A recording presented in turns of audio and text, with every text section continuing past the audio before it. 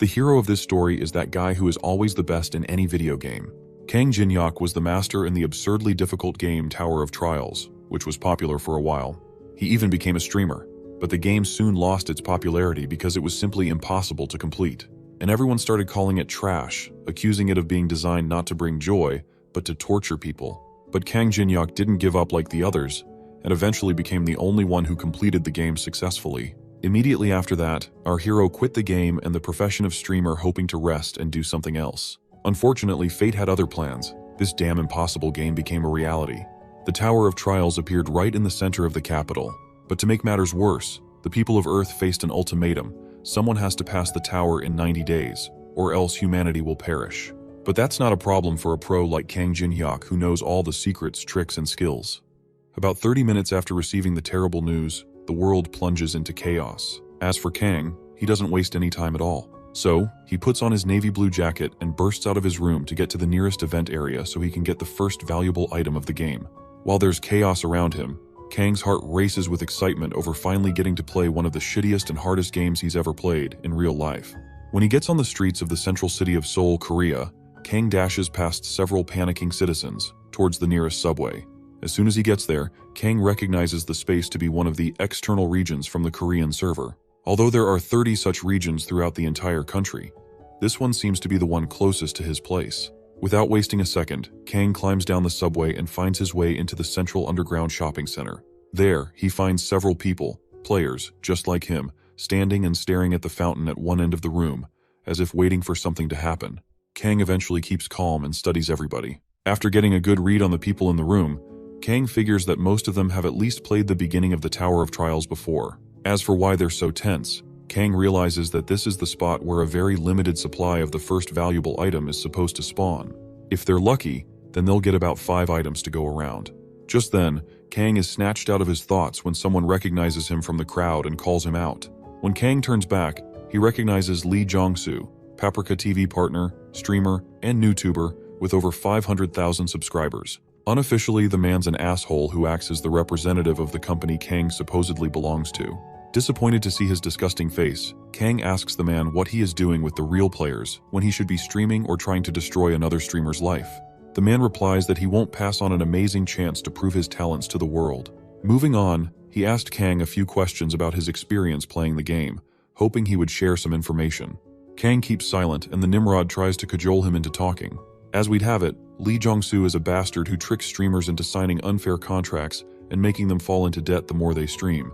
When they all tried to protest, this idiot snuffed them all out with his so-called hotshot lawyers. To date, countless streamers and Kang's day ones have all left the company in search of a better life, leaving Kang to his terrible fate at Jong-soo's hands. Anyways, Jong-soo tries to strike a deal with Kang on the condition he's going to give him better terms on his contract if he helps him. Tired of Lee Jong-soo's bullshit, Kang headbutts the bastard's nose and takes him by surprise. Once reality sets in for Lee, he holds his bleeding nose, coughs profusely, and kneels to balance himself. Meanwhile, Kang just ignores the fool and waits for the magic to happen, as it's about time that the first monster appeared. In a few seconds, the water from the fountain starts bubbling. Soon, a gigantic mangrove tree springs out of the depths of the fountain, and everyone at the event area recognizes the tree to be exactly the same as the one in the game. As for Kang, he just smiles and gets a system notification, informing him that the mangrove of greed, aka the tree in front of him, is growing. Just then, the tree blooms and produces just 4 fruits for all the players to share. As it turns out, eating such fruit is sure to raise one of the players' stats, including strength, agility, stamina, and magic. Kang recognizes the fruit's importance in the game, but the only problem now is that there are only 4 fruits to go. Since there are obviously more than 4 players around, Kang stands guard and watches every player in the room to see who's first. After the awkward silence, the whole event area erupts in chaos as every other player, except Kang, rushes to the tree to grab a fruit for themselves. For the next few minutes, Kang and Lee watch the other players push, pull, slap, and punch the shit out of each other just to get their hands on a piece of fruit. In the meantime, Lee blames Kang for slacking off and not working together with him in the first place. If he'd avoided hitting his nose earlier, then they might have gotten a piece of fruit and shared it amongst themselves. Now the fool thinks they're too late and there's no way forward. Kang only chuckles and tells the Nimrod to stay put if he doesn't know anything yet. While everyone thought getting the fruit was the main goal, Kang knows that the real prize lies beyond the pesky fruit everybody was trying so hard to get. So for now, he just stands there smiling at the other idiots grasping at straws. After a few more minutes of chaos, someone finally gets one of the fruits. Upon eating it, the man gets a +3 boost in agility, confirming the rumors everyone heard about the tree earlier. Apparently, not everybody knew the fruit existed in the first place. So, seeing one man try the fruit out and get the rumored powers made everyone go even crazier to get the fruit. Kang, on the other hand, is one of the few players who's played the game well, so he knows that the true prize in this part of the challenge isn't the fruit. A few moments later, once all the fruit's been eaten, the mangrove tree comes alive and becomes a monster to terrorize those who ate its fruit. The greedy bastards stop to remember how dangerous the tree is. When they figure it out, they turn their backs on the monster mangrove and yeet themselves out of there, leaving just Kang and Lee Jong-soo all alone in the area. With everyone gone, Lee gets up and decides to join the losers, but Kang calls him back and talks him into working with him to get the huge reward left by the others, knowing fully well the exact kind of person the asshole is. This realization piques Lee's curiosity, so he asks Kang a few times to make sure this cool bastard isn't trying to set him up. Kang gives an expression that seals the deal for Lee, so he gives up on trying to leave Kang alone and starts thinking of a sneaky way to get what he wants. After cooking up his wicked plan, Lee asks Kang what he's suggesting they do about the mangrove monster problem. Kang tells him that they have to get close to the mangrove. However, to avoid being easy targets, they will have to attack the monster from opposite sides at the same time. Lee figures Kang is trying to distract the monster, so he asks him if that's the case. Kang tells him yes and urges him to get ready to ride the monster. As both of them take their stances, Kang warns Lee against hesitating so they don't end up dying. Lee assures Kang that he's up and ready to fight this monster. So, when the time is right, Kang gives the signal, and the duo dash towards the monster from opposite sides, just like they'd planned earlier. The monster tree creates spiky vines and attacks both Kang and Lee to protect its main tree. Kang dodges the vines and waits for Lee to do his part. Sadly, Lee's nowhere to be found as he's already betrayed Kang. Upon searching the room for a while, Kang finds the idiot smirking. Just then, Kang heaves a sigh of relief and thanks his guardian angel that Lee Jong-soo is still his normal self. You see, Kang had intentionally tricked Lee Jong-soo into thinking he trusted him, so he formulated his entire plan to make sure it succeeds with Lee betraying him. Now that the dumbass has betrayed him, Kang is happy that his plan is finally going to work. To enact his plan, Kang stands in between the monster and Lee, so when the monster extends its vines to attack Kang, he dodges it and redirects the vines to capture Lee, who is standing behind him. Before the fool could even realize it, Lee gets covered in the spiky vines and begs Kang for help as the tree monster squeezes him to death. Rather than feel any remorse for the dimwit, Kang bids him farewell, letting him know that the world will be better without assholes like him. Right after that, Kang moves on to face the next big problem standing right in front of him, the mangrove of greed. As the monster extends its vines to attack him, Kang recalls the exact movements he had to make to successfully dodge this specific attack. Over the next few seconds, he alternates these movements easily, dodging every single attack the vines had against him. Eventually, the monster tree gets confused and stabs itself with its vines, exposing the soft beating heart of the entire tree. Kang sees the beating heart of the mangrove and steps up his game to finish off this tree as quickly as possible. Just as the tree's about to launch another attack, Kang grabs a twig from the same tree lying on the ground and arms himself with it. Around that time, the mangrove uses its skill, blood-sucking vine, to amp up its vines with vampiric traits before sending it towards Kang. With the vines fast approaching, Kang thinks on his feet and deflects the vines with the twig he picked up earlier. After deflecting a few attacks, the tree gets super pissed off at Kang for dodging all its attacks, so it becomes much faster than before. Kang refuses to be afraid of some child's play, so he braces himself for round 2 and deflects every single one of the blood-sucking vines like a pro. Since he's been playing the game for the past 11 years, this should be a piece of cake for him. After the first wave, Kang senses something stronger coming for him. With minutes left for the next big attack, Kang preps himself and patiently waits for it. Just then, the tree hums and releases a bright cyan light with holographic butterflies flocking around it. Kang recognizes the butterflies from the game to emit sleeping powder as glitter. To avoid breathing the powder in, Kang ducks and covers his nose. While he's at it, Kang also holds his breath to stop those specks that manage to get through his jacket from getting into his nostrils. Soon after, he dashes toward the mangrove's heart, stabs it with the twig he got earlier, and squishes the mangrove's heart with his hand to kill the mangrove monster. Minutes after defeating the mangrove of greed, Kang receives a system's pop-up notification congratulating him for being the first player to defeat the mangrove of greed. By this time, Kang rests easy and is grateful for everything he's gone through. As Kang fills himself with positive remarks, another system pop-up message notifies him to input his name and details, so his video can be uploaded to the Hall of Fame. Kang, however, decides against this, and he wouldn't want to be distracted by unwanted attention once he gets word that he's a seasoned player. For now, he keeps his anonymity and lets the system blur out his face and distort his voice. Once he's done giving the system all his details, Kang dips his hand into the mangrove carcass and harvests the shiny green orb he called the tree's essence. For context, ingesting the tree essence is sure to give the said player no less than 12 bonus stats. This means that if a player considers getting 3 points per level, then he's leveling up 4 times.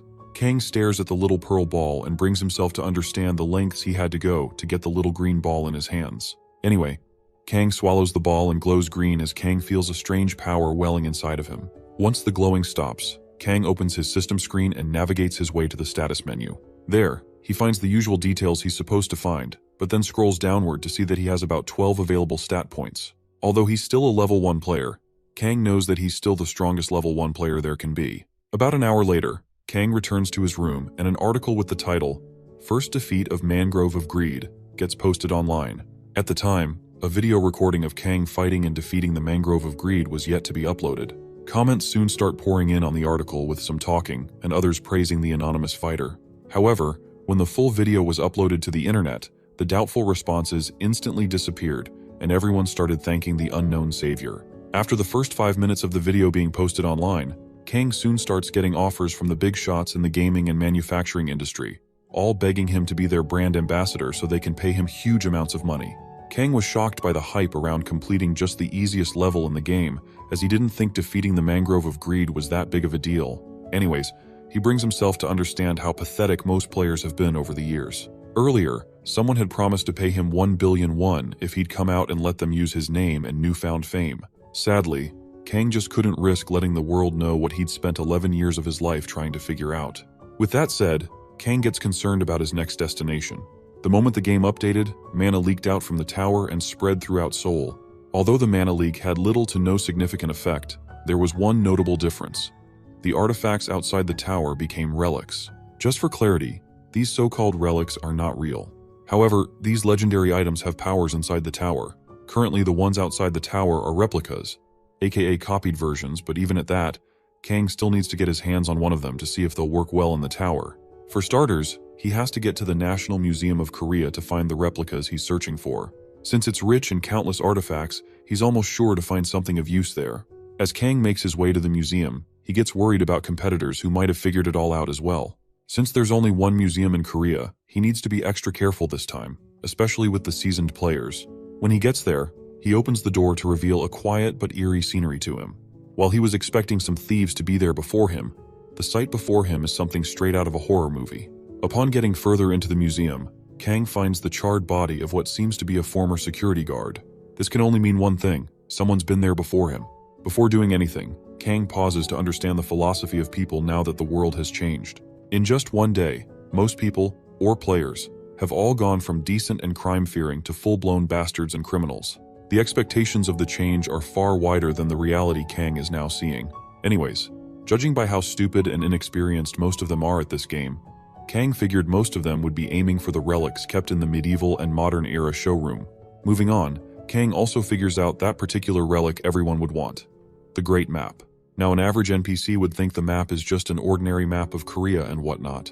However, real players want this map because it's an ancient magical map that also contains information about the Tower of Trials. Not only does it tell you where the labyrinths and ruins are, but it also reveals what kinds of items and monsters are out there.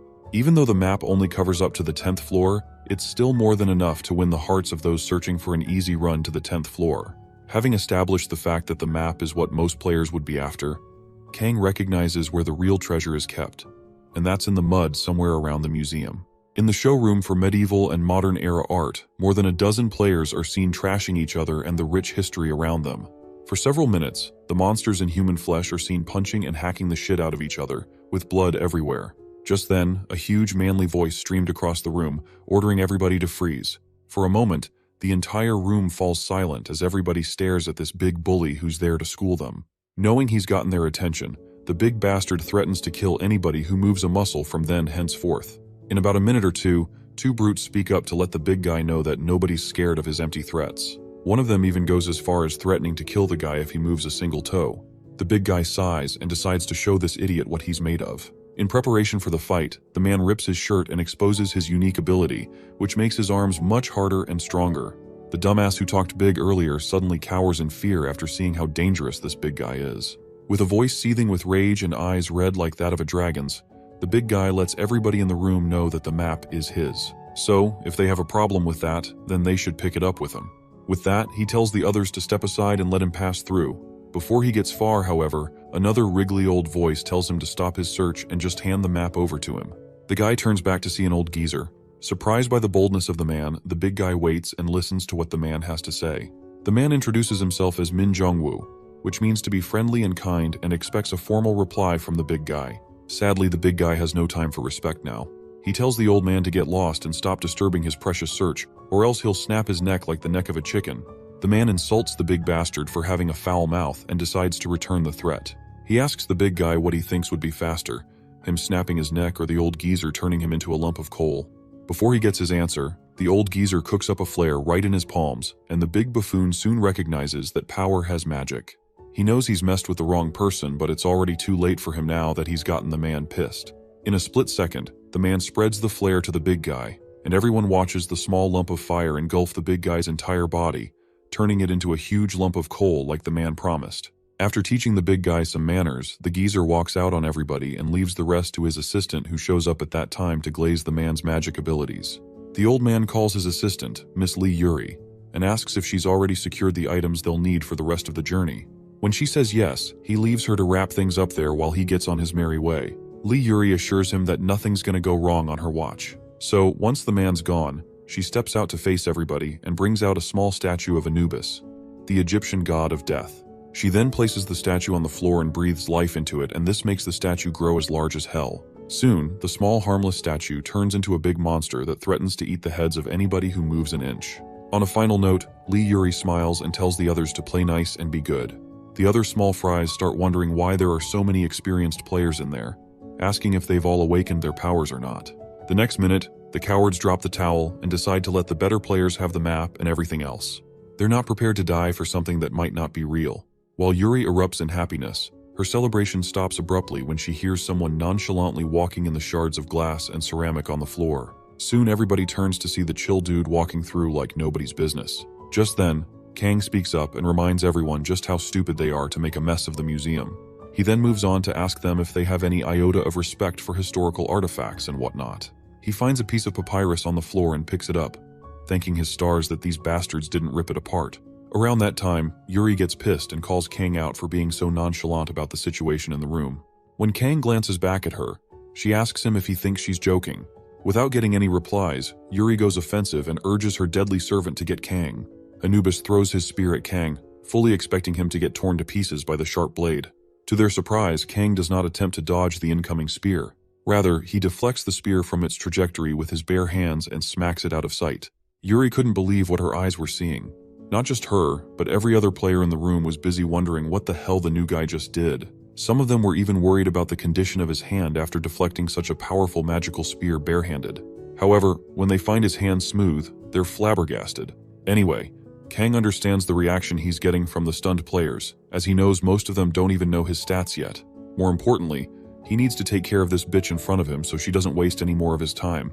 To do this, he taunts Yuri and asks her what she will do now that her little puppy's gone. Yuri flinches and searches through her backpack only to bring out 4 more Anubis statues, each of them carrying different weapons. Upon getting these statues, Yuri uses the same magic trick on them and brings them all back to life.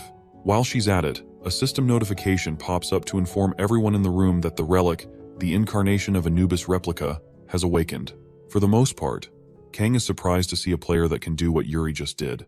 After giving her little plaything some life, Yuri turns to Kang and asks him how he likes his situation now, hoping his response will wipe that smile off his face. On the contrary, Kang gives her a mid-answer, telling her that the relics aren't that bad, considering how she's able to activate all 5 of them at the same time. By now, it's pretty clear that she's not your average player at all. He also pauses to think about that old man and the things he did to that big goofball earlier using his magic. Kang knows he needs to tread carefully to avoid getting disturbed by those two sometimes in the future. When he snaps back to reality, he meets a very pissed Yuri, angry at the comments he made about magic tricks earlier. Any pro player knows that it took guts and skill to breathe life into 5 statues at once, but Kang calling her trick, average at best, was just way off. She just keeps glaring at him, as if expecting something to fall on him and kill him, but then Kang even makes things worse. He tells her that her trick earlier is somewhere between impressive and mediocre to be exact, further pissing her off. Yuri calls him a prick and a load of crap for not respecting true magic art when he sees one. Kang responds, asking her if that's what she thought about him, and Yuri says yes. Moving on, he decides to show her a proper demonstration of what true power means. To do this, he lifts the papyrus sheet he picked up earlier when he walked into the room and tosses it in the air. If the difference between their skills is too great, then it's hard to notice. For now, Kang will just have to show her who's boss before heading out. With the papyrus sheet in the air, Kang activates the relic, the pine tree and the tiger replica, and infuses them with some of his magic. After that, he leaves a smirk on his face as the ruler of the mountains morphs into its physical form. With the air in the room cackling with raw power, Yuri and the other players know they're in deep shit if they ever move a muscle. At the tiger's first roar, Yuri nearly shits herself. Once the physical transformation is complete, the tiger nicknamed the ruler of the mountains from the Joseon period shows itself, with its identity unknown. In response to the tiger's roar earlier, Yuri's Anubis statues growl like scared dogs. Kang, while stroking the tiger, then relates the Anubis dogs to desert jackals and asks if they dare bare their teeth at the ruler of the mountain. To test this theory out, he orders his tiger to devour the jackals. The tiger snarls at the dogs, Anubis statues, and takes the fight to them. Over the next few minutes, both Yuri and Kang watch their monsters brawl it out like a chihuahua would a Doberman. After a few jabs, slashes, and punches, the ruler of the mountains finally gets to sink his teeth into the statues, finishing them off one by one. Yuri gets to watch Kang's tiger destroy her life's work in just mere minutes. She keeps on questioning her reality, asking herself how it was even possible for this tiger to exist in the first place. That's power, baby. She's heard there are various uses for each relic, but she's never heard of anything like this in her entire life. The magical energy alone is enough to make her feel like her skin is being torn up. Yuri stands there, trembling under the effect of a power far greater than hers. In the end, the tiger looms over her petite self and prepares itself to eat her up if she does anything funny. At that point, Yuri finally figures it out. She can't ever win against Kang. She gets on her feet and is disappointed by how far she's come. Initially, she was very sure she had an unbeatable hand, but this strange, mysterious bastard who couldn't stop that smug look on his face made her know that she was nowhere near strong. After a long pause, Kang stares at her and asks her to give him what he's searching for. At first, Yuri plays the fool, asking him to state what he's asking for out of the blue. Kang bends and asks her to give him Tutankhamun's mask. Yuri frowns, telling him that it's useless in Korea anyway. Before handing it over to him, she asks him what he plans to use it for, but then Kang doesn't have time to explain shit to anybody. Upon threatening her with the huge tiger, Yuri searches her backpack and finally gives Kang the mask. Kang soon gets a notification that he's acquired a replica of Tutankhamun's mask. Upon checking it out a little further, Kang realizes that he's secured the second relic he needs. Yuri continues asking him if he's after the Great Map as well, and Kang says he's forgotten about it. Now that he's gotten his second thing, he instructs the tiger to stand guard at the museum to make sure nobody follows him. The tiger lets out another roar to let the people know that he's the new guard of the museum. Following that, Kang gets himself ready to get the greatest skill in the Tower of Trials. Shortly afterward, Kang makes his way to floor 3F, a floor where special relics are being kept, and finds the old geezer who uses magic there. The geezer, though shocked to see Kang, wonders how he bested Yuri.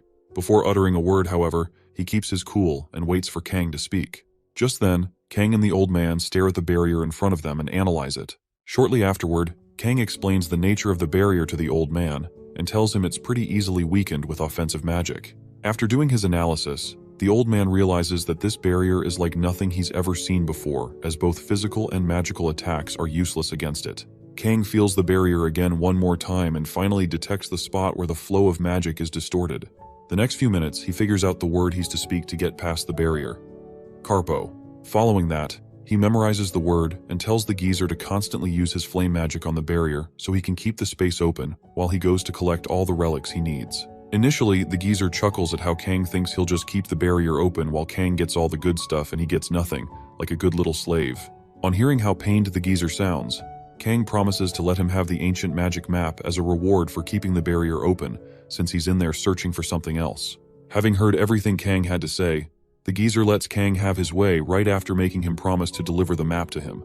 With the stage set, Kang places his trust in the geezer's powers to keep the barrier open while he's inside. Soon after, The man activates his fire magic powers and pours everything in him into weakening the barrier long enough for Kang to get inside. Thankfully, after a few seconds of trying, the barrier finally cracks open, and Kang notices. In a split second, he shouts the word, "Carpo," and leaps into the barrier. Once he's inside, Kang gets on to work on finding the relics while the old man hurries him to be quick about it. Before touching anything, Kang observes the state of the relics in that room, and soon realizes that someone's been there before him, and the person stole the engraved iron sword of Qianlong.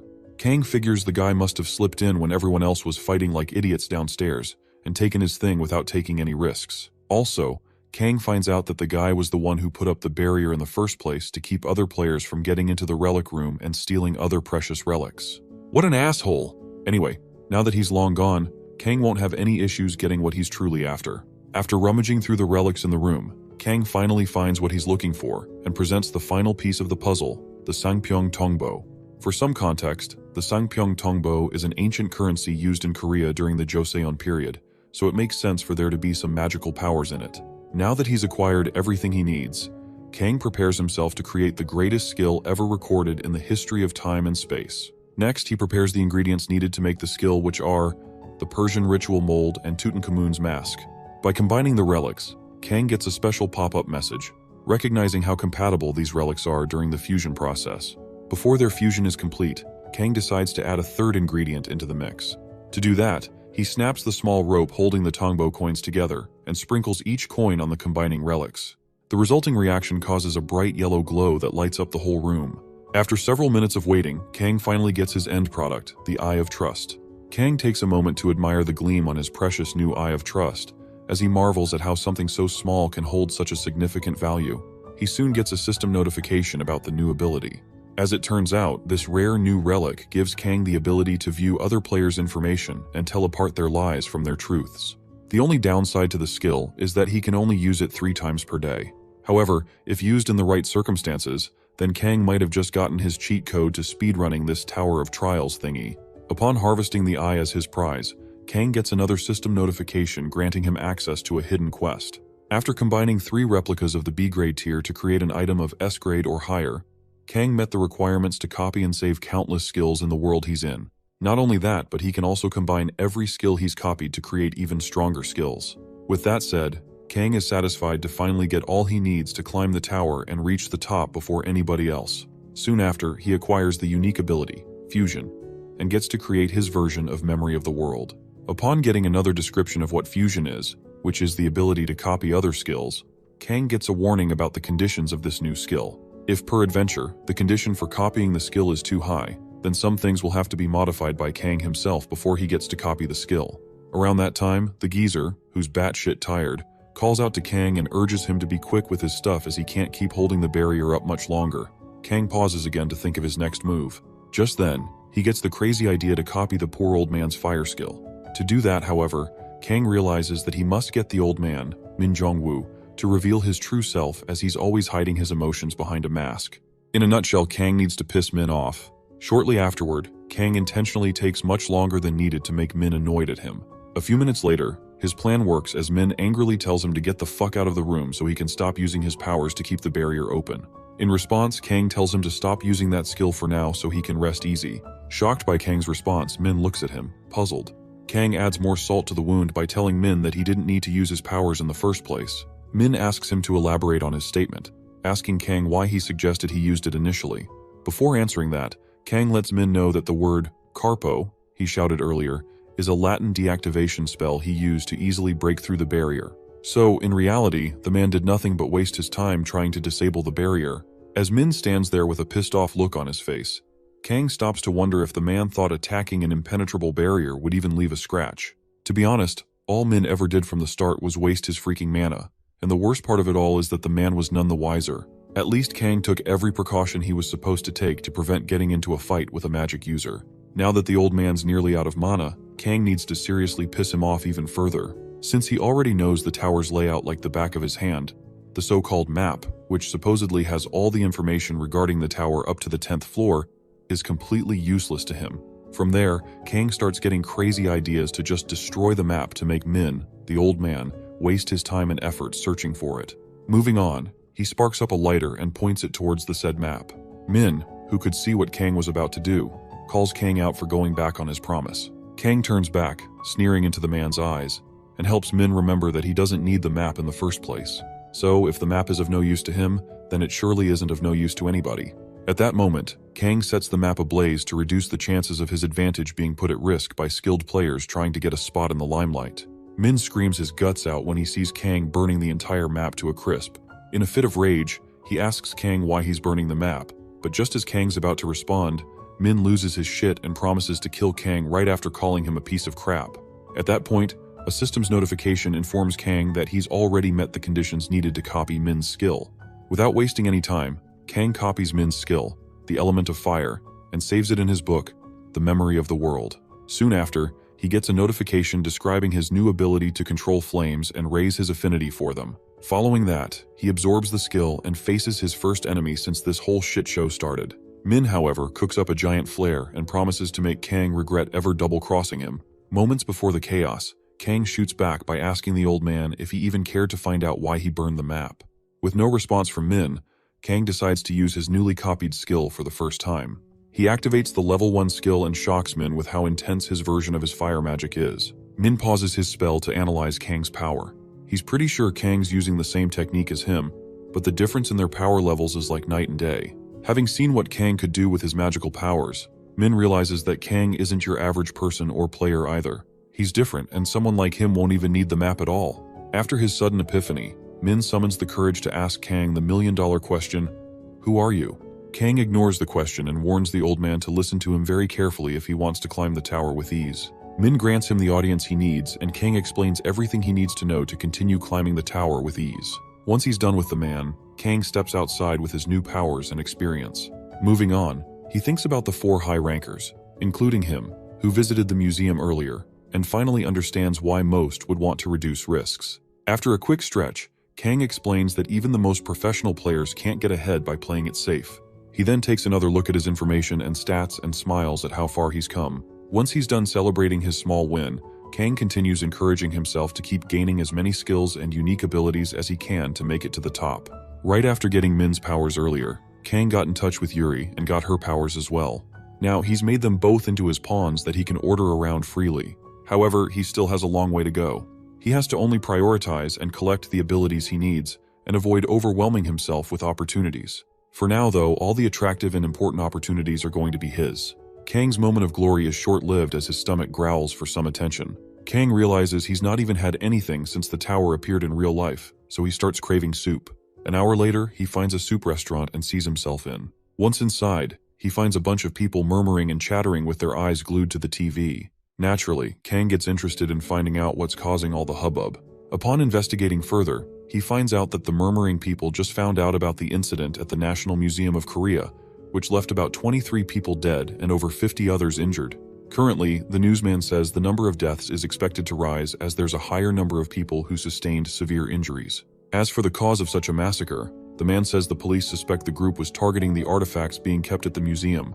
Not only that, but he also states that the same incident has been happening in museums all over the world. Hearing this, Kang understands that the other world players must be getting ready to ascend the tower. Just then, the newsman plays the footage from the scene of the massacre, and everyone gets to see a blurred Kang fight Yuri's Anubis statues with his big tiger.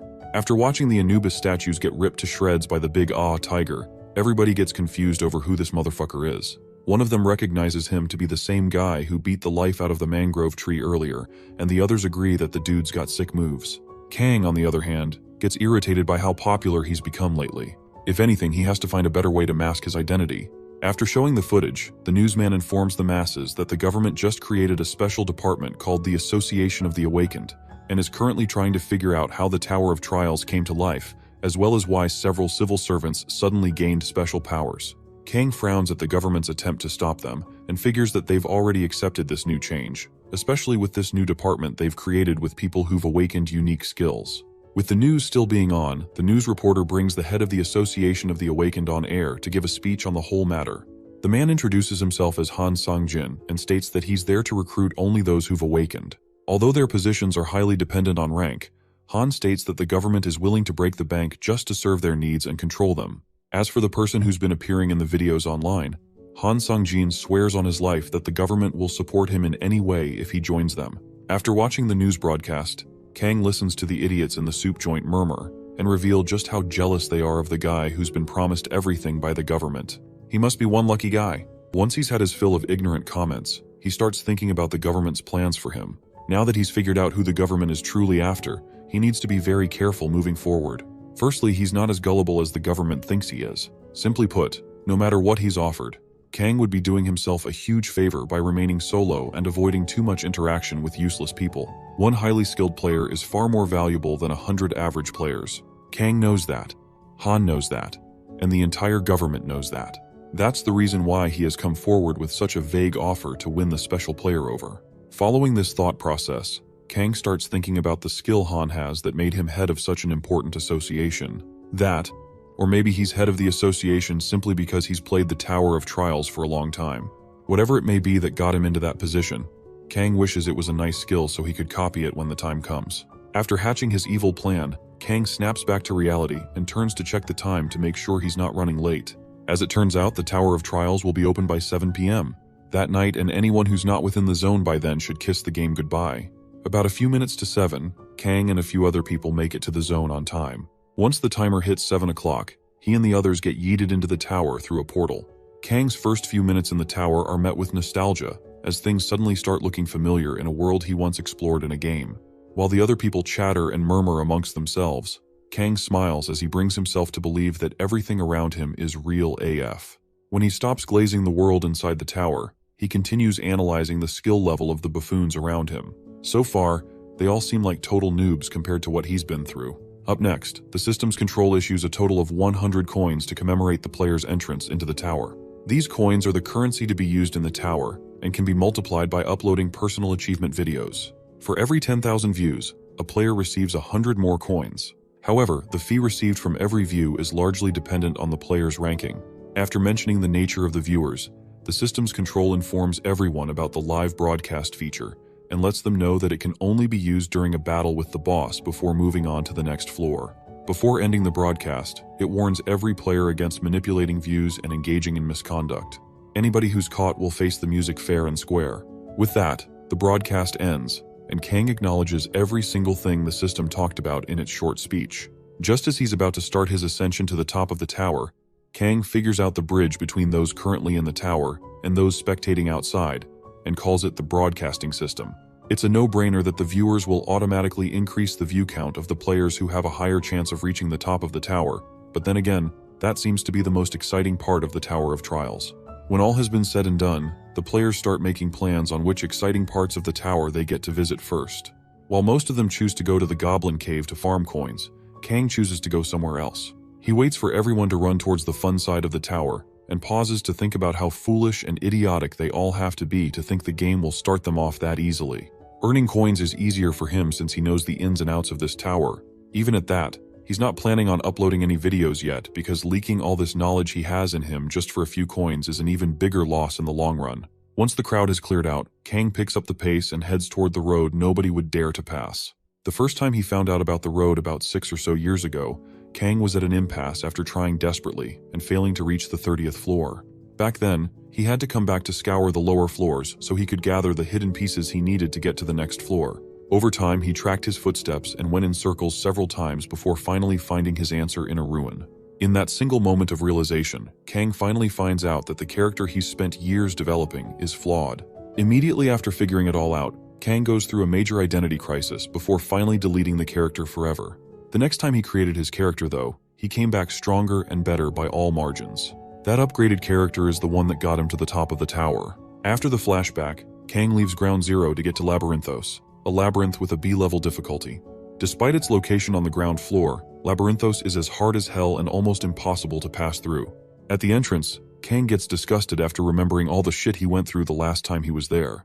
Even at that, he stops and reminds himself just how important surviving a labyrinth like this is to the overall development of his skills in the game. Once he gets past all the negative feelings, however, Kang returns to normal and unlocks the big door to the labyrinth using magic at his fingertips. Soon, the door is unlocked and Kang makes his way into the labyrinth. Inside, Kang takes a moment to feel the scenery, smell, and atmosphere of the entire place. Everything looks the same, just like he remembers it. A few seconds later, The luminous moths rave the atmosphere around the place with their glowing, beautiful selves. Kang admires every single thing about this place as they almost make him forget how shitty this place was the last time he was there. Sadly, his moment of weakness is short-lived when a bunch of people show up in the same labyrinth he's in. Kang turns when he notices their presence and demands they introduce themselves. The girl, who appears to be the amateur leading the group, says hello in a friendly manner and introduces herself alongside the group as a few lost dumbasses who wander into the labyrinth while searching for a place to farm. Kang sees through her bullshit and suspects something fishy with her story.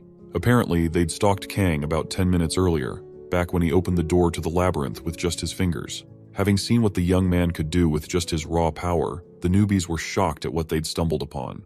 They followed him just because he looked like he was onto something at their spawn point and were shocked at what they saw him do. After stating how surprised they were, the amateur leader girl, who happened to be a sassy fool, suggested they go after him before the door to the labyrinth closed up. Initially, her stupid suggestion was met with justifiable arguments as the others didn't know what they would get into. Sadly, the girl convinced everybody to follow Kang into the labyrinth so they could steal whatever relics he found there after fighting him. Firstly, he's a level 1 player who opened an entire labyrinth without a key, meaning the labyrinth shouldn't be that difficult to clear, so they have nothing to be afraid of, right? Well, that's how the lady got all her friends in trouble by following Kang into Labyrinthos. When they asked her how she planned on getting Kang to give up the relics, the lady said they would trap Kang and make the labyrinth his new forever home. After all, he's just one guy against all of them, so nothing can go wrong. So that's what happened, folks. Now, about 6 or so brain-dead McDonald's graduates set themselves up against their worst nightmare. A level 999 boss who can literally read their minds. Anyway, after her surreal introduction, the lady suggests they all move as a group so they can be safe in numbers. Kang, on the other hand, remains cautious and uses his hidden ability, the Eye of Truth, to find out her information and figure out what she's after. Once the Eye of Truth is activated, Kang gets her name and age to be Park Hana, a 22-year-old who's been to the second floor of the Tower of Trials before. At the same time, Hana introduces herself to fit the description Kang is getting from her info log. Moving on, Kang checks out her skill and realizes she's a commune user who can also speedwalk and heal herself sparingly. The commune skill, in particular, piques Kang's interest as he continues to investigate what it's all about. As it turns out, commune is a skill that allows its users to be friendly with almost anybody right from the first time they meet. After just a few minutes of talking with the person, the caster can also erase the person's sense of uncertainty. To copy her skill, however, Kang is conditioned to spend at least 240 hours with Hana. By the end of the stipulated period, no other person can be with her besides Kang. Kang thinks about the usefulness of such skill and decides it's worth the risk of having a sidekick for 10 days. As both sides make progress on their plans, the other people accompanying Hana Park introduce themselves as well. The first one, Jang, played the first floor before he gave up. The next one, Lee Hyemin, also played the first floor. The third, Jang Mina, has been to the third floor already, but as for the fourth and fifth, Cheon and Do, they're total noobs. After the introductions, Kang smiles and tells them his real name. Knowing fully well that they're going to stab him in the back later, Kang decides not to remember their names since they're pieces of shit anyways. With the small talk out of the way, Park Hana lugs herself with Kang, secretly activating her commune skill right before asking Kang to tell them how high he's gotten in the Tower of Trials. Thankfully, Kang got notified by his system that Park had secretly activated commune just to make him tell her more about himself. For the next few seconds, Kang fights the compulsion to be overly friendly with this shitty bitch. Fortunately for him, he wins the battle and shoves her aside after telling her nothing. If he hadn't known about her ability beforehand, then he might have gotten too friendly with her and spilled everything. Hana is surprised by this strange young man's reaction to her compulsive spell. She sweats profusely, wondering who the guy is to resist her commune skill so smoothly. Well, since he's obviously smart, Hana sheepishly asks her mystery man to tell them what monsters and features are in the labyrinth. Even that shouldn't be too hard for Kang to explain, and she was right. Kang sees no downside to explaining what they should expect. So he prepares their minds and tells them that the labyrinth changes shape at certain times. Hearing this, Hana and the others ask him to come again, but before he does that, there's a little rumble underneath their feet which gets them startled. Before they know it, the entire labyrinth starts shapeshifting. Hana asks Kang to tell them why a labyrinth on the first floor would be shapeshifting like it's dangerous. Moments before getting her answer, the labyrinth shapeshifts and nearly crushes her. Fortunately for her, she's able to grab onto a ledge and hop on a safer spot in time, before turning into red mush. Elsewhere, another asshole nearly gets crushed by a boulder from the ceiling. Luckily for him, his friend called him back to Earth and helped him save himself before it was too late. Once the rumbling and shape-shifting stops, Hana and the others catch their breath before realizing that Mina's absent. Maybe she was crushed by a boulder with nobody there to save her. Nobody could tell at the moment. Anyway, Jang gets pissed and asks Kang why whoever's behind this gimmick would place such a tough labyrinth on the first floor. Contrary to what they know about games and trials, everything is usually easier at the beginning to help noobs like themselves get used to the game. Kang scoffs at such a lackluster attempt to silence them and asks the noobs if they've ever experienced a shape-shifting maze at least once in their pathetic lives. Hana replies, telling him that this labyrinth is too dangerous for a level 1 player, before telling them that they have to leave that instant. Moving on, she turns to Hyemin and asks if she can use her skill to find the exit. Just then, Hyemin tells Park that she lost control over her skill when the labyrinth changed earlier. Hearing this, Hana asks to confirm if Hyemin knows what she's talking about. When she gets her confirmation, the girls start arguing. From what he just witnessed, Kang understands that the noobs were relying on Hyemin's weak navigation skills to get through the labyrinth. Talk about stupid and senseless little shits trying to act all cool and big. Anyway, now's not the time to worry about those idiots as Kang knows what's coming next and has to prepare for its arrival. At that point, Hana's lost sense of accountability shoots up and she glares at Kang right before blaming him for everything that's happened to them ever since they followed him into the labyrinth. According to her negative IQ thinking, the labyrinth shifting earlier was Kang's fault, just because he didn't tell them about it before it all happened. She strides up close to him and gaslights him for nearly killing them for following him into the labyrinth. To make matters worse, the soy boys and sissies she brought along with her stroked her ego by also blaming Kang for their demise as well. Kang sighs after hearing their dumb comments about him and asks them why they followed him into the dungeon in the first place. If they all had working brains, they needed to remember that Kang never forced them into the labyrinth earlier. They just wandered in thinking Captain America was coming to save them from their idiotic selves. Hana is taken aback as that's the first time someone ever called her out on her bullshit. But then Kang doubles down by letting them know that he never forced them to follow him in the first place. Just then, Cheon, your average nincompoop, throws a tantrum like a 3-year-old, calls Kang a jerk, and conjures a baton from his empty head to fight Kang. After muttering a few more jargon from his rotten mouth, Bro gets ready to throw it down with Kang. However, before he gets his chance, a familiar axe swoops in from his side and slices the upper half of his body, killing him instantly. Hana couldn't believe what her eyes just saw. She screams at the top of her voice, asking Kang to explain what just happened. Around that time, the boss of the first level, aka the Minotaur, shows up, destroying every single boulder in his path with his stomp and roar. After establishing his presence and getting its axe back, the Minotaur stares down at the noobs who just stand there, frozen and scared shitless for their lives. Hana had already lost every feeling in her legs, but just as they were about to give up, Kang the Savior lunged at the Minotaur and dodged one of the Minotaur's swing attacks. Hana, who initially thought the man was on a suicide mission, soon changes her mind when she finds him matching skills with the Minotaur. Upon evading an attack from the Minotaur, Kang acquires the hidden stat, Gap. Gap is a stat that reduces the level gap against significantly stronger opponents and increases the gap against weaker opponents. In other words, Kang just acquired another cheat code to ascend the tower.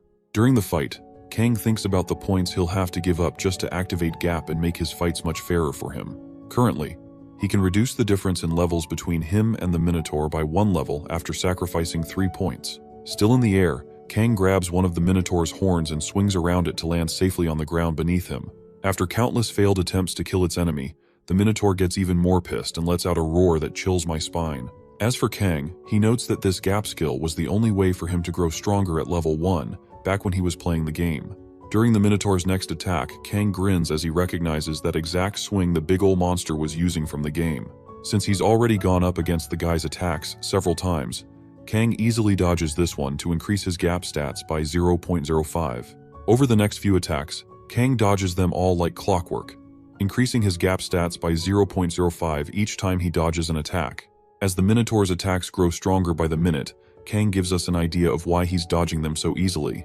Although the Minotaur's attack looks like something from the Texas Chainsaw Massacre, Kang was still able to dodge them all flawlessly, and that's because he's a hardcore gamer. So no matter how strong the Minotaur's attacks are, they're all useless if it can't land one. At the time of the fight, the foolish spectators, Park Hana, and whoever's left get to see how strong Kang actually is. They soon start regretting trying to mess with the guy, as he has already surpassed their wildest expectations, whilst using only 10% of his total power. The ringleader of their little Girl Scout parade, Park Hana, finally admits how stupid and delusional she was to think she could steal from the man himself, Kang Jinhyuk. As they continue admiring their hero, Kang just keeps dodging every single one of the Minotaur's attacks. "Too slow," says Kang as he taunts the pissed-off Minotaur to keep hitting him harder. Hearing this, the Minotaur roars at the top of its lungs this time and takes one more swing at Kang with its big axe. Right before dodging this swing, Kang places a risky bet on his life in a bid to get stronger much quicker. To him, the higher the risk, the bigger the reward. Upon dodging this attack, Kang gets nicked in the neck by the tip of the Minotaur's axe. For narrowly dodging this specific attack, he gets his gap stat increased by 1 level this time instead of 0.05. Sacrificing a little skin for a stat point is risky for sure, but then again, worth it. At least now he can activate gap and reduce the levels almost twice as fast. Upon gaining the stat point, Kang gets back up to continue dodging the Minotaur's attacks. After doing the same thing a few more times, Kang begins to feel like his luck's gonna run out soon. Before that happens, he needs to wrap things up quickly. Just then, he takes a quick glance at the supporting characters and figures they're trying to sneak out of the labyrinth without his permission. At that moment, the scaredy cats, Hana and Hyamin, are seen desperately trying to find an exit out of the crazy labyrinth. Hyamin begs Hana to figure out an exit path, but then Hana tells her to keep her hands on the wall till they eventually find an exit. Before she blinks, Kang appears behind her and asks her where she thinks she's going. Hana freezes and struggles to find words to tell the almighty Kang. Before she could say a thing, the Minotaur started coming towards them, and Hana became even more riddled with fear for her life.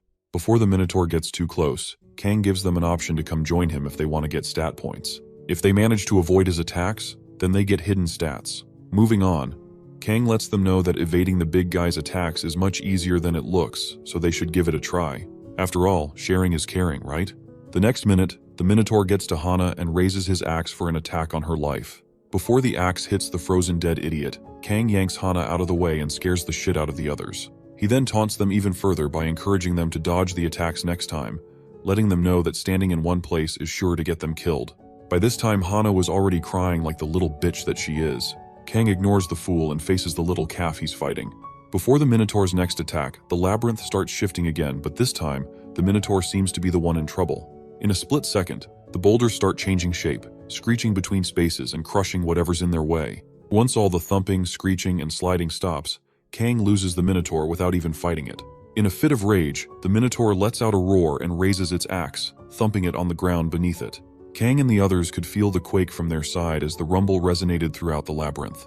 In the aftermath of the battle, Hana and Jang remain the sole survivors of the attacks, alongside Kang. Hana sincerely hopes they've lost the Minotaur and wishes it won't come after them again. Sadly, Kang explains to them that it probably will since he's already touched the powder from the luminous moths earlier. Shocked, Hana asks him why he would do something that insane to himself. Kang looks at her, puzzled, and says it's because he needs to raise his stats. Once the labyrinth shifts, he will finally rest and recover his stamina. Once he and the Minotaur cross paths again, then they will play with each other again. With that, he picks a small dagger, points it at the other two, and asks them if they find his strategy effective. Hana could literally taste the chills in her spine as she asked Kang how long he planned on doing things like this. "Well," Kang replies, telling them they have to do this till they make it out of the labyrinth in 1 month. The last remaining two weigh their odds and decide to separate from Kang. At least if they don't follow Kang for the next 30 days, then the Minotaur won't come after them. Kang reasons with them and lets them know they're telling the truth. However, if they're looking to go through the labyrinth alone, then it must mean they know which way to go. If anything, walking around the large labyrinth can be dangerous, especially if one doesn't know which way to go. Walking around blindly could be more dangerous than ever. Hana then asks him if he knows where the exit is, and Kang, while caressing his new dagger weapon, tells her yes, since he knows the labyrinth much better than anyone. By this time, Hana realizes that there's no way they can make it through the dungeon alone. As such, she acts bossy and tries to make it seem like she's settling for Kang. Kang takes note of this and lets her know that there'll be a fee for hitching a ride with him. While pointing his dagger at them, he orders both Jang and Hana to cough all their coins and give them to him if they plan on moving with him henceforth. In the meantime, other players continue to have fun killing goblins and posting videos of their battles online for their supporters outside the tower. One player, in particular, named Himosu, who is also a master of theatrics, becomes the new online fave as his battles get watched by over 1 million people in just a few hours and earn him about 1,000 coins. Not just that, but the comments and glazing by the NPCs fueled the player's ego. As Himosu watches his video and his popularity grows by the second, he becomes proud of himself and his team for buffing him up to that level. The nerd in the group glazes Himosu, telling him that he's now the talk of the town as everybody wants to know him. Following that, The nerd tells Himosu that he's already made 1,000 coins from the views alone, and that their numbers keep rising by the hour. After taking in all that success, Himosu gives his partners an appreciation speech and dedicates the win to them. Having heard the appreciation speech from the star, one of them talks about the clever way they buffed him up without even appearing in the video. As the celebrations continue, disaster strikes with Himosu finding a naysayer talking shit about his speedrun, and Himosu reacting positively to the troll's comments. As if that wasn't enough, the nerd sees something different on his screen.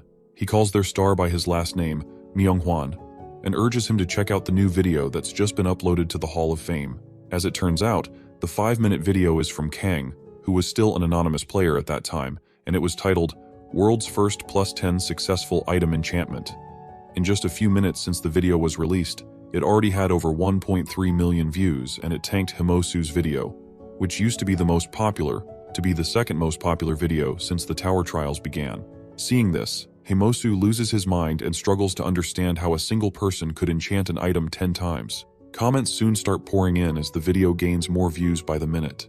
Himosu, on the other hand, can't believe someone like this even exists. He just stands there in shock when he finds the view count increasing like crazy in just a few seconds. About 10 minutes ago, before the video was uploaded, Kang sent his new servants, Jang and Hana, to go out and pick supplies they needed to survive the night in the dungeon. Once they're out of sight, he gets started on acquiring the items he needs to upgrade his new weapon, the ordinary dagger. After taking a good look at the coins he has left, Kang buys 3 enchanted tarot cards, old and battered bronze key fragments, a wooden wheel fragment, and 10 lottery enchantment scrolls. Though they may seem like trash, Kang knows exactly how to use them. After purchasing these items, he combines the bronze key fragments, the tarot cards, and the broken wooden wheel fragment, all together to create an imperfect replica of the goddess Fortuna's Wheel of Fortune, which allows the user to raise his luck stats to max capacity for just 10 minutes, with the only 2 downsides being that the scope is limited due to its imperfect state, and also that the user can only use its powers once. After getting the Wheel of Fortune, Kang takes out his dagger, grabs the wheel, and spins it for a few minutes, making sure he doesn't exceed the limits set by the wheel. As the wheel starts spinning, Kang finally gets to increase his luck to max capacity for 10 minutes. Around that time, he takes out the 10 lottery enchantment scrolls and increases his chances of getting a weapons upgrade in all the 10 scrolls by 100%. This means Kang can now use those scrolls to upgrade any ordinary weapon by 10 levels for the next 10 minutes. With that done, he uses all 10 scrolls to upgrade the dagger by 10 levels, turning it into a mythical weapon of some sort. Once the upgrade is complete, Kang acquires a new version of his old dagger with a +10 level upgrade. As a reward for being the first person to achieve this feat on the Korean server, Kang receives 5,000 coins and gets his achievement video uploaded to the Hall of Fame. Shortly afterward, he tests out his new weapon. On day 10 of being stuck in the labyrinth, Jang and Hana were already stoked at this point. As they sit calmly, Hana recounts all the terrible things they've had to do for Kang ever since he bested them about 10 days ago. If anything, Hana was getting fed up as this wasn't what she signed up for when she came to the tower at all. While awake with her buddy Jang, Hana stares at Kang, who is fast asleep, scared that she's going to die if she continues with him. When she expresses her feelings to her partner, Yang starts thinking of a way out.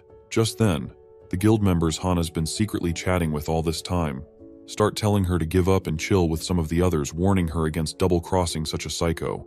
Curious, she asks them if they were able to dig up any information about him. Unfortunately for her, the answer's no, as all his personal information and achievements have been blocked from the internet. Hana gets disappointed by her supporters outside and wishes she had more competent people working for her. After listening to their chatter for a while, Hana asks them if they've informed her brother about the situation in the labyrinth. One of the anonymous users lets her know that the guild is currently investigating the labyrinth, although it's been hard for them since there's almost no information on this labyrinth. For now, they're going to need about 3 weeks before they can come up with tangible information they can use in clearing the labyrinth. Hana falls deeper into her depression when she finds out she still has to endure the suffering for 3 more weeks. After she meets with the anonymous members, Jang asks her for an update from the guild. Hana tells him everything she was told and realizes that they're in deeper shit than they imagined. Seconds later, she suggests killing the freak while he's sleeping and hiding inside the crypt they found earlier to wait for her brother to show up so they can make it out alive. The only issue is how they're going to kill him. Just then, Jang picks up a rock and starts creeping closer to Kang to bash his skull in and kill him. Hana watches him carry out the act for a few seconds. However, just as Jang is about to do the act, she stops him and urges him to think things through. From what they know, Kang's reaction speed is inhumane, so whether they ambush or fight him, they have no chance of winning. Bro probably will spring up the second he's attacked and off them faster than they can blink. Jang understands her plight but then asks her what her plan is, seeing as they can't just sit back and let him keep using them. At that point, Hana rummages through her backpack for something her brother, who's in the Black Crow Guild, gave her to use anytime she's in danger. When she finds what she's searching for, she brings it out and calls it the giant zucchini bee stinger. Just one drop of its venom is enough to kill 100 trolls, so there's no reason why it shouldn't kill this bastard. If they're going to kill Kang, then they need to make sure the man can't come back to haunt them. For now, they wait for the right opportunity to poison him somehow. After waiting a few more hours, the two twerps finally get their chance at poisoning Kang. They have stir-fried mushrooms for dinner and secretly poison Kang's food before feeding it to him. Before taking a bite of the food, however, Kang senses something very wrong with the food he's being served. Since he can't trust those two with his life, he figures out a way to switch the food without them knowing. To do this, he complains about the food being plain and bland. Hana finds offense in his comments and starts talking trash as usual. Just then, Kang asks her to pass him the water behind her, and also turns to Jang Cheolsik to ask him for some more mushrooms and moss. For a second there, the duo are confused over why he would ask them for such things. Eventually, they decide nothing could go wrong with their plan at that moment. So Jang gives Kang more of his food and Hana gives him the water. Shortly afterward, Kang urges them all to eat their food. Hana sits there and watches both boys munch on their food like hungry bats. As Hana and her partner watch Kang eat the food on his plate, they watch in anticipation, as if expecting something to happen to him. Even the anonymous idiots Hana was secretly chatting with were all waiting for Kang to just fall and die. Immediately, Kang swallows his first bite of food. Jang starts feeling funky. Confused, Hana wonders what could be wrong, but before she gets her answer, Jang's plate falls off his hands and he starts convulsing. In the next few seconds, Jang Cheolsik lands on the floor vomiting black goo and smoke all over the place. By then, Kang smirks and calls Hana an idiot for thinking he'll actually eat anything they give him. Shocked, Hana asks him if he knew it was poisoned, and Kang tells her he's known it all along. However, he was only able to switch plates with Yang when she was distracted earlier. Moving on, he also lets her know that he knows she's been secretly broadcasting their lives to some anonymous viewers the entire time, and since live broadcasting is against the rules except during a boss fight, she will have to pay the price. Hana goes defensive and asks him for definitive proof, thinking Kang has none. Kang starts by reading out the rule against broadcasting to Hana. After reading that, he presses the report button, waits for the pop-up asking if he's sure to report, and insults her for exposing herself so easily. By this time, Hana was sweating like a turkey about to be slaughtered for Thanksgiving. Moments before pressing the yes button, Kang lets Hana know that he's disappointed in her flimsy methods. So far as he knows, she could have done better than be a piece of shit all her life. With that said, he presses the yes button and waits for the aftermath. If Kang was lying and the report wasn't valid, then Kang would have received a penalty. However, since he's obviously right, Hana receives the penalty instead. Once the system confirms Kang's accusations, it revokes the anonymity of every single viewer Hana was secretly broadcasting to. At that moment, Hana was secretly broadcasting her life in the labyrinth to 10 people who just had their arses exposed by an AI program. Hana watches in fear as everyone who once vowed to help her ascend the tower with ease disappears from her screen. After a few seconds, the system bans those 10 viewers from watching any videos for a month, and if they're caught again, then they will get permabanned. With her 10 fans gone, Hana gets the audacity to ask Kang where they went, not knowing her punishment is coming for her. When it's time for her to get punished, the system brings the Minotaur back to attack and kill her. Almost immediately, the Minotaur shows up and charges at her to do its job. Moments before the Minotaur gets to her, Hana turns to Kang and shamelessly asks if he's going to help her fight the thing again. She even goes as far as asking Kang to tell him where to go while trying to cling to his back. In response, Kang calls Hana a shameless human because she just tried to poison him less than an hour ago. But now that she needs his help, she's desperately acting like she's not a total bitch. He asks her to give reasons why he should help her, and Hana says it's because he's been the one helping her all this time. As Kang's about to give her a piece of his mind, his condition for copying her skill, commune, is finally met. Since he's already spent about 10 days with her and now has her all to himself, Kang can flawlessly copy her skill and dispose of her however he wishes. As the Minotaur keeps charging at them, Kang copies commune from Hana and saves it to his memory of the world book before letting her know that she's become useless to him. Hana gets super pissed off at Kang for the disrespect and starts blabbing all about her brother being part of one of the most dangerous guilds in Korea, the Black Crow Guild. By that time, the Minotaur gets to them and slams his axe on the ground where they stand. Thankfully, Kang leaped into the air to dodge the attack, and Hana avoided getting nicked by the blade just in time. While in the air, Kang lets Hana watch him do awesome things from the ground there. Maybe if he shows her how to deal with monsters like this one, she'll come to fear him and not that stupid guild of weaklings her brother belongs to. With that said, Kang clenches his powerful dagger, inhales some life-giving oxygen, and spirals down toward the Minotaur's neck to land a devastating attack. Unfortunately, that single attack was too shallow to unalive the big monster. Even at that, the Minotaur still took enough damage to weaken it a little bit. Following his recent attack, Kang soon realizes that he can't kill the Minotaur just yet. As such, he dodges a few more of its attacks and roasts it a little with some of Min's fire spell. Once the Minotaur recovers from the fire attack, Kang moves to its heels and damages some of the tendons there. This causes the Minotaur to go on its knees, shortening the height difference between it and Kang for a moment. At this point, Kang takes a breather and advises the monster to stop moving too much so it won't build up too much muscle. With that said, he grips the enchanted dagger and waits for the Minotaur to play his trump card before fighting it. Just then, the Labyrinth Guardian, the Minotaur, activates its trump card, a level 10 Berserk. Almost immediately, the Minotaur's body morphs into a much stronger and faster version of itself, emitting some green Hulk goo as it reaches its final form. Kang, on the other hand, stands on business and waits for the Minotaur's transformation to be complete before attacking it. Meanwhile, Hana gets even more scared as she wonders how in hell Kang plans on beating that terrible thing. Once the transformation is complete, the Minotaur's attack, damage, attack speed, and agility are all increased by 30% for 5 minutes. As an additional feature, the Minotaur also developed momentary intelligence, which enables it to use language and talk, all for 5 minutes, of course. Without wasting any time, the Minotaur calls Kang and makes empty promises to scatter his body parts all over the dungeon. As for Kang, he just stands and waits for his mana efficiency to increase. Once he gets that much needed feel, Kang raises his dagger and prepares for a fight. The Minotaur draws first blood by taking a swing at Kang and landing his axe on him.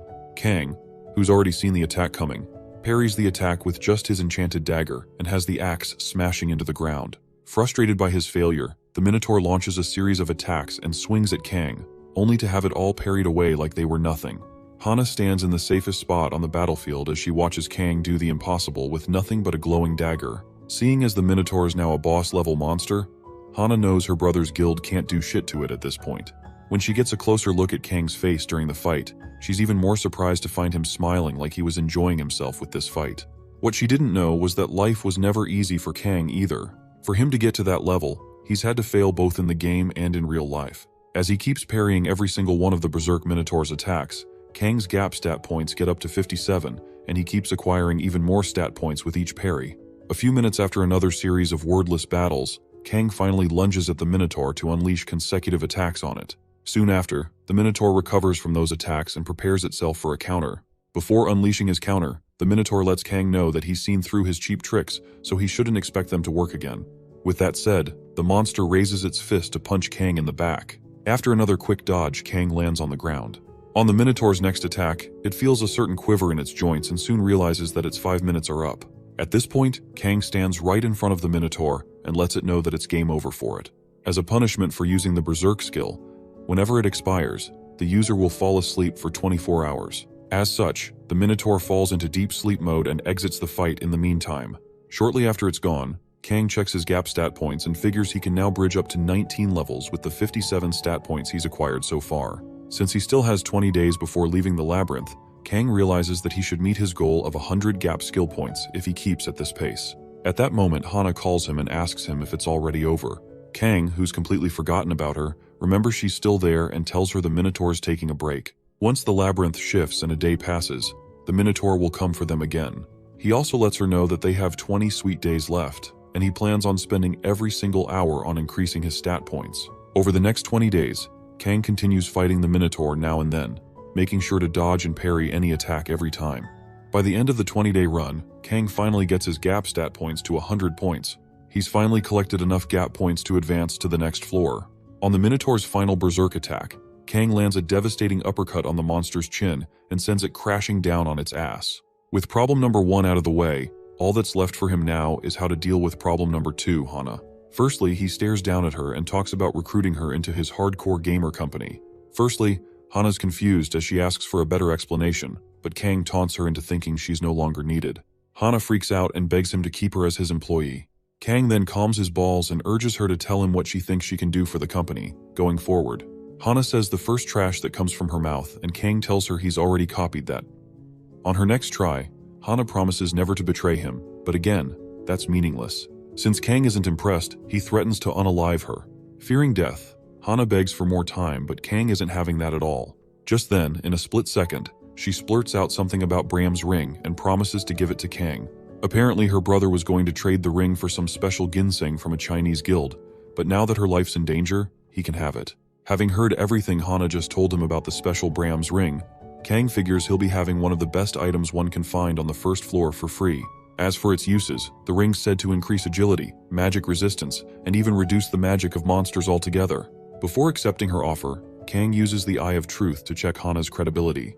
Luckily for her, she's telling the truth. As such, Kang congratulates Hana for being the first intern for the hardcore gamer company. Moving on, he lets Hana know that the company currently doesn't pay their interns any salary, and that she'll have to rush to his side each time he calls for her, whether she likes it or not. Before letting her go, Kang tells her she's going to sign a contract with him to seal their deal. Surprised, Hana asks if she's going to sign a piece of paper or something. Just then, Kang takes out the skills, Commune and Element of Fire from his Memory of the World book and combines them to create an even stronger skill, Brand of Obedience. With the blue flames crackling in his hand, Kang grabs Hana on the shoulder and pulls his other hand towards her to brand her as his slave forever. As he does the deed, he welcomes her to the black industry and leaves his sign on her face. The blue flames leave Hana screaming like a baby from the pain. Now that she's been branded, Hana must obey his commands without question and mustn't harm him in any way. If she decides to disobey him, then she will experience excruciating pain throughout her body. A few hours after signing the contract, Kang and Hana successfully find the exit and become the first players to clear the labyrinth on the first floor. Hana's first breath of fresh air is exactly as you'd expect it, gasping and panting like she just got out of the sauna after 5 hours. Following their success, the system informs them that their achievement will be recorded in the Hall of Fame the next day, and as a reward for clearing the labyrinth on the first floor, they each get awarded 5,000 coins. Hana stares at her account balance with a wide smile of relief on her face. Sadly, she's not worth shit to Kang right now, as he knows she might go behind his back to backstab him with all that money in her possession. To avoid that, Kang calls her and demands she hand over all the money to him. Unable to disobey his commands, Hana gives Kang every single cent she was given. With over 10,000 coins now in his bank account, Kang knows he now has more coins than any player in the tower. Thereafter, Kang turns to his new intern and orders her to go get Bram's ring and bring it to him within 3 days. Hana complains, saying 3 days is far too little for her to get the ring.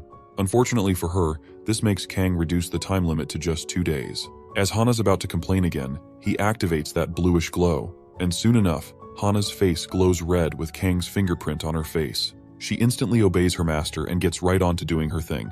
Later on, Kang and his intern get out of the tower after spending a month there. While walking the streets, Kang stops to hear the news on the big off-screen on a building. In a week, the Korea's representative guild, Dangun, will attempt to take on the third-floor boss.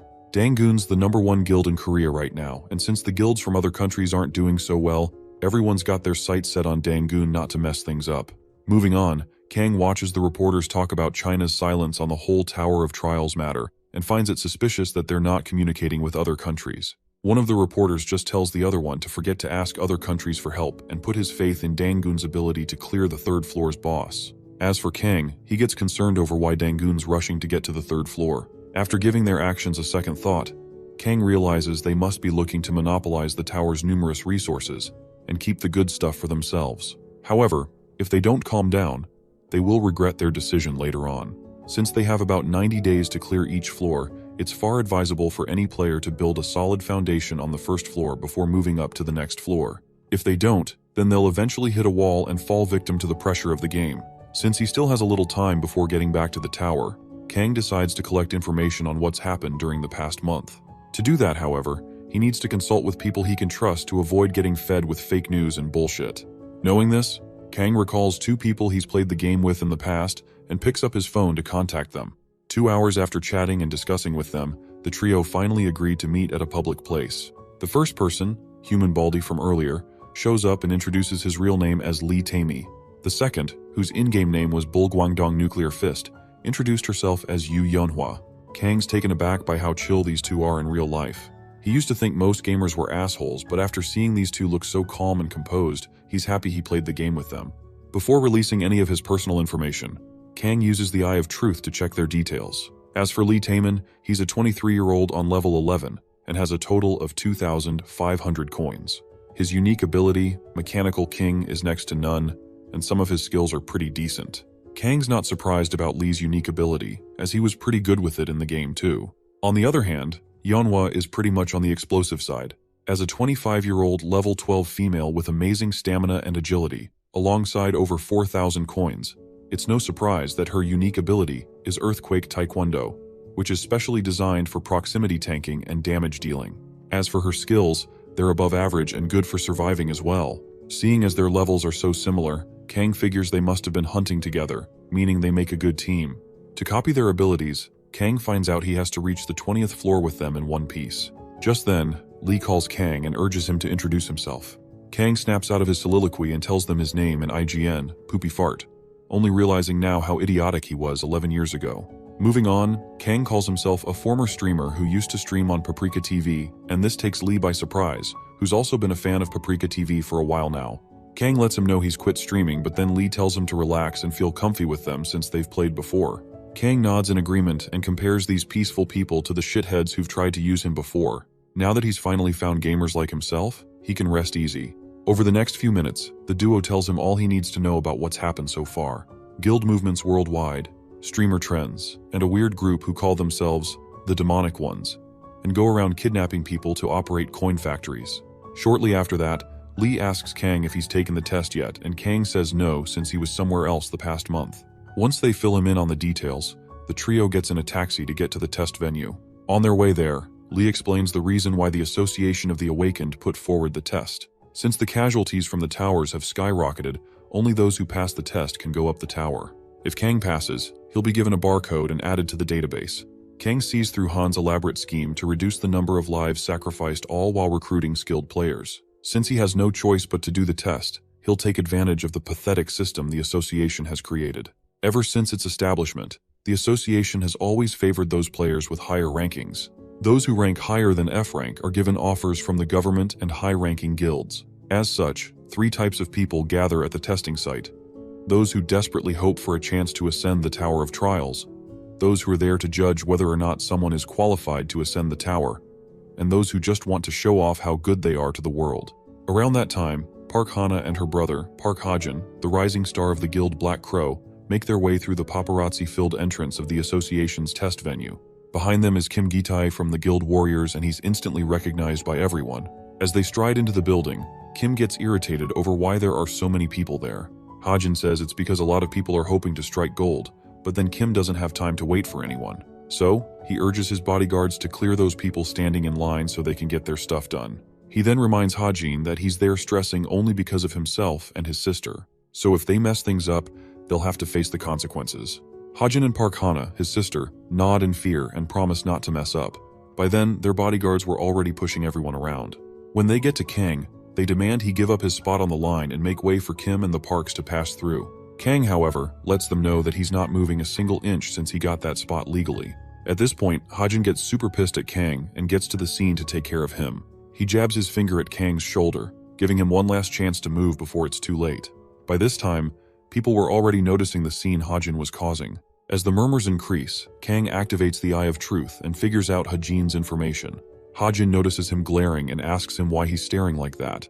Just then, Kang gets the copy conditions for his ability and figures he has to get Hajin to hate him to death before he can copy one of his skills. Seeing this, Kang smiles at how easy this is going to be. In the meantime, Hana notices her brother jabbing at someone's shoulder. However, when she finds out who the person is, she exclaims in shock as she never expected him to be there with her. She calls her brother, asking him to explain why he's causing trouble, but before Hajin can answer, Kang breaks his pointer finger. While Hajin screams out in pain over his broken finger, Kang sips some water to stay hydrated. Seconds later, Hajin regains his consciousness and rains all sorts of insults on poor Kang, who's just minding his business. Shortly afterward, he raises his fist and activates one of his special powers to give Kang a piece of his mind. With the tension in the air growing each second, people around begin to move back when they find Hajin taking his infamous stance. Kang, on the other hand, keeps cool and prepares himself for Hajin's attack. When it comes, he not only counters it, but also kicks the shit out of Hajin's leg, all in one movement. In the end, Hajin is the one lying in pain on the floor. Since Kang was too fast with the kick, people standing just a few feet away from the two were confused as they didn't see Kang kick Hajin's leg. While the hubbub increases, Hana keeps wondering what the hell Kang is doing in the Association's test building. Moments before things go out of hand, Kim Gi-tae shows up and orders everyone to stop talking. Up next, Kang checks him out with the Eye of Truth and soon finds out the hard way that Gi-tae's level is way too high for his eyes to see after getting warning notifications and red alerts. Kang figures Kim must be at least over level 20 for this to happen. Moving on, he speaks up and calls Kim Haejin's babysitter.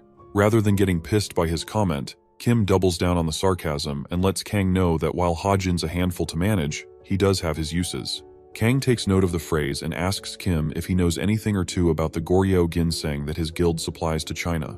Shocked, Kim asks Kang to explain how he knows about that. In response, Kang tells Kim that the how doesn't matter. What matters now is how they deal with the side effects of Goryeo ginseng. Before Kang continues spilling all the guild's secrets, Kim activates a level 3 blackout barrier to engulf himself and Kang so nothing they discuss henceforth is heard by those around them. As the barrier encloses Kang and Kim, Lee Taemin and Yeonhwa rush towards Kang to get him out, but unfortunately for them, they don't get there in time. Now inside the barrier, Kang states his conditions for the deal. If Kim can reveal information on 10 of their exclusive dungeons around the world, then he will give them all the information he has on the Goryeo ginseng. Before proceeding with the deal, Kim asks Kang how he can prove that his information on the ginseng is accurate. Just then, Kang begins the crash course on what Goryeo ginseng is all about. After describing the physical structure, Kang tells Kim that it's an edible item useful for recovering stamina and mana. The only side effect of this useful item is that it can cause mana poisoning if taken raw. By now, he's probably sure that the side effects are giving them hell currently. Thankfully, there's a cure, and Kang names 3 ingredients Kim needs to make the cure: Karassian juice, moonstone, and mandrake root. Moving on, he tells Kim that he knows his team is having trouble finding mandrake roots. Luckily for them, he knows where they can find some to use, but before he can do that, Kang needs to hear Kim's take on what he just said. Based on everything Kang said, Kim fact-checks the information and soon realizes that it matches everything the guild's researchers found. Surprised by the new guy's knowledge, Kim accepts his condition and makes a deal with Kang. Moving forward, he warns Kang against doing any funny business behind his back so he doesn't end up facing dire consequences. Soon after, Kim thinks about Kang's condition and realizes giving up 10 dungeons just for that little piece of information is too high a price to pay. As such, he draws the line and tries to state his conditions, while pointing his yellow glow. Just then, Kang fires back and lets Kim know that he's the one making offers and giving chances, not Kim. In the meantime, Yeonhwa and Lee Taemin continue kicking the shits out of anybody trying to disturb Kang and his moment with Kim. Upon kicking one of the guards, Yeonhwa stares at the rest and commands them all to step back if they still want to keep their balls intact. Minutes later, Kim's barrier is deactivated and Kang steps out unscathed. The concerned duo asks Kang if he's okay so they know what to do with Kim and his people next. Kang waves them off after assuring them that he's fine, even lying to them by saying Kim was more reasonable than he thought. As Kim walks out of the building, Haejin calls him back and asks if he's just going to let Kang go with the disrespect. He then asks for one more chance to deal with Kang and show him who's boss, but then Kim grabs his neck and lets Haejin know that he's no match for someone like Kang. Before putting him down, Kim threatens to shit on Haejin if he ever acts out on his own again. Once Haejin gets the warning loud and clear, Kim drops him and moves out. Thereafter, Haejin wonders what could have happened in the barrier to make Kim respect Kang like this. Now it doesn't matter as he's going to do everything in his power to kill Kang, no matter what. Around that time, Kang meets the conditions to copy Haejin's skill, so he picks the D-level skill, Shallow Breathing, which allows the user to control a target's breathing and heart rate and copies it. Shortly after copying it, Kang heads into the testing area, feeling like a boss, to take the test. At the entrance, he finds Park Hana's score ranking first so far and is impressed by how far she's come to get such a high score count. Once he's inside the evaluation room, the instructor tells him to hit the magic crystal in front of him, using any technique he wants, as they're just measuring his potential and whatnot. Kang takes out his dagger and prepares it for a swing. The instructor, upon noticing this, asks Kang if he's okay using a dagger, and Kang tells him yes. With that said, the instructor gives him the go-ahead to get shit done, but then Kang ignores the smaller crystal and gets close to the bigger one. Seeing this, the instructor advises Kang to avoid hitting the intermediate crystal as that's too hard for most people to hit. Just then, Kang activates his stat, Gap, to the max, takes his stance, and swings his dagger at the crystal, cutting it into 2 perfect halves. The instructor, seeing this, asks Kang how he could slice an intermediate crystal clean in half, as this is the first time he's seen something of this nature. Moments later, Kang's results come out and the instructor gives him an S rank. The instructor gets ready to send a report to his superiors, but then again, Kang tells him to hold on and only send the report after a week. The instructor asks him to come again, but this time, Kang threatens to do something bad to his life if he doesn't hold off on the reports. Eventually, the instructor obeys Kang and holds the report for a week. Upon finishing his business in the evaluation office, Kang heads out of the room and finds Park Hana standing right there. After the small talk, Hana hands over the item she promised him, Braham's ring, and waits for him to make his comments. Kang collects the ring and makes sure to check its information to make sure it's the authentic one. Soon after, he congratulates Hana for completing her first job and activates the mark of obedience on her face. Hana then begs him to remove the mark now that she's kept her promise. But then again, Kang can't trust her yet, so he leaves it there and heads out of the building. Before leaving, he lies to Taemin and Yeonhwa, telling them his results came out as an F-rank warrior and telling them he will try again next week as that's a temporary rank. That eases Taemin and Yeonhwa's minds, so they stop talking about that. Moving on, they ask him about the second test, clearing a dungeon, and wondering what he will do about it. At that point, Kang leaves them with a vague answer and enters a taxi. On his way, he starts recounting the details about the first and second tests, claiming that while the first test is to classify one's ranking by measuring magic, only those who pass it can move on to the second test. Not that it's tough though, as clearing the dungeons in the tower is one of the easiest things to do. Since the level doesn't matter, most people will choose ones with goblins and orcs. As for him, he'll be going to the ruins only on the first floor as it's been untouched for a while now. The Corridor of the Corrupt, as he calls it, is the next place Kang prepares to visit for his next second test. For now, he disguises himself as a guild porter and finds his way into the Tower of Trials for his next run. After a few days, Kang manages to sneak into the mountain's ruins on the first floor of the Tower of Trials, disguised as a porter for a guild since he can't be allowed to get into the ruins alone as an F-rank player. As he walks with the other loser bunch, someone takes an interest in him and asks him how he ended up there with the other porters. Surprised by the question, Kang says he's there because he needs money to support his lifestyle. This lie works as the old man smiles at Kang and lets him know he's not alone. Moving on, the man explains he's there to make enough cash to feed his family. Kang knows the man's nonchalant because saying shit like that to just anybody will get you killed in this world. After that, he warns Kang to be very careful as they can die from making just one wrong move. And since there are electronics or ambulances, there's no telling what can happen. Kang assures him not to worry about dying as he can assure him that everyone there will make it out of the ruins alive. The man's a bit shocked by Kang's confidence, but he still thanks him for the sweet words and compliments his ballsy nature. Soon after, an exclusive quest pops up for the strike team of the guild Kang's working for. To complete it, they have to clear the ruins and defeat the boss monster in the deepest reaches of the ruins. If they defeat the boss, then they get to choose one relic they'd like to keep. Otherwise, they're in deep shit. Moments later, Kang and the other porters finally arrive at the rendezvous point for the guild's strike team.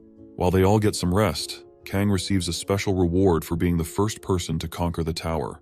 This piques his interest as it opens it and finds plus 10 upgrades for his luck and adaptability stats. Also, he acquires a unique ability, Cold Heart, which allows him to maintain composure during intense situations at the cost of his human emotions. Even after getting such a cool, unique skill, Kang still unlocks yet another passive skill, Monopoly, which lets him receive the best reward available if he can claim the final reward without sharing it with others. Having received all these skills and rewards in just one go, Kang admires his rewards, and a bright light illuminates the space in front of him. In seconds, the strike team is teleported to that exact location they're in. Upon the completion of the teleportation spell, the strike team leader, Cheonhwa, complains about the dizziness he gets from the teleportation and does a head count. Once he's sure all 50 men arrived safely, they step off the platform. Almost immediately, everybody's gaze is fixated on them, even Kang's, as he's eager to get a read on the leader. He activates the Eye of Truth and figures the leader's name out to be Song Cheonhwa, a level 14 player with decent stats and the unique ability, Item Weight Lightning. As for the copy conditions, the system tells Kang to earn Cheonhwa's loyalty during the raid first, before he's allowed to copy his ability. Kang knows this is the hardest one yet, as he's not sure how to go about earning a proud bastard's loyalty in a freaking raid.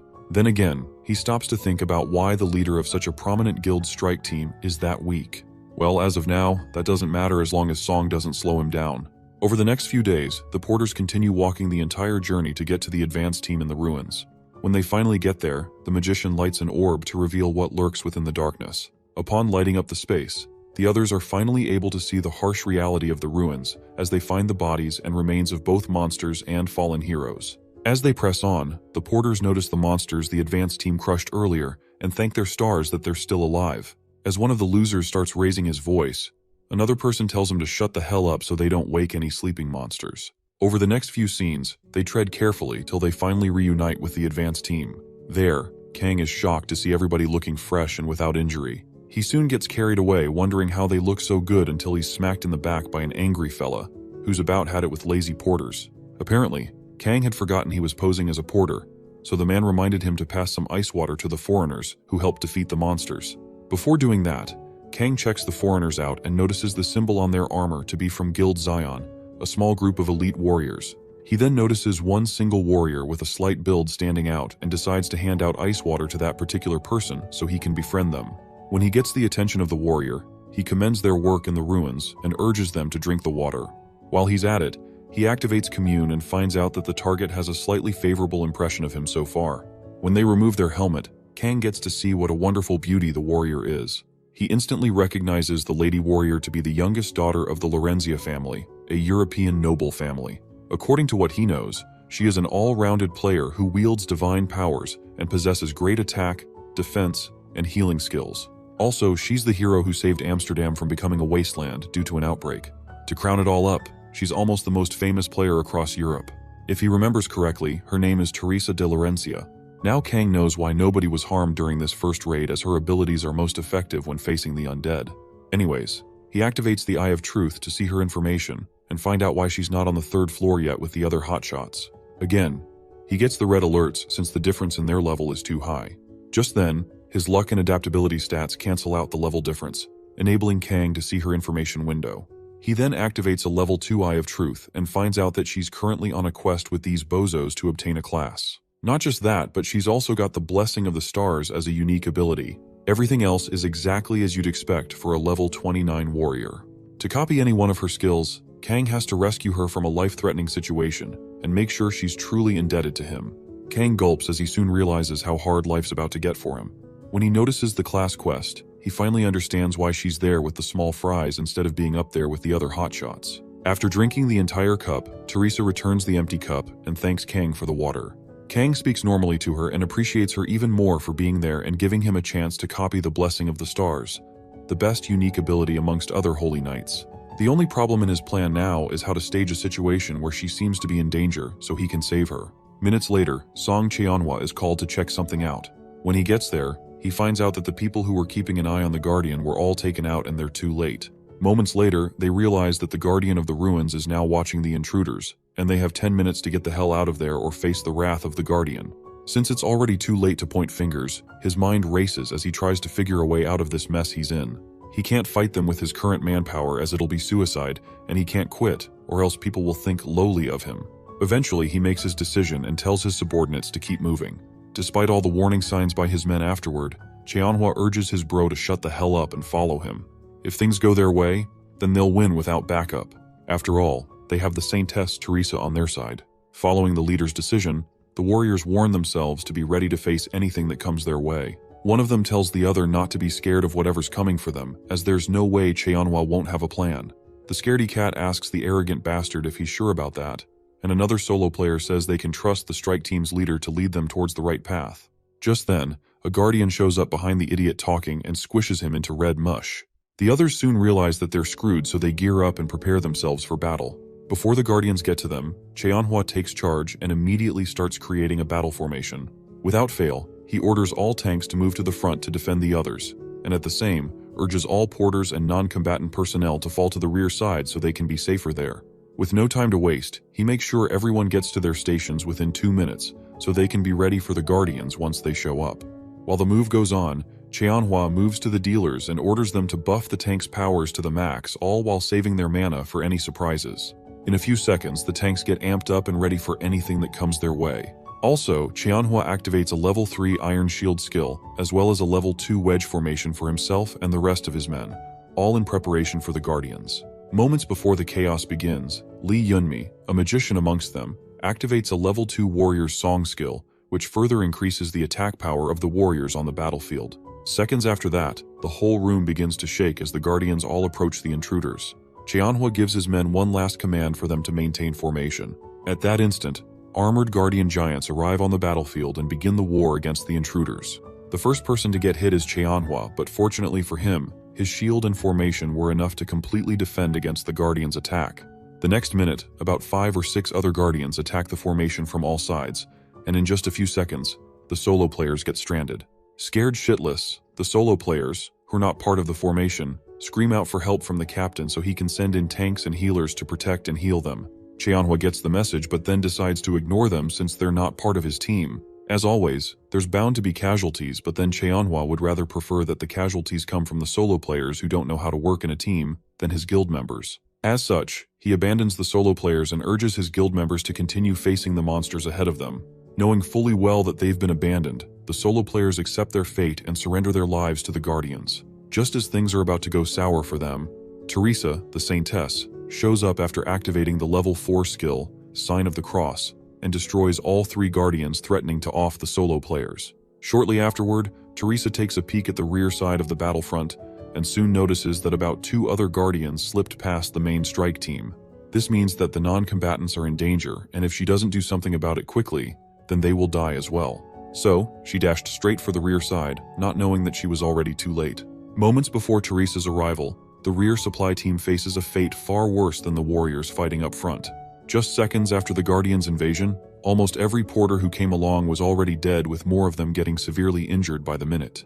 A few meters away from the massacre site, the man who befriended Kang back when they just got into the tower sits his arse down, injured, and smiles at a Guardian that's about to chop his head off. Luckily for him, Kang gets to the scene as quickly as possible and knocks down the Guardian before it can finish off the man. The man stares at Kang in disbelief, as he never for once thought Kang was hiding his power all this while. Kang gets his 2 seconds of recognition as a background character and spends it all gloating about the promise he made to the man earlier. Soon after, the Guardian gets back up and readies itself for another swing at Kang. Kang sees the attack and dodges it just in time before activating the Element of Fire spell to use on it. When he gets his chance, Kang blasts the Guardian to smithereens, making sure to avoid killing it completely. Currently, he has to stay at level 1, so he needs to avoid finishing any low-level monsters to avoid collecting too much XP. While thinking about the fool who woke the Guardian up, Kang turns to the man to check up on him and make sure he's okay. Moving further, he realizes that the bastard who activated the Guardian doesn't have anything to gain at all, so why would they just do it? As he thinks his way to the answer, Teresa stomps into the scene and carries the wounded man away from Kang. After getting the man to safety, she opens her dirty holy mouth and starts accusing Kang of threatening a non-combatant with a dagger. As if that wasn't enough, she moves on to blame him for waking the Guardians and promises to restrain him with all her power. Shocked by her stupidity, Kang tries to explain himself, but Teresa attacks him out of question and urges him not to resist her attacks as she doesn't want to hurt him. Kang still tries talking to her amidst the fight, but then Teresa tells him to defend himself at the association when she's done with him.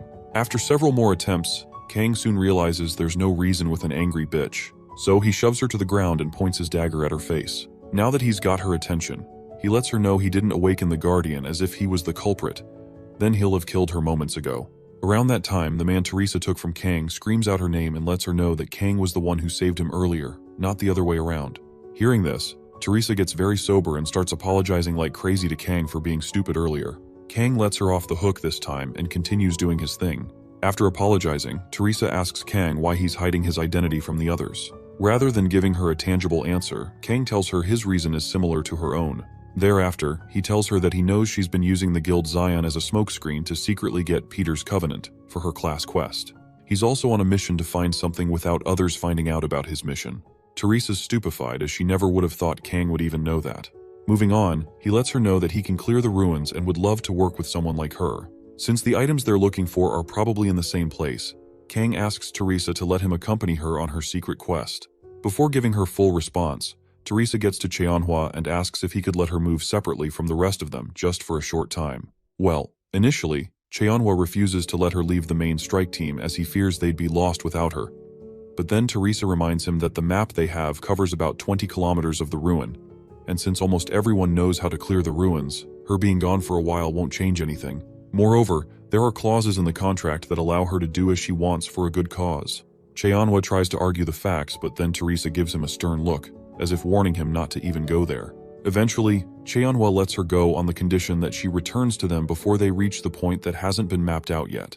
Teresa thanks him for the opportunity and promises to be back before that. Before leaving, she asks Cheonhwa to let her pick a porter to move with. Cheonhwa gives her the go-ahead to do so, and Teresa searches amongst the porters for Kang. The powerless porters all move away so they don't get picked, But when Teresa starts taking her sweet time searching for Kang, Kang raises his hand and offers to go with her. Just then, a few other losers and failures in life try to advise Kang against following his heart, as they all thought he was following her because he was in love with her or something. Kang thinks of a lie to tell them so they can leave him the freak alone.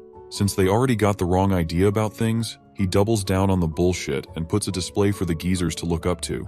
After setting the mood, he somehow lets the geezers know that he wants to burn for the person he loves. When they ask for a plausible explanation, Kang screams out, telling them that this is the moment he must burn for the one he loves. Even if he's not strong enough and dies in the process, he still wishes to go. This charade moves the hearts of the geezers around him, so they all let him follow his heart, adoring him as the last romantic of that pathetic generation. Finally relieved to have fooled the geezers, Kang joins the puzzled Teresa as they trek to their next big destination. After walking for a few hours, the duo finally arrive at a tomb filled with undead monsters. Seconds after their arrival, Teresa notices the sarcophagus enclosed within a red barrier in the center of the tomb and calls Kang's attention to it, telling him that Peter's covenant is hidden inside it. Upon seeing it, Kang asks her if she knows how to disable the barrier around the sarcophagus. Luckily for them, Teresa says yes. Just as they're about to begin their plan, they each get a red alert from the system, telling them that the master of the corridor of the corrupt is watching them.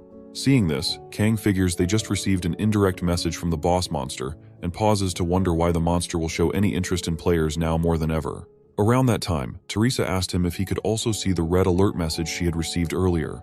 When Kang says yes, Teresa tells him she thinks it's from the boss monster. However, what she can't decipher is why the thing is watching them. Does it mean it's acknowledged by them? At that point, Kang interrupts her and tells her that the monster has acknowledged only him and not both of them. Surprised, Teresa wonders why Kang's so confident in himself. Rather than hate the cocky guy, Teresa asks Kang if he truly knows all the ways to clear the ruins. Kang replies, telling her that he's cleared the ruins before in the game, but it's been a while since he last came there. Just then, there's an awkward silence and Teresa breaks the silence by asking Kang to tell her what he thinks she should do. After explaining his plan to her, Teresa leaps to action. To carry out the first phase of the plan, which is distracting the small fries, Teresa activates Battle Song to increase all her stats by 3 points for 10 minutes. Soon after, she goes over the plan Kang explained to her earlier and gets on to do her part. The next minute, every monster in that room turned their sights towards her. As they charge towards her, Teresa raises her sword and takes a unique stance to emit divine power so the undead monsters can lose their minds. Without wasting any time, she activates a level 5 skill called Divinity Reinforcement and lets the yellow divine light around her shine much brighter than it should. The bright light causes the undead monsters around her to lose their shit and go even more berserk. With her plan working just fine, Teresa slices through a good chunk of them in one fell swoop and moves in to continue attacking the rest. While she continues killing the undead monsters, Kang sees his opportunity and yeets himself to the barrier around the sarcophagus, stepping on the skulls of the undead monsters while he's at it. Since most of them are focused on Teresa, Kang can avoid having to fight them and risk leveling up. Unfortunately for him, as he's about to get to the barrier to work his magic, black lightning appears out of nowhere and nearly strikes him to death. Kang dodges the lightning just in time and soon stops to notice who their new enemy is. As it turns out, the hidden dead of the ruins, Elite Lich, just appeared on the scene, and so far, he's the baddest motherfucker nobody, even Kang, should wish to fight. Upon its arrival, Kang recognizes the nature of the monster facing him and welcomes it in his way. Before the duo gets to see eye to eye, a guardian Durahan shows up and attacks Kang all out of the blue. Kang dodges again and wonders why Durahan is even there to begin with. This isn't how the event played out in the game. Did the pattern change because he brought Teresa with him? Kang wonders as several thoughts race through his mind. If that's the case, then Kang figures he needs to be very careful when considering any changes to scenarios next time he goes on another secret mission. Just then, Elite Lich's black lightning strikes Durahan and shatters the crazy guardian to pieces. This makes Kang remember just how dangerous Lich's lightning can be. If they're not careful, even the most seasoned players could die if the lightning struck them. With that said, Kang keeps his wits about him and prepares himself for Lich's next attack. Before it comes, he stations himself in between Lich and the red barrier protecting the sarcophagus. So, when the lightning attack comes in again, this time, Kang dodges it and allows the same attack to hit and destroy the red barrier. With the level 5 magic barrier destroyed, Lich gets frozen in place, and Kang rushes towards the Guardians to take the rest of them down with his enchanted dagger. When he's done with them, he realizes that he might have killed a little more than necessary. Before doing anything, he checks up on Teresa and realizes that she's almost done with destroying the undead. Now, he has to face the large skeleton in front of him and finish it off. Just as he's about to proceed with his plan, someone shows up from behind and slices the skeleton's body cleanly into equal halves. Shocked, Kang keeps his cool as he tries to figure out who could have stolen his kill from him. Just then, someone's voice emanates from the shadows, stating that he's finally found his arch-nemesis, Kang. After crushing what's left of Lich's skull, our John Doe starts yapping and telling Kang that he knows he's the only person who can predict the behavior of monsters. Moving on, John Doe says he knew that he'd be there. As the man's face comes to the light, he lets Kang know that he's been searching for him for so long. Kang keeps a stern face and tries to remember the man's face. After trying and failing for so long, Kang finally asks the million-dollar question, "Who are you?" This reply takes the other man by surprise, and he asks Kang again to know if he's telling the truth and he truly doesn't recognize him. Before responding to the guy, Kang activates the level 2 Eye of Truth with the luck boost to discover that he's a level 29 male named Cheon Yushong, also a seasoned swordsman with the unique ability, Song of the Sword. Upon checking his other normal skills, Kang checks the copy condition and finds out that he has to challenge the bozo to a sword fight and defeat him fair and square. Furthermore, Cheon seems to have the engraved iron sword of Qianlong, which was missing from the museum. If he has that, then that means he's the shithead who used to challenge him repeatedly back when the Tower of Trials was a virtual reality game. Around that time, Cheon starts yapping at Kang as he feels bad that Kang doesn't remember him. Kang lets him know how pathetic his life as a gamer was for always coming back to challenge him despite losing every single time and urges him to just give it up already. As we know it, the bastard challenges Kang to another sword fight, promising that things will be different this time. Just then, Teresa runs towards Cheon to take him, but he just scoffs, activates his level 5 battlefield selection skill, and creates a wormhole that teleports himself and Kang to a quieter, much safer battlefield. Seconds before Kang gets sucked into Cheon's world, he dips his finger into a crack in the sarcophagus and picks up a small black orb emitting some purple aura, all while telling Teresa not to worry about him. Just then, both Nimrods get zapped to the next location, and Teresa's left all alone to chill out and relax. When they get to the new battlefield, Cheon arms himself with the legendary engraved sword and continues challenging Kang to another fight. While he's at it, he activates another level 5 skill, one-on-one, a skill that increases all of his stats by 10%, and at the same time reduces the stats of his enemy, Kang, by 10% as well. Kang notes the effects of the one-on-one skill dawning on his body, and soon figures they're skills the fool Cheon has used against him before. Notwithstanding, the situation is still unfavorable for him, so he needs to do something quickly before Cheon draws first blood. A few seconds later after the nerf attempt, Kang gets a systems notification recognizing the overwhelmingly disadvantageous situation he's in. In light of this, his system awakens a special condition of skill, Fusion, which enables Kang to copy any of Cheon's skills before fulfilling the copy conditions.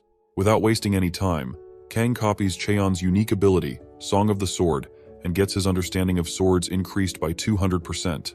Not just that, but his body will also naturally find the most effective sword movements, and his senses will become extremely sharp.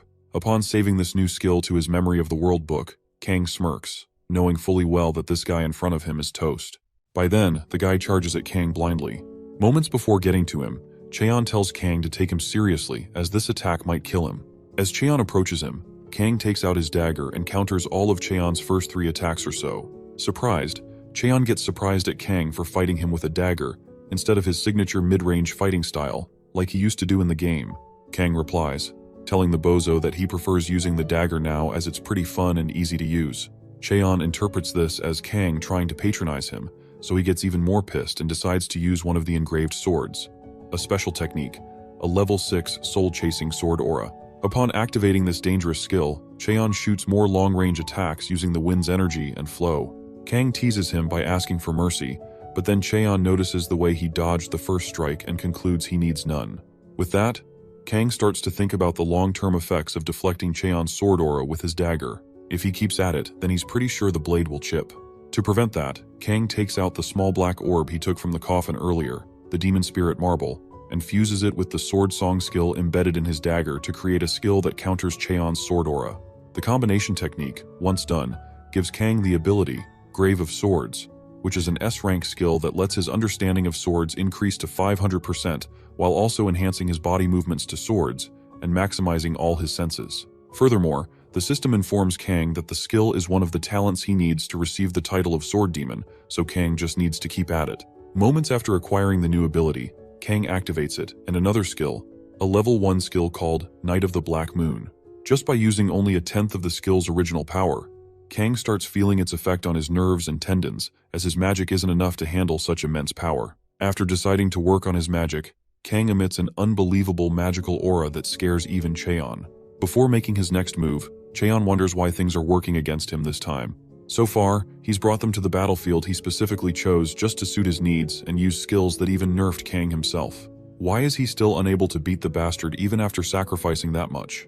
The thought of powerlessness alone pisses Cheon off so much that he starts recalling how many times he's died to Kang after challenging him to random sword fights in the game. Unable to accept another loss, Cheon loses his shit and releases several sword aura attacks all aimed at taking Kang down. Kang, on the other hand, destroys all the aura attacks with just a few swings from his dagger before Cheon could even notice it. Kang then appears behind him and lets him know that he's fought several people who are faster and stronger than his lazy ass. After that, he swings his dagger and launches another strike on Cheon, which he blocks effortlessly. With both of them within range, Kang works on disrupting Cheon's balance and yeeting his so-called legendary sword away from him. His plan works and Cheon eventually loses his sword and the match. After the whole charade, Kang wins and asks Cheon for the battle count. As you'd expect, the loser tells him that he's fought and lost against Kang 138 times. Soon after, Cheon asks Kang to kill him and end his suffering, but Kang decides to prey on Cheon's vulnerable state. He does this by sweet-talking Cheon into believing he's much stronger than he gives himself credit for, and asking for his loyalty so they can ascend and clear the dungeons and ruins together. As Cheon considers Kang's offer, Kang thinks about the benefits of having someone with such a large number of skills close by. Since he can only copy a skill from the same player once in 60 days, why search for other players when he can just keep Cheon close by? To get Cheon to accept his proposal, Kang activates Commune, which works just fine. In time, Cheon takes his hand and accepts defeat for now. After making a promise to make their next fight much better, he waltzes off into the horizon, leaving Kang with an evil smirk on his face. After the battle, Cheon deactivates the battlefield selection and returns Kang to his friend, Teresa. Before leaving both of them, Cheon asks Kang to tell him his real name, but since Kang was so cocky about giving out his real name, Cheon chooses to call him by his username, Poopy Fart. Kang tries to get him to pause so Teresa won't hear the crazy name, but it's already too late as Teresa already heard it all. In the meantime, Cheonhwa and his peeps return from clearing out all the monsters up ahead of them, only for the magician amongst them to detect another magical creature racing towards them as fast as possible. Cheonhwa, who's just as stoked as anybody else there, tells the magician to shut the hell up and avoid pretense. However, minutes later, the entire group heard stomps in the distance. Before the monster shows up, they all arm themselves and wait for whatever happens later. After a few seconds, an iron golem shows up with a man standing on top of it. The men immediately notice the strange figure riding the golem and bring Cheonhwa's attention to it. Upon further investigation, Cheonhwa recognizes the silhouette to be that of a vampire elder. Knowing that he's been discovered, the vampire descends the golem and introduces himself as Bellis, master of the ruin, and one of the blood relatives of the original vampire, all while bowing his head. In response, Cheonhwa and the other idiots following all point their swords toward the vampire's neck, demanding he explain his intentions. From his speech pattern, Bellis figures Cheonhwa must be the leader of this pack of humans. Upon realizing that, he decides to make Cheonhwa an offer. For starters, he gives Cheonhwa and his men two choices. While explaining the first choice, Bellis pricks his hand with the edge of Cheonhwa's sword and allows his blood to drip to the ground. For his first choice, he suggests Cheonhwa and his men follow him without resistance. However, the moment his blood touches the ground, Bellis activates a skill called Bloodfest, which is of an unknown level, and uses the magic skill to multiply and solidify his blood's viscosity to create human-sized sacks that encapsulate and crush a few men from Cheonhwa's strike team. As he watches the horror unfold, Cheonhwa knows this vampire's the real deal and he shouldn't be fucked with. After showing him what he can do if pissed off, Bellis gives Cheonhwa the second choice to resist him and piss him off so he can drag them all off after devouring a few more of his men. From the look Cheonhwa gives him afterward, it's pretty clear which choice he picked, but before we get to know his actual response, the scene goes blank. In the next scene, Teresa is seen using her level 5 divine decryption technique to refine the stat-inducing powers on a particular artifact Kang just collected from the sarcophagus, the Frozen Tear. Just as she's about to complete her ritual, Kang gets to see some information about the SSS-ranked item with a possible magic absorption of 100 points. From the information given, it seems that the Frozen Tear is an item that can be used to increase magic stats periodically. Sadly, before a user can absorb it, it must be properly refined. Otherwise, it could cause fatal harm to the user. Once Teresa's done refining part of the frozen tear, Kang absorbs the refined part and gets his magic stats increased by 12 points. Because he's already obtained the demon marble spirit and the frozen tear, all in one trip, Kang knows he has Teresa to thank for using her divine powers to refine the tear and save him some time. Having finished her part of the deal, Teresa asks Kang if she's done enough to refine the frozen teardrop. Kang thanks her for the help and tells her he's had enough for now. Just then, Teresa receives an invitation from the Master of the Corridor with a follow-up message noting that the Master had already taken members of the strike team hostage. So, if she wants to save them all, then she must come to the innermost room and meet the real Master of the Corridor of the Corrupt. Furthermore, if she accepts the quest, then all monsters and traps on the path to the final room will cease to move.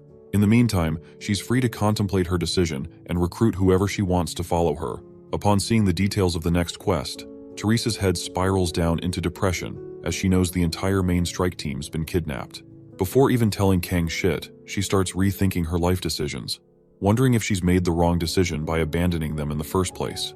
When Kang gets concerned, she tells him everything and decides she has to try to save them. Even if all she can save is just one strike team member, there's no reason to hesitate.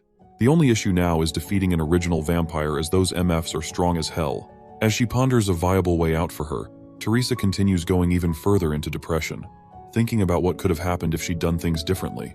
After watching the poor Saintess Teresa rant for a few more minutes, Cheon, the loser of the bunch, realizes he's had enough.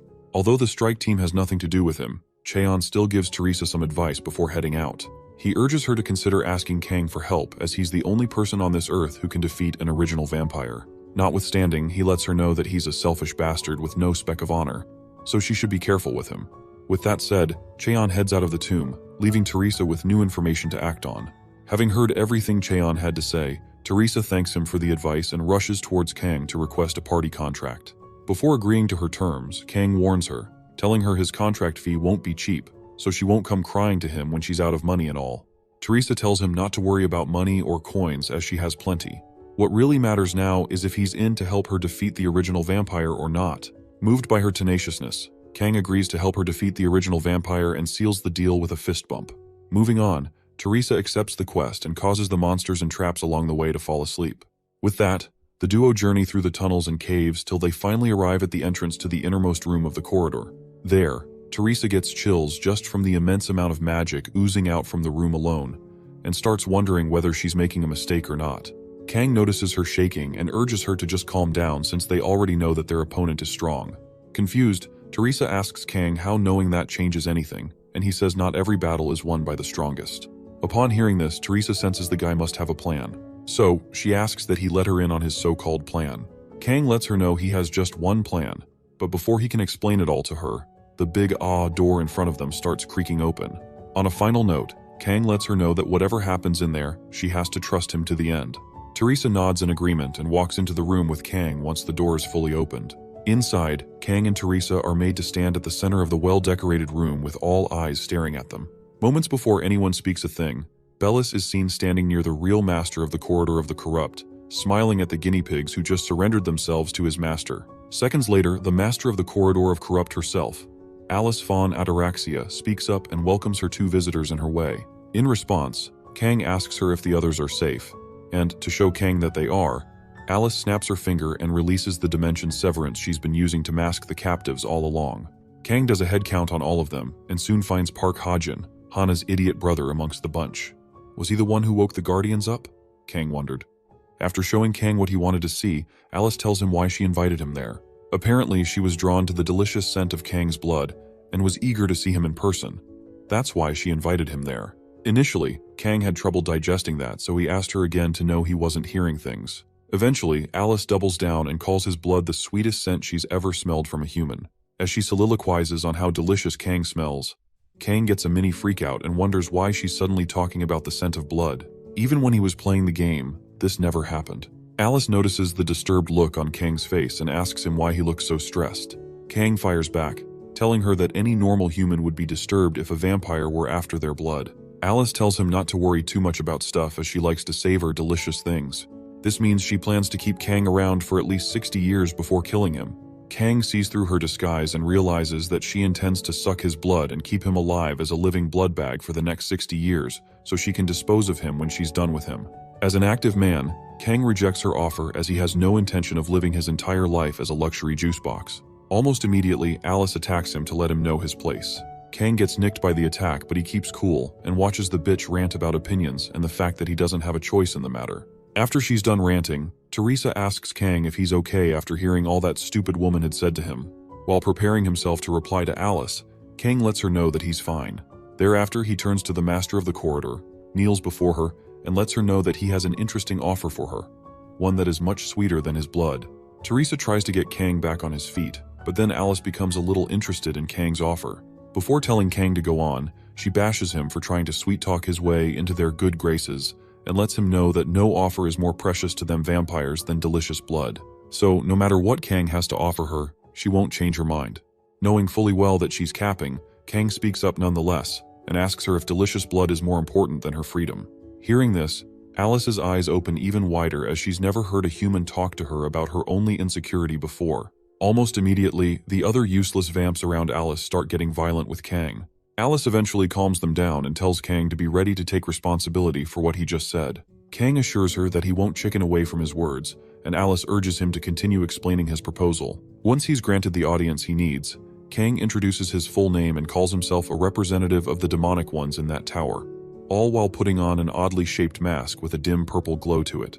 Having worn the mask, Kang promises to free Alice from the bondage she's been in for over 1,000 years. For some context, the demonic ones are those beings who've turned their backs on humanity, whether it be for money, revenge, or even personal beliefs. In the Tower of Trials, these disgruntled bunch interfere with players ascending the tower, sometimes even joining forces with monsters in labyrinths and ruins just to keep players away. After the crash course on the subject matter, Alice remembers the group name and asks Kang if he's truly one of them. Kang replies, telling her that he's already gotten in touch with the temple on the 27th floor. There, he met with the demonic ones and they told him to find the master of the corridor, aka Alice, in that exact room. Not only that, but they also told him how to fool the barrier encasing the ruins so they can temporarily disable it for Alice to sneak out of her bondage. While Kang yaps on, Teresa starts to wonder what his endgame is. If there's one thing she knows, it's that Kang is actually pretending to be one of the demonic ones, but she still can't figure out why. Besides, this temple thing he just muttered out has got the other small fries murmuring amongst themselves. Is the temple some kind of big deal to them? Before she gets her answer, Alice acknowledges Kang's authenticity since he knows about the temple on the 27th floor. Moving on, Kang asks Alice if she believes him now, and she says no. Just because he's who he claims to be doesn't mean he can solve what has been impossible for ages. Moreover, she doesn't trust smooth talkers, as they lie too easily. With that said, Alice activates her unique ability, Blood Spears, which helps her create countless spears forged from her blood. With her spears ready to attack Kang, Alice pauses to regret not tasting such delicious blood. Once she's past that, she starts the attack by launching all her blood spears at Kang.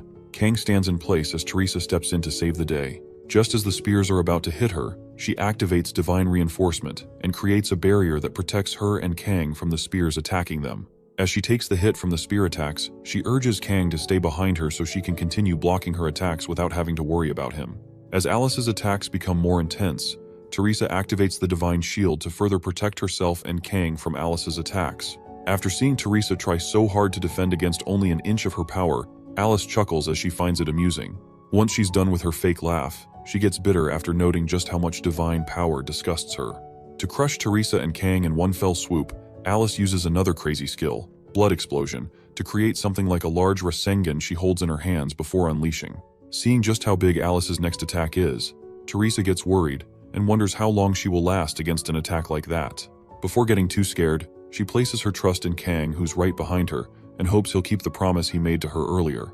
Just then, Teresa feels a sharp object pierce through her back and then looks down to find Kang's dagger gaping out of her chest. Was she dreaming, or did Kang just literally stab her in the back? Sadly, the latter is true as she finds Kang in his mask trying to hold her body up, all while leaving his dagger piercing through her. With tears in her eyes, Teresa calls Kang's name, as if hoping for an explanation for whatever the heck is happening, but Kang keeps quiet and urges her to play along. Soon after, Kang removes his dagger from Teresa's body and leaves her lying on the ground, gasping for breath.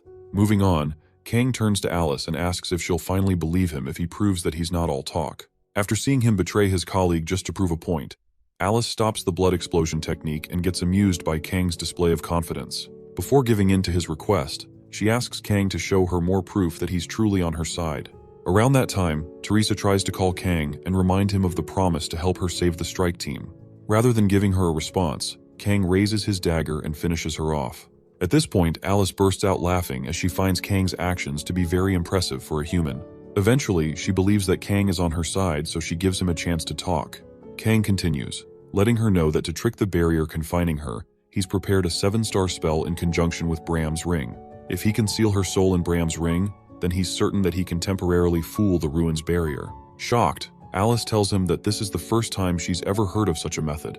As she searches for other words to say, Kang gets to provide the reason why he's not been leveling up so far. As it turns out, the major reason why he chose to stay at level 1 since he started the Tower of Trial was so that he could use the 7-star skill, Soul Transfer, in the scenario he's in currently.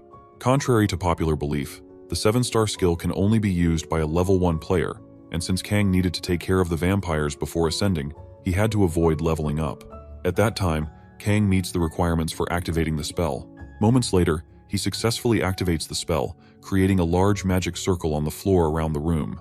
For now, the spell's cooldown time is a year and only 1 soul may be transferred at a time. Also, before completing the spell, the subject has to give their consent. Knowing this, Kang hurries Alice to make a decision and consent to get her soul transferred into the ring. He also says the circle will disappear forever in a minute, but if she can accept the conditions before then the spell will take effect immediately. With that said, Kang turns to Alice to make the big decision. Moments before saying yes, Alice communicates telepathically with Bellis, her confidant, instructing him to unalive Kang and destroy the seal if he tries any funny business with the spell while she's gone. Once Bellis assures her that a backup plan has been arranged, Alice ends the connection and mumbles a few more things in her head before finally giving her consent to Kang. Naturally, she doesn't trust Kang, but even at that, she still wants to give getting out of that hellhole a chance. It's been over 1,000 years since she was exiled there. So, if she doesn't take that chance, then she'll have herself to blame. When all's been said and done, Alice steps into the magic circle and asks Kang one more time if she can trust him about this. By this time, Kang activates Commune and uses it to nudge Alice towards accepting his offer. He also makes sure to sweet-talk her even further until she finally consents to transferring her soul into Bram's ring. Almost immediately, the ring zings to life and absorbs Alice's soul before sealing it inside. Once the soul transfer has been completed, Alice gets acquainted with her new space and compliments how good it feels to be inside such a cozy space. Kang grips the ring, noting how relieved he is to hear Alice not complain about her new home. When she hears Kang talk about the ring being her new home, Alice gets concerned and asks Kang to explain what he means by that. Just then, Teresa, who's thought to have been dead, activates her unique ability, Blessing of Stars, and staggers back to her feet. Kang welcomes her back to the land of the living and reads more information about the perks of the unique ability, including its cooldown time, which is about 240 hours. After so much struggle, Teresa eventually gets back on her feet with a smile on her face. After watching Kang finesse her into playing his hand, Alice gets pissed and starts yapping like a caged parrot. To punish Kang for his debauchery, Alice orders Bellis and the rest of the vampires to kill the filthy liar. Moments before the chaos ensues, Teresa realizes she has tons of questions to ask Kang, but for now, she reads the room and decides to save them for later, as she suspects they're about to get busy. Kang, after listening to her, tells her to keep calm for now so they can be ready to take care of the useless vamps. When it comes down to it, Bellis goes on a rave and asks Kang if he thought he'd make it out of the innermost room alive after pulling such an expensive stunt and betraying their master. With no response, Bellis activates a level 13 blood wave and releases a blood prison so large that it almost traps both Kang and his girlfriend inside of it. Before the blood wave prison is completed, Kang activates a level 5 element of fire, aka Minza's spell, and burns the entire blood wave to nothingness. While he's at it, he hurries Teresa to go save the hostages while he holds the vampires off.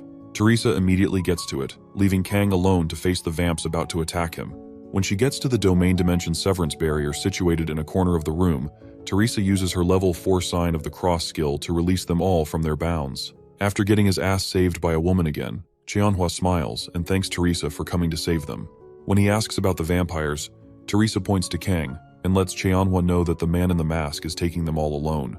Meanwhile, Bellis is seen carefully analyzing the type of powers Kang might possess because he's never seen a mere human block his magic just like that.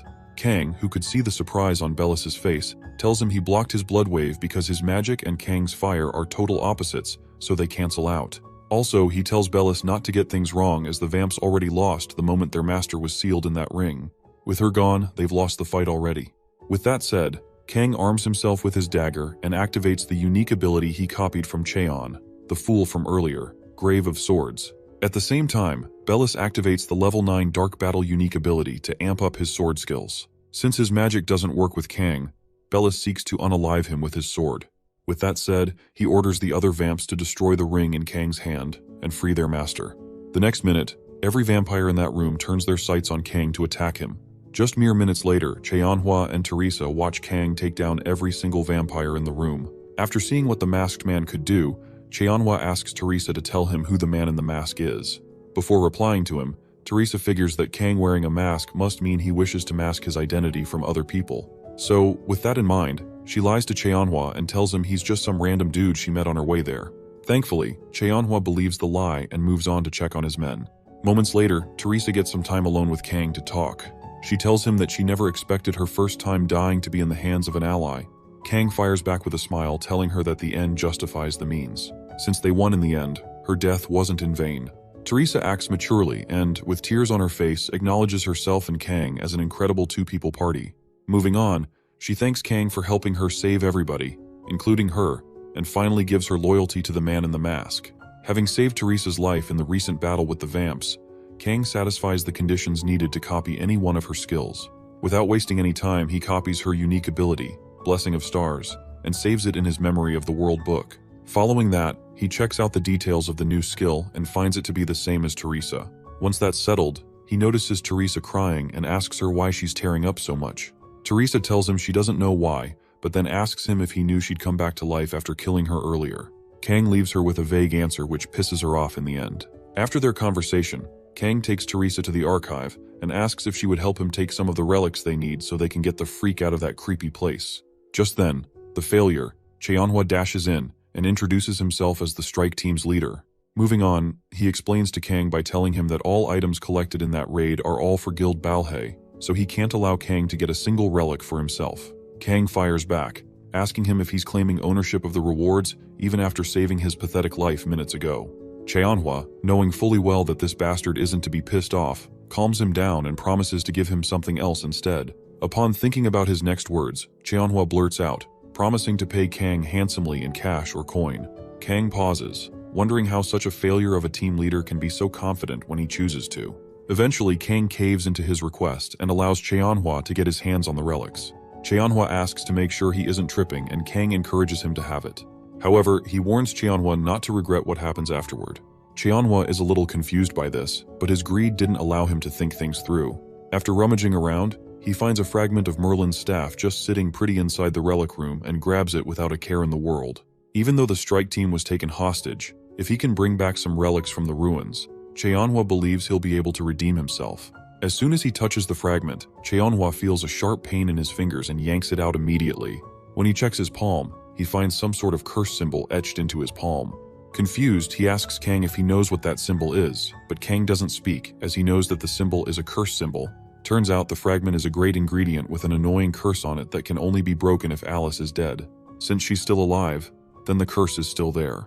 By then, Cheonhwa freaks out and starts losing his shit. Kang quickly grabs Teresa and ushers her out of the room before Cheonhwa starts blaming either of them for his demise. At the entrance of the Tower of Trials in Seoul, Korea, a large crowd of paparazzi stands outside, waiting for the Guild Balhae to return after clearing the raid. Amidst the crowd, agents from the Association of the Awakened are seen waiting for a particular person who's piqued their interest. The assistant manager of the association, Jung Jae-hyun, asks her on-site superior if their source is legit and that the guy is really with the guild. The department manager of the association, Kim Tae-chin, lets her know that they're waiting there, whether they like it or not. As he picks out his cigarette, he urges his peeps to wait and see if their tip pans out. Jung reminds him that experts say it would take at least 3 weeks to clear the ruins, but then Tae-chin says the ruins will be cleared soon. Moving on, he thinks about their POI and gets optimistic about what's to come. As he sparks his lighter, the notification comes in, and everyone there realizes that the ruins have been cleared. Seconds later, the heroes waltz out of the portal to be greeted by the paparazzi. Everyone there congratulates the Guild Balhae for clearing the first-floor ruins, with several reporters asking them to explain how they cleared the ruin and who the MVP was in the fight. Just then, the leader of the strike team, Song Cheonhwa, exits the portal with no hair on his head, eyebrows, or even lashes. While some people feel sorry for him, Others wonder what could have happened in there to cause such a devastating effect. While people wonder, the Saintess of Amsterdam, Teresa, calls their attention and lets them know that Cheonhua wasn't the one who cleared the dungeon. When they ask her to reveal the man who did, Kang steps out of the portal wearing his mask and allows Teresa to give him credit for clearing the dungeon alone. At that moment, Jung asks for permission to call the association, and Taechun gives her the go-ahead. Somewhere in the crowd, Park Hajin, with a bandage headband, scoffs at Kang almost as if he was pissed at him for saving them all. His colleagues soon urge him to stop ranting and just let them get home safely. The next morning, Kang wakes up to find blogs, forums, and nicknames all created online in his honor, with most of them demanding the identity of the man behind the mask. While having his cup noodle breakfast, Kang takes note of the weird nicknames people have given him so far, and pauses to wonder why people are going crazy over a single player who could do the impossible. If anything, he knew the reaction would be intense, but this is just taking things too far. Notwithstanding, wearing a mask to cover his identity was a stroke of genius. And even though Teresa knows his identity, he's still confident in her ability to keep secrets, so there's nothing to worry about. After his heartfelt breakfast, Kang stops worrying about some asshole revealing his identity, and instead decides to have a nice little chat with the grumpy original vampire that's been in his pocket since he came back. With that, he dips his hands into his left pocket and takes out Bram's ring, which was tied to a chain at the time. After taking a breath of fresh air again, Alice speaks out and condemns her new master for daring to keep her in his dark, smelly pocket for an entire day. For the next few seconds, Kang listens to the foolish girl yap and rant about him being a mere human and whatnot. To put her in her place, Kang comes up with a diabolical plan to spin the ring she sealed inside around so fast that she loses balance. When she finally shuts her ass up, Alice finds King keeping an evil smirk on her face. She tries asking Kang to know what's up, but it is already too late as Kang spins her around till her head nearly pops out. Once he's gotten to his satisfaction, Kang pulls the ring up close and asks Alice if she's finally come to her senses. Still, she continues speaking shit about vampires never letting go of their grudges and all that. Kang figures she needs to spend more time spinning, but then Alice sees the familiar smirk again and orders him to stop whatever he's planning. Kang figures she still needs to be punished, so he takes his stance and gets ready to roll. Alice tries to stop him again, but this time, the spinning is much worse than the first time. After spinning her for 3 more hours, Kang finally drops her to rest. Moments later, while Alice is still struggling to regain her balance, Kang infuses the ring with some magic and releases a miniature version of Alice's soul out to the real world, making sure to keep the seal intact. Within her first few minutes back in the real world, Alice vows to get revenge against Kang for making a fool out of her and her subjects. Sadly, when she's finally conscious of her size, she realizes she's merely a shadow of her former self. Confused, Alice asks Kang to explain what he's done to her. Kang tells her that he left the seal intact and only allowed a part of her to materialize. When Alice gets confused again, Kang elaborates further and lets her know that this version of her can only exert about 1% of her original power. Even though he still takes the necessary precautions when dealing with her, she's still way more powerful than a regular vampire. Upon hearing how nerfed she is now, Alice starts sobbing like an MF. Soon after, Kang tells her to stop crying and remember the words he said in the ruins. At that point, Alice tells him to shut the hell up as this isn't the kind of freedom she wants. Kang reasons with her and then promises to give her back the kind of freedom she needs. Hearing this, Alice stops sobbing and asks Kang to explain himself. By then, Kang calls her full name and promises to get rid of the ones who betrayed her and reclaim her spot as the head of the Ataraxia family if she helps him ascend the tower. Before Alice gives her response, the scene goes black. In the next scene, the devs for the Tower of Trials upload a new video of Kang, aka the masked player's trump over the original vampires, to the Hall of Fame for all to see. Minutes after the video was uploaded, the comments started pouring in with the keyboard warriors and Discord mods analyzing the masked player's moves as if they could do half of what he did to the vamps. As more people watch the video, some soon recognize him to be the guy from the Mangrove video. After checking through multiple comments on the same video, Kang finally arrives at the guild building of Park Hajin's guild, Black Crow. The mere sight of the building makes him realize just how much guilds monopolize resources and other things to keep themselves afloat. Not to worry though, as that isn't his concern at the moment. What's more important to him now is paying the bastards back for trying to kill him in the ruins earlier. With that, he puts on his mask and blasts a hole in their building to get inside. There, he finds a plethora of guards just waiting to take him out. Kang takes the fight to them by activating the element of the fire spell and roasting them all with the spell. Meanwhile, the guildmaster of Black Crow, Shin Gyeonsu, is seen in his office on the top floor punishing the son of a gun, Park Hajin, for failing to take the bastard who humiliated them out quietly in the ruins. All he did back then was ruin everything by waking up the guardians of the ruins and giving Kang his moment of glory. Now that he's messed up again, their guild's reputation is about to bite the dust. Shin takes another look at Hajin's disgusting face and kicks the shit out of it. Just then, the guards at the door hear a knock behind the door, but before they can open it, Kang blasts it open with fire and magic. Following that, he moves in and asks Shin if he's the guild master. Surprised by Kang's confidence, Shin commands his men to grab Kang, who's still masked at the time, and deal with him. To get back in Shin's good graces, Hajin leaps to action and charges at the masked man to restrain him. Just as he's about to get to him, Kang removes the mask and helps Hajin remember who he's fighting. A second later, while Hajin's distracted, Kang kicks the shit out of his head and sends him crashing into a bookshelf nearby. Having seen Kang's face also, Shin remembers him as the bastard who humiliated the guild in front of the association and starts making empty threats to the unfazed Kang. Upon hearing enough bullshit, Kang settles down on Shin's chair and urges him not to worry about the videos. Shin gets super pissed off and decides to teach Kang a lesson. To do this, he picks up his katana and activates a level 5 fleeting sword technique. Before fighting him, Shin boasts about his fleeting sword skill being faster than the speed of sound, but then gets worried when Kang doesn't look fazed by its presence. In time, he charges at Kang to stab him. However, before the sword gets to scratch Kang, he picks up a go piece from the sack beneath him and throws it at the blade to break the sword in half. Shin takes a minute to digest what just happened. Did this fool just break his prized katana in half with a go piece? Well, it turns out that was the case as Kang starts bragging about searching for what to throw. With the annoying sword out of the way, Kang gets serious and decides to try asking Shin a few more questions. Before he gets his chance, Shin interrupts and asks him if he came to the building for revenge, just because he ordered for him to be killed. Considering how much of a mess Kang's made just to get to his office, Shin, the selfish bastard, had the nerve to call our bright young MC petty for simply trying to show him that he's not a person to be toyed with. Just as he's about to finish his useless speech, Kang flicks another go piece at supersonic speed straight toward the useless Nimrod's forehead. Shin's forehead bleeds from the effect of the dangerous aerial weapon, and in no time, the man finds himself sitting on all fours with his ass handed to him. By then, Kang begins his response. Firstly, he lets Shin know that he's been spouting nothing but inconspicuous bullshit ever since he opened his dirty mouth to talk. Petty? Kang asks as he holds another go piece to fire at Shin. Knowing fully well what's coming next, Shin makes a terrible attempt to de-escalate the situation.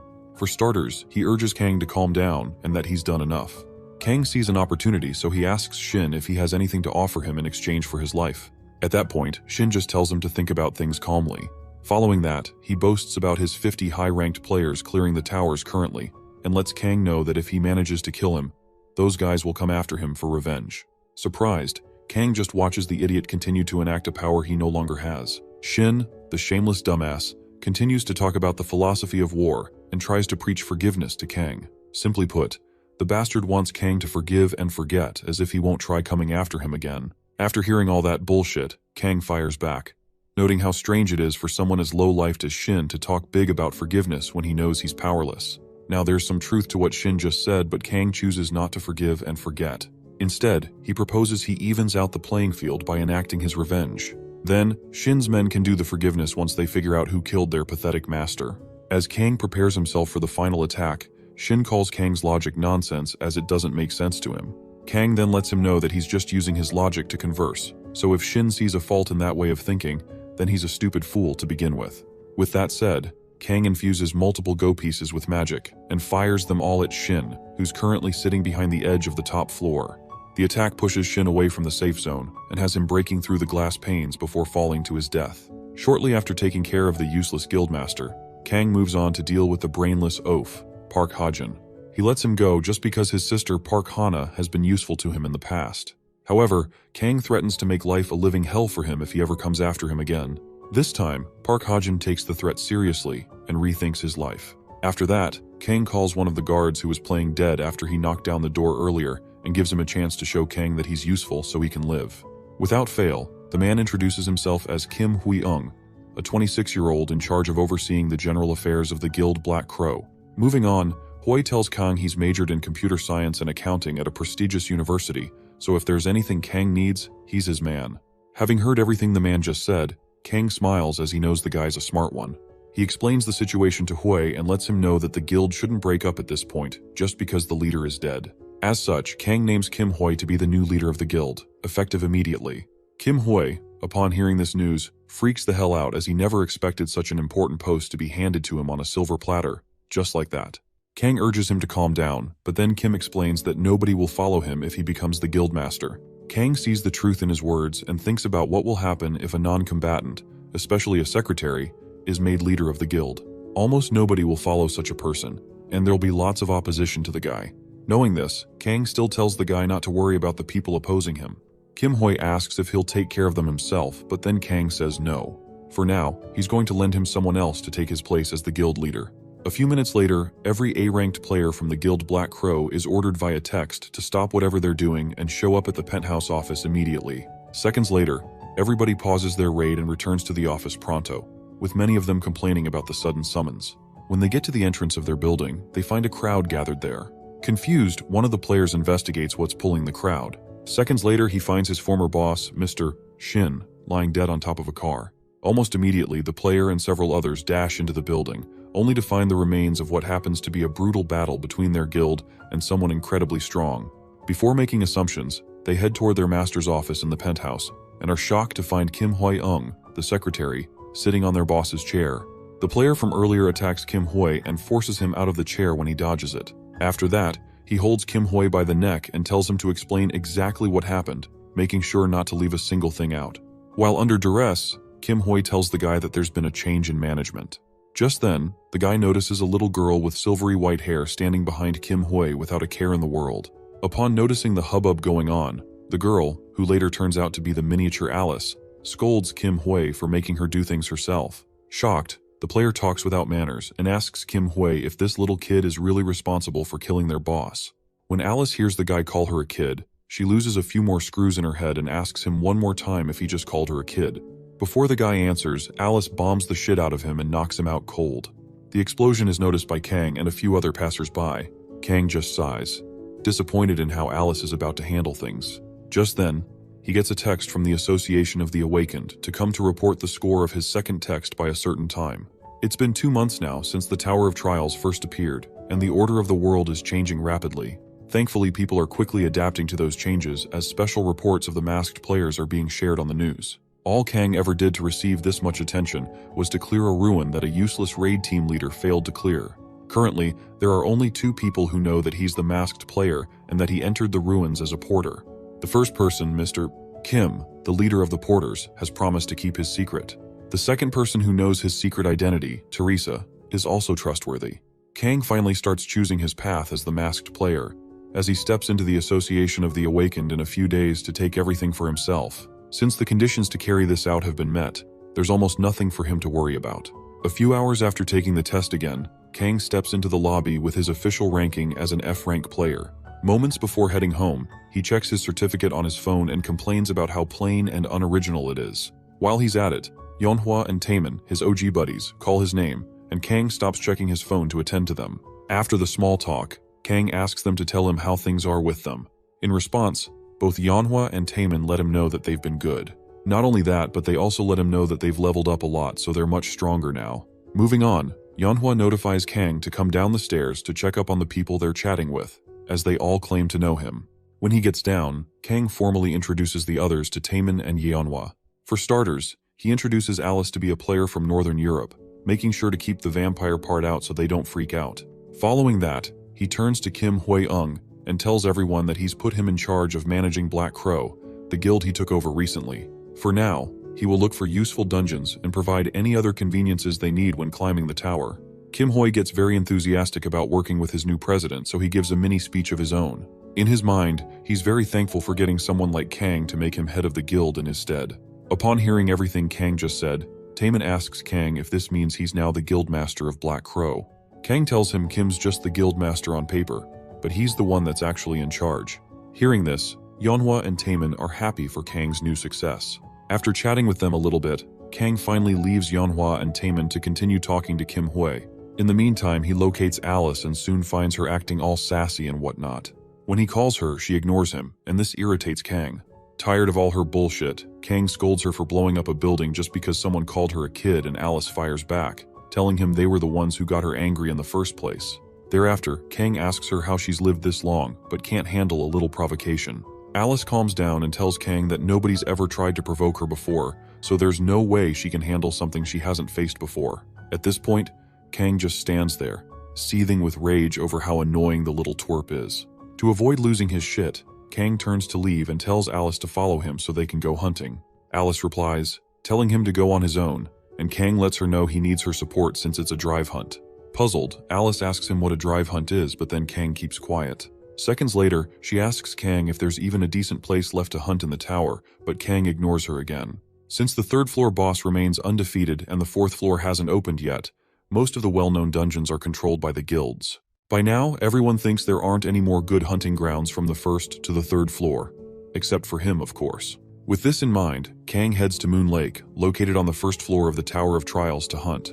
When he gets there, Kang enjoys the beautiful scenery of the location and realizes how nostalgic the place feels since he hasn't been there in ages. Before wasting too much time admiring, Kang focuses on why he's there as humanity's fate hangs in the balance. Just then, Alice, who's now back in the ring, asks him how he plans on hunting in a beautiful place like this. While walking towards the lake, Kang urges her to wait and watch the magic happen.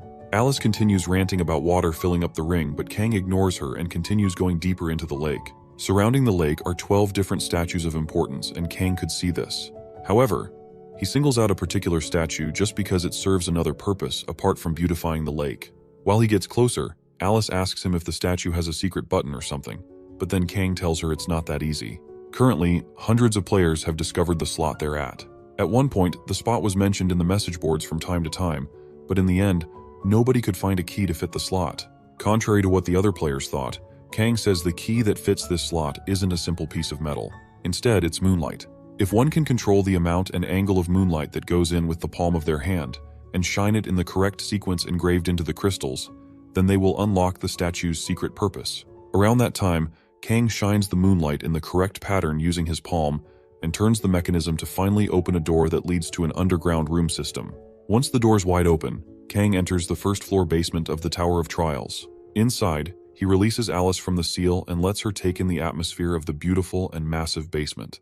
To her, this is a once-in-a-lifetime feeling, so she takes her time admiring the beautiful scenery and remembering what freedom feels like. Knowing fully well she's having an epiphany, Kang asks if she's glad she made the contract with him. At this point, Alice can't complain, so she just gets in her feelings and decides to trust Kang just a little bit. Moving on, Kang activates the Blessing of Stars to exert divine power and defrosts the frozen tear a second time to get a plus 18 increase in his magic stats. Once that's done, Kang returns the frozen tear so it can cool down for the next 24 hours. Now that he's absorbed the frozen tears a second time, he finds it much easier to maintain Alice's form. With a little more time to kill, Kang stops to wonder what the residents of the tower think of the players, especially now that the game has become a reality. To find out, he gives Alice a certain look of curiosity, which she notices, and gets concerned about. Kang then wonders if she, a vampire who's lived for thousands of years, believes she's just a piece of data inside the game.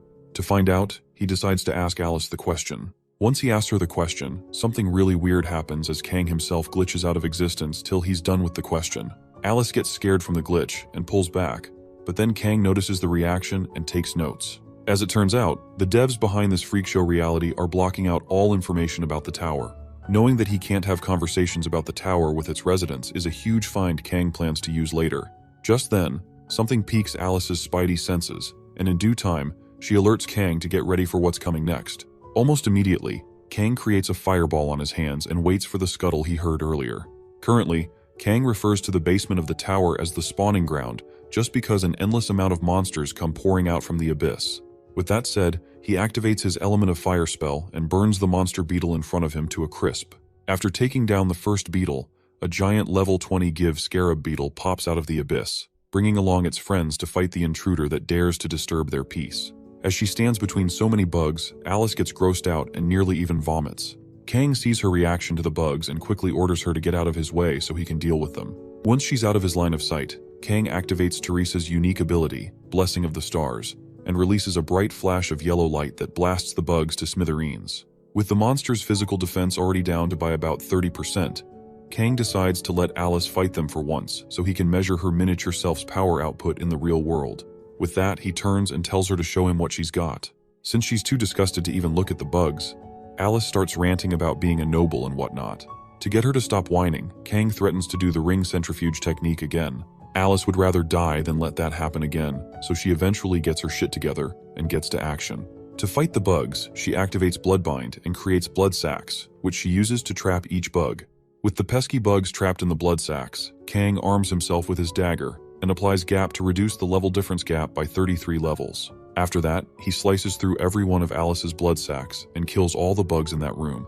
In the aftermath of the attack, Kang levels up like crazy and is finally happy to release all that pent-up energy he's been holding back all this time. To continue farming XP from the bugs, Kang activates the unique ability, Grave of Swords, and slices through every single bug coming for him to level up as quickly as possible. Several miles away, guild masters from all over South Korea gather in the meeting room of the Guild Olympus to discuss the current situation with their raids. Once everyone is seated, Guild Titan's representative, Patrick, starts the meeting by laying out the current problem they all have with clearing the third floor. After launching 8 raids consecutively against the third floor's boss, they still failed. Out of the 100 players from 15 strike teams, only 9 came back alive. Notwithstanding, Patrick says the third floor's boss is relatively ordinary in terms of prowess and special abilities. However, the issue they have is finding a way to defeat the hundreds of thousands of statues the boss commands. Hearing this, Guild China's representative, Tenwei, bangs his hand on the table in frustration and asks Patrick to tell them how they're supposed to defeat that swarm of monsters, despite having tried using an anti-army relic and failing. Just then, Guild Olympus's representative, Maria, cuts in and blames the guild masters for letting their players clear the second and third floors a bit too quickly. As a consequence, there wasn't enough time for them to grow and gather experience. If they had enough players over level 15, then maybe things might have been different. To further buttress her point, Guild Dengun's third strike team leader, Baek Jinho, interjects the conversation and moves on to blame Guild China, Tenwei's guild, for taking control of dungeons to monopolize magic crystals and preventing other guild players from growing. Upon hearing this, Tenwei fires back as he refuses to let that comment slide. To him, all Guild China did was ascend the tower for mankind, so watching Jinho insult them without evidence is what he isn't going to stand for. Jinho adds more salt to the wound by arguing with Tenwei, and the situation nearly goes out of hand. Thankfully, before it does, Patrick urges them to stop pointing fingers, and instead, focus on figuring a way out of this mess. With the decorum restored, Maria asks Patrick if he has something in mind. Patrick begins his grand plan by telling them a little story. Apparently, last night, Patrick's guild was contacted by the demonic ones, who then offered them a way out of their situation on a condition. Seconds after hearing demonic ones and help coming out of Patrick's mouth in the same sentence, Maria, Tenwei, and Jinho all ask Patrick if he's even considering joining forces with the scumbags on the international wanted list.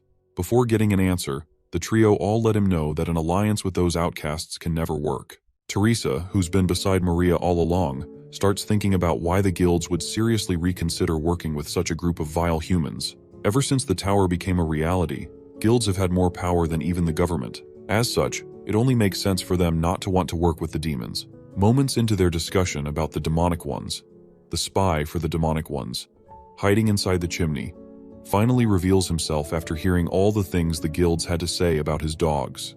After making a dramatic entrance with the fire, the man from the demonic ones lets them know that it's all good to have pride, but then again, are they sure they can take care of this on their own?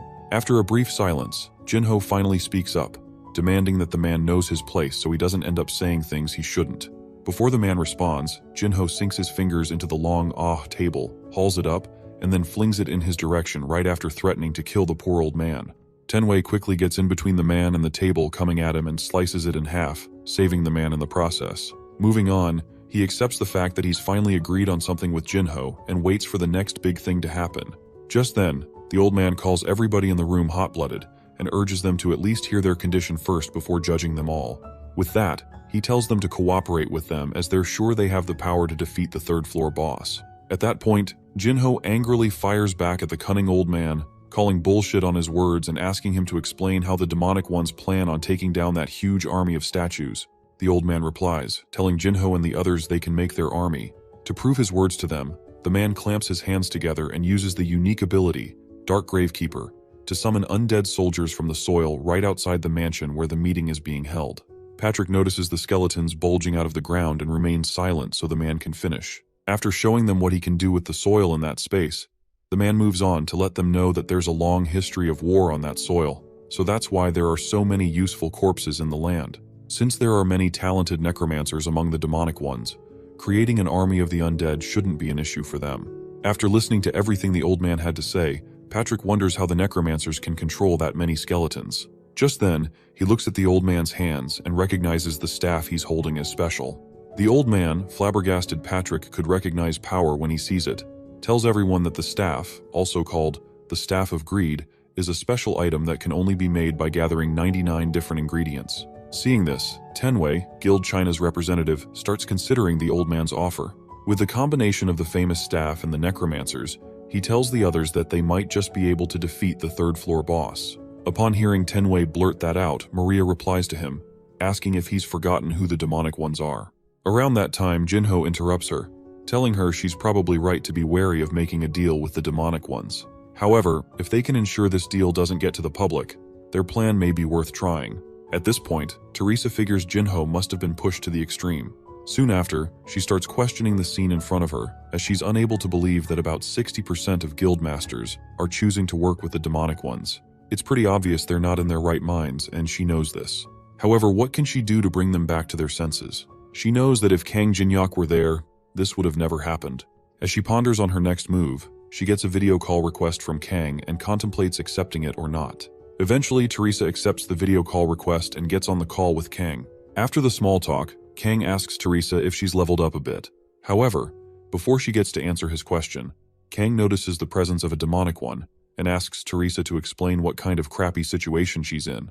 The old man also notices Kang's presence on the video call and demands he avoid hiding his face behind a screen so he can introduce himself. In response, Kang puts on his mask to keep his identity hidden and enlarges the video call screen. Now visible to everyone in the entire room, Kang waits for the comments to come in. Maria's the first person to recognize him as Unknown, the super rookie who cleared the first-floor ruins all by himself. Currently, every major guild in the world is out to recruit this super rookie. Now that he's appeared before them out of nowhere, all those who have been trying to get in contact with Unknown must be overwhelmed with joy by his sudden appearance.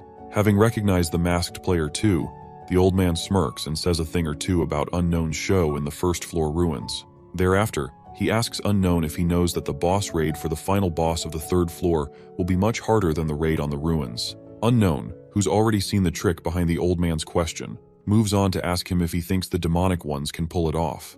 Without hesitation, the man says yes and directs Unknown's attention outside the windows so he can see the huge number of skeletons outside. After that, he tells Unknown that the guild representatives were just about to agree to work with the demonic ones, so there's almost nothing he can do at this point. Just then, Unknown exposes the bastard and calls the staff he's been bragging about to the representatives a knockoff. The old man takes offense at Unknown's comment and asks him to explain himself. By then, Unknown calls out the last two ingredients, those cheap bastards left out while creating the staff. The first one being the heart of an adult, and the second, burial clothes soaked in holy oil. With that said, he asks the old man to argue with his revelation, and the old man keeps his useless mouth shut. When Patrick asks him to prove his claims, Unknown tells the bunch that the OG Staff of Greed usually has a red jewel below the skull. Also, there's no way any sane person can make the real staff while they're still on the third floor. Furthermore, he urges them to look outside and see the quality of the skeleton soldiers. They'd see that those soldiers are designed poorly and aren't very sturdy for long-term combat. If used in a raid, the players won't last half a day in the boss room with those crumbling soldiers. Soon after fully exposing the old man and his peeps, Unknown, who's also Kang in the mask, says the demonic ones wish to buy enough time for them to steal all of the players' coins and items before abandoning them and going into hiding. Since their grand plan has been exposed, the old man makes empty threats at Unknown before disappearing into a purple mist. Less than a second after his disappearance, the skeletons also vanish from the front yard. Now that the guild representatives are back to where they started, Patrick asks everyone in the room what they feel they should do. Just then, Unknown speaks up and urges them to leave things to him so he can give them a good reason not to cooperate with those fools. Concerned, Patrick asks if Unknown is suggesting he can do things on his own, and Unknown says yes. At that point, every single guild representative in the room starts thinking of how beneficial it would be for them to recruit Unknown into their guild. After the long pause, they all start pitching their offers and ideas to Unknown, hoping to win him to their side so they can control him. While some propose more money than he could ever need in life, others propose support, and then there's Jinho, who proposes something else. Before he can say what it is, Unknown interrupts them and tells them he doesn't need any material things from them. However, if they can block off the area so other players can't get in, then he'll be grateful and won't ask for any other compensation. Hearing this, Maria gets concerned and asks him why he would go that far for the guild. Tenwei supports her statement and starts calling Unknown suspicious before asking for his reason. As he's put on the spot, Kang searches for a lie that will fool them. When he finds one he can use, he says he's only trying to help out his precious friend. At that moment, Teresa's face turns red as she blushes in surprise. The whole room falls silent and Kang starts cringing hard behind the mask, as he'd never expected himself to say something of that nature. Teresa asks him again to make sure Kang is sure he said what he said. Just then, Jinho gets super excited and admires Unknown's camaraderie. Unknown continues yapping with Jinho just to sell his lie to the others. Once he gets everyone to be in a good mood, Kang checks the screen record button to make sure it's on. Turns out any regular player would have gladly accepted the signing bonus like it was nothing. However, he's not as short-sighted as a regular player, as him giving up on receiving compensation just for his comrade is something he can use to get overwhelming benefits next time he needs their help. Upon ending the video call, Kang cuts out the parts with the demonic ones from the video before uploading it to the Hall of Fame. Following that, he checks his stats and information to find out he's already at level 12 after spending less than a day in the spawning grounds. If anything, things are working out much better than he expected. While he's at it, Alice returns from her fight with the bugs and chastises Kang for making her fight all those bugs on her own. Kang figures if she has enough energy to complain, then she's not dying anytime soon. Pissed, Alice guilt trips Kang into making him feel like he's using her as his slave, not his partner, and Kang lets her know she's hurting his feelings. Moving on, he opens the tower's online store and tells Alice he's about to buy her a mana supplement, but then she lets him know that those things don't work against vampires. Kang asks her to explain herself, and Alice says she won't be able to support him if she doesn't have enough mana. With that said, Alice takes out her fangs, dripping, and lets Kang know that she'll be taking all the mana she's used. Confused, Kang staggers and asks her to calm the freak down. Sadly, Alice was already too far gone to even listen to anyone. So she sinks her fangs in Kang's neck and sucks out a few pints of blood to feed herself. After lunch, Alice feels very refreshed and cleans herself up. Kang, who's feeling a little dizzy, asks Alice to tell him how much she sucked. Alice ignores the question and lets him know that she's all refreshed and ready to rumble, so what now? Well, Kang continues shopping and buys a bunch of seemingly useless things for his inventory. Alice asks why he's bought so many useless things, and Kang tells her that they all have their uses. Moving on, he calls Alice's name and lets her know that they're about to start getting busy. Since they have to finish up the basement floor by the end of the day, they have to get serious. With that, he tells Alice to hold on tight and leaps further into the hole in the abyss. After falling for a few minutes, Alice gets concerned and asks her partner if he's ever fallen through that hole before. Kang mumbles a few more cocky words right before telling Alice to activate her reverse gravity spell. When she does, Kang uses the spell to land safely at the bottom of the hole. Now out of danger, Alice calls Kang reckless and lucky for being so carefree. Minutes later, she senses something coming for them, and Kang lights up a torch with his element of fire right after telling her that he knows they're not alone. Just then, countless bugs and monstrous anomalies show their faces to intimidate Kang. Kang, who's not threatened by them, calls bullshit and urges the real master of the abyss to show himself. Around that time, the master speaks up and asks Kang if he knows about him. To show the monster that he knows exactly who he is, Kang calls him the hound who prowls the desert, Anubis. Upon hearing how Kang just described him, Anubis gets super pissed and tells Kang that he was initially going to have some fun with him, but now that he's decided to be stupid and disrespectful, he's going to just do away with him. Kang fires back by letting the big dumbass know that he isn't there to chat either. Rather, he provokes the dog, Anubis, and tells him to hurry and come at him. At this point, Anubis laughs at how absurd Kang sounds, challenging a god as if he's stronger than he looks. Alice, on the other hand, could see how dangerous Anubis is. To save her partner from sudden death, she gets in between them and tells Kang to find his way back up while she holds him off for as long as she can. Kang smirks when he finds out just how much Alice cares about him. Following that, he pushes her behind him and tells her to just watch him do the impossible. Alice warns him not to get cocky, but then Kang tells her to just relax and watch him show her the kind of person she made a contract with. Amused by Kang's confidence, Anubis raises his staff and activates his unique ability, Anubis Judgment. Kang recognizes this skill as the special skill Anubis always activates each time someone faces him. This absolute judgment skill activates once the victim answers 3 of his questions. For the first question, Anubis asks Kang to tell him if Alice told Kang about him.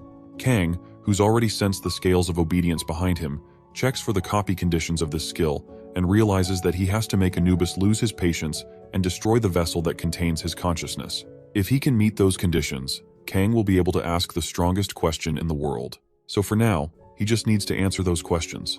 regardless of whether or not he tells the truth. To answer the first question, Kang confirms Anubis's suspicion and tells him yes.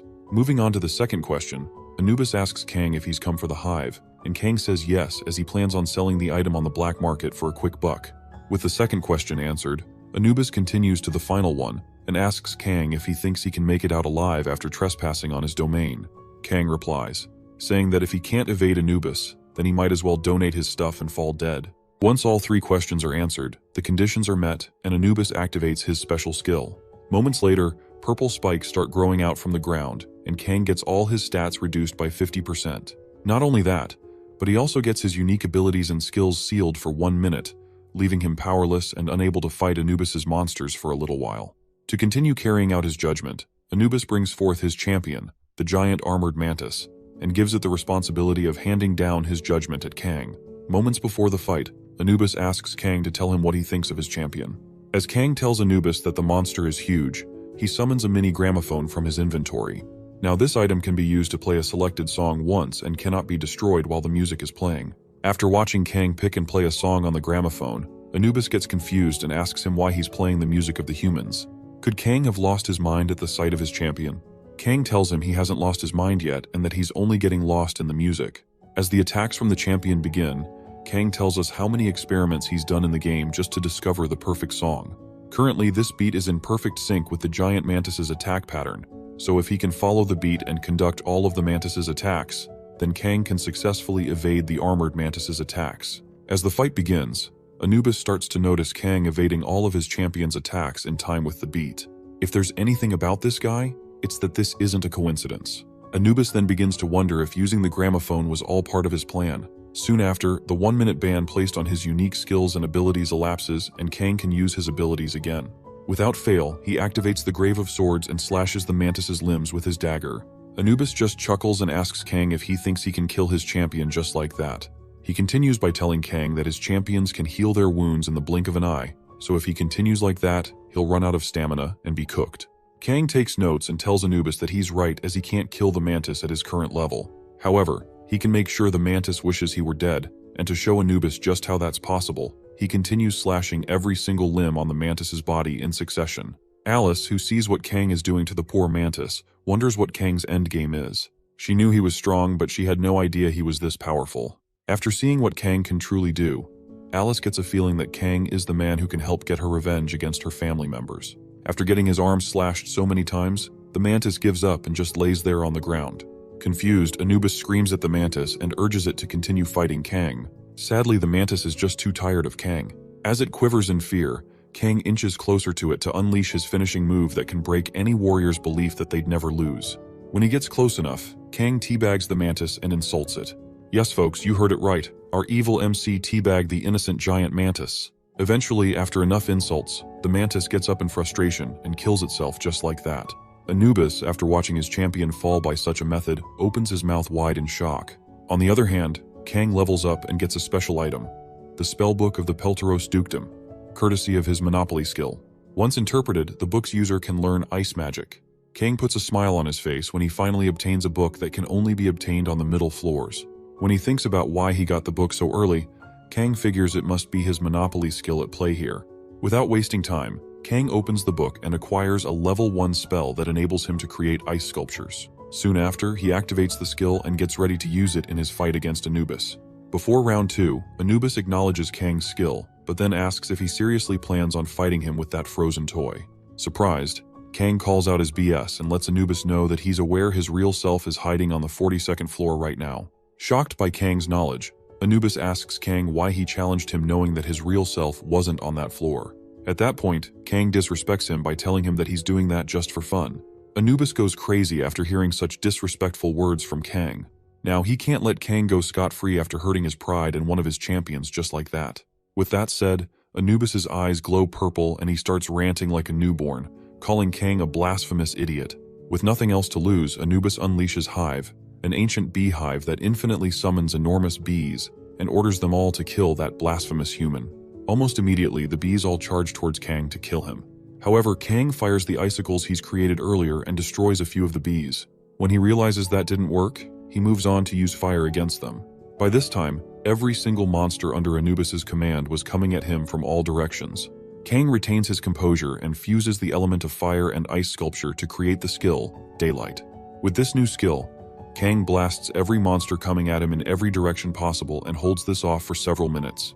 The level 1 Daylight skill is a special mass destruction skill that compresses and releases mana with white magic, and Anubis is forced to watch Kang massacre his army of monster bees. Soon after watching more bees get destroyed by the second, Anubis decides to change his strategy and create monsters that even Kang can't destroy. To do this, he activates another special skill of his called Target Selection. Moments after creating the skill, a strengthened creature is created in the so-called hive and brought forth to face its new enemy, Kang. Mere seconds after its creation, the creature, which looks like a giant wasp, charges at Kang, armed with its stinger. Before the creature gets to him, Kang creates more ice sculptures and fires them all at the giant wasp monster. The ice sculptures pierce through the wasp's body and create holes large enough to kill it completely. However, Anubis only chuckles at the sight of this as he knows Kang is just wasting his time. Seconds after his initial attack on the wasp, Kang gets to watch it not only come back to life, but also multiply. Following that, Anubis sees the chance to gloat about his new creation. He tells Kang that the monsters created with target selection don't just die, they simply multiply. So no matter how strong Kang's skills are, they are useless as he's now fighting a battle of attrition. Fully aware of his new reality, Kang decides to try a different approach to killing the wasps. Instead of hopelessly fighting and waiting for a miracle to happen, he picks up an enlargement pill, which is also known for multiplying the target's size tenfold, from the stuff he bought earlier from the store, targets the main wasp's mouth, and flicks it inside it. After getting the pill in the wasp's mouth, Kang needs to wait for 1 more minute before the pill's effects are activated in the wasp's belly. For now, he keeps his wits about him and hops from wasp to wasp, evading as many attacks as he can when he can, all while making sure not to kill any wasp while he's at it. During his charade, Kang goes as far as holding the antenna of one of the wasps and riding it around like his personal chariot. Seeing this, Anubis understandably gets super pissed as he orders his wasps to stop fooling around and kill Kang that instant. What he didn't know was that Kang was not provoking him just for fun. As it turns out, everyone would expect a player fighting creatures that don't die and just continue multiplying in numbers to just lose hope and give everything up. Kang, on the other hand, doesn't see things like that. As an outstanding player in this hellish game, he had seen his opportunity to create something good out of this seemingly hopeless situation. As he leaps from wasp to wasp, Kang takes out another item he bought from the store earlier, a mysterious cube, and uses it to trap all the wasps in the room. Furthermore, he combines 4 more things he bought from the store and uses the effects to enhance his mysterious cube so it can last a longer period. Once that's done, the wasps start banging and slamming every inch of the mysterious cube, hoping to get themselves freed from the restraints. Upon getting a sense of the patterns through the wasps' repeated attempts and calmly analyzing the situation, Kang finally created an infinite item glitch that forced the wasps into making something he wanted. Right after trapping the wasps in the mysterious cube, Kang activates a level 5 element of fire spell, gets the flame inside the cube, near the wasps, and makes it go kaboom. This action activates the effects of the enlargement pills, and after a few moments of chaos, screeches, and blazing inside the mysterious cube, several dozens of enlargement pills start dropping like flies from the wasp's ass. If Kang plans to go up against any boss that has a large army, then he needs as many enlargement pills as he can get. So, monsters like this, which multiply indefinitely, are the most effective copy machines ever, not just for copying experience points, but also for copying items. At that point, Kang levels up like crazy and shocks Anubis to the bone. Upon seeing what Kang just did to his wasps, Anubis questions his reality and starts wondering if he's seeing things or not. Shortly afterward, he starts asking rhetorical questions about Kang preparing the items in advance, just to combine them. If anything, Anubis is sure Kang already knew the hive's characteristics and provoked him from the start, just to lead him into unleashing the wasps and trapping them. Having realized this, he slams his throne and reaches for the hive. When he gets a hold of it, he crushes the hive and destroys Kang's chance of infinitely multiplying the enlargement pills. Kang gets disappointed by the party pooper but still takes what he gets in the long run. Now seething with rage, Anubis scoffs at Kang's humiliation attempt and stomps his feet on the ground, screaming out the word blasphemy, so every monster in the depths of that room can hear him out. Once he's done letting off some steam, he points at Kang and tells him to make sure he survives and moves up the tower so they can meet again on the 42nd floor. In response, Kang tells him to stop shouting at him as he's going to climb the tower anyway. Anubis continues shouting anyway and tells Kang that once they meet again, then he will personally judge him for his blasphemy. Following that, he smiles and destroys his vessel, which makes him disappear. Right then and there, Kang meets the conditions needed to copy Anubis's judgment skill and saves it to the memory of the World Book right after copying it. He then checks out the details after copying it and realizes that he can now reduce his target's stats by 50% and disable the use of skills and unique abilities for 1 minute, right after asking them 3 questions they answer. For now, the ability can only be used on the same target just once. If used improperly, then Kang will incur the wrath of the gods of ancient Egypt. Just then, Kang receives a notification stating that the gods of ancient Egypt are interested in him. When he looks further into it, he soon realizes that they're pissed at him for shitting on Anubis like that. Turns out the gods in the tower are that petty, but who cares? As for Alice, who's been watching the whole thing from the start, speaks up when it's all over and asks Kang to explain what the hell just happened. Kang tells her Anubis just rage quitted on him, but then urges her to stop acting surprised since he already won the fight.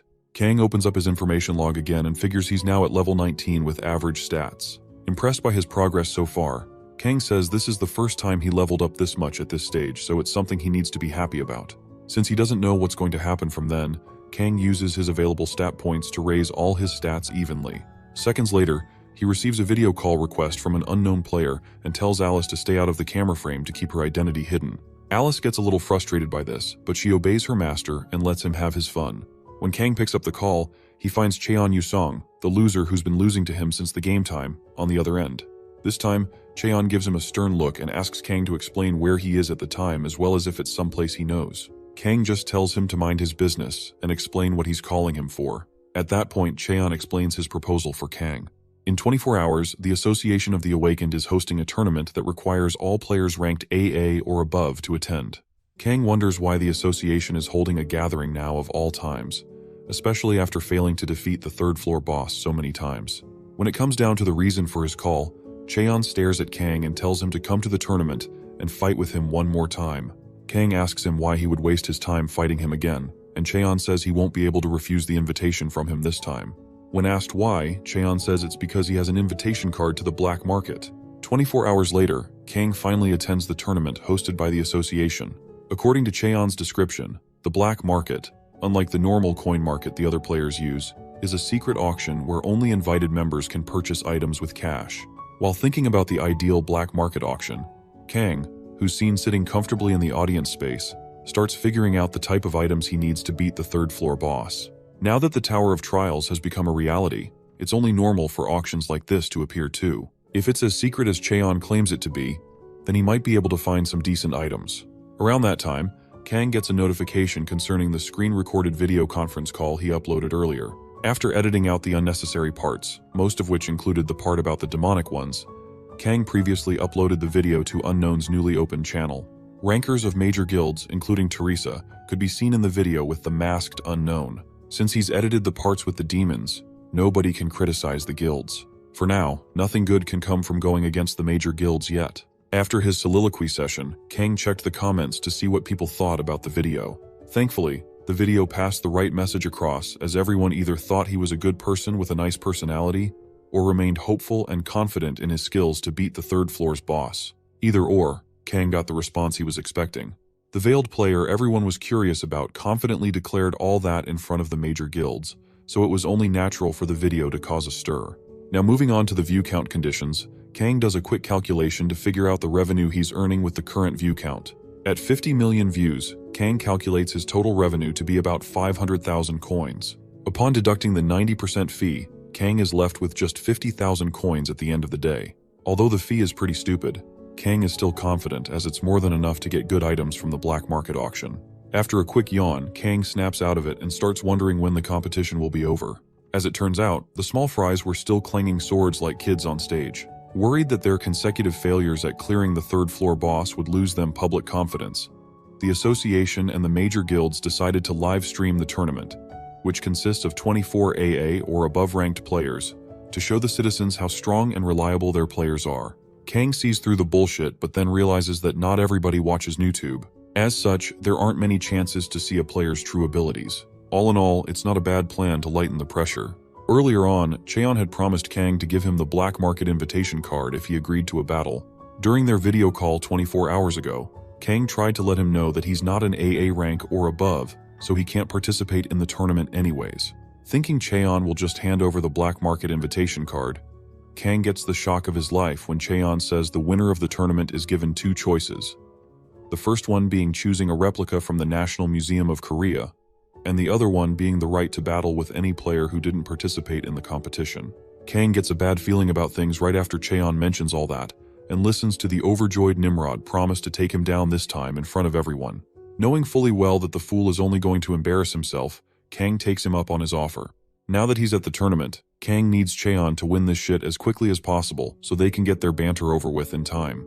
Around that time, Kang gets to watch two fools clang swords and mouth rubbish at each other just to add some fun to the tournament. Soon after, a familiar Anubis structure shows up on stage, swings its hand at them, and knocks both of them out like they were nothing, erupting flames from its hands. Moments after taking down the small fry, Min Jong-woo and Lee Yuri show their cocky faces and smirk at the audience. Just then, about 4 suits from the front seat make their comments about the duo.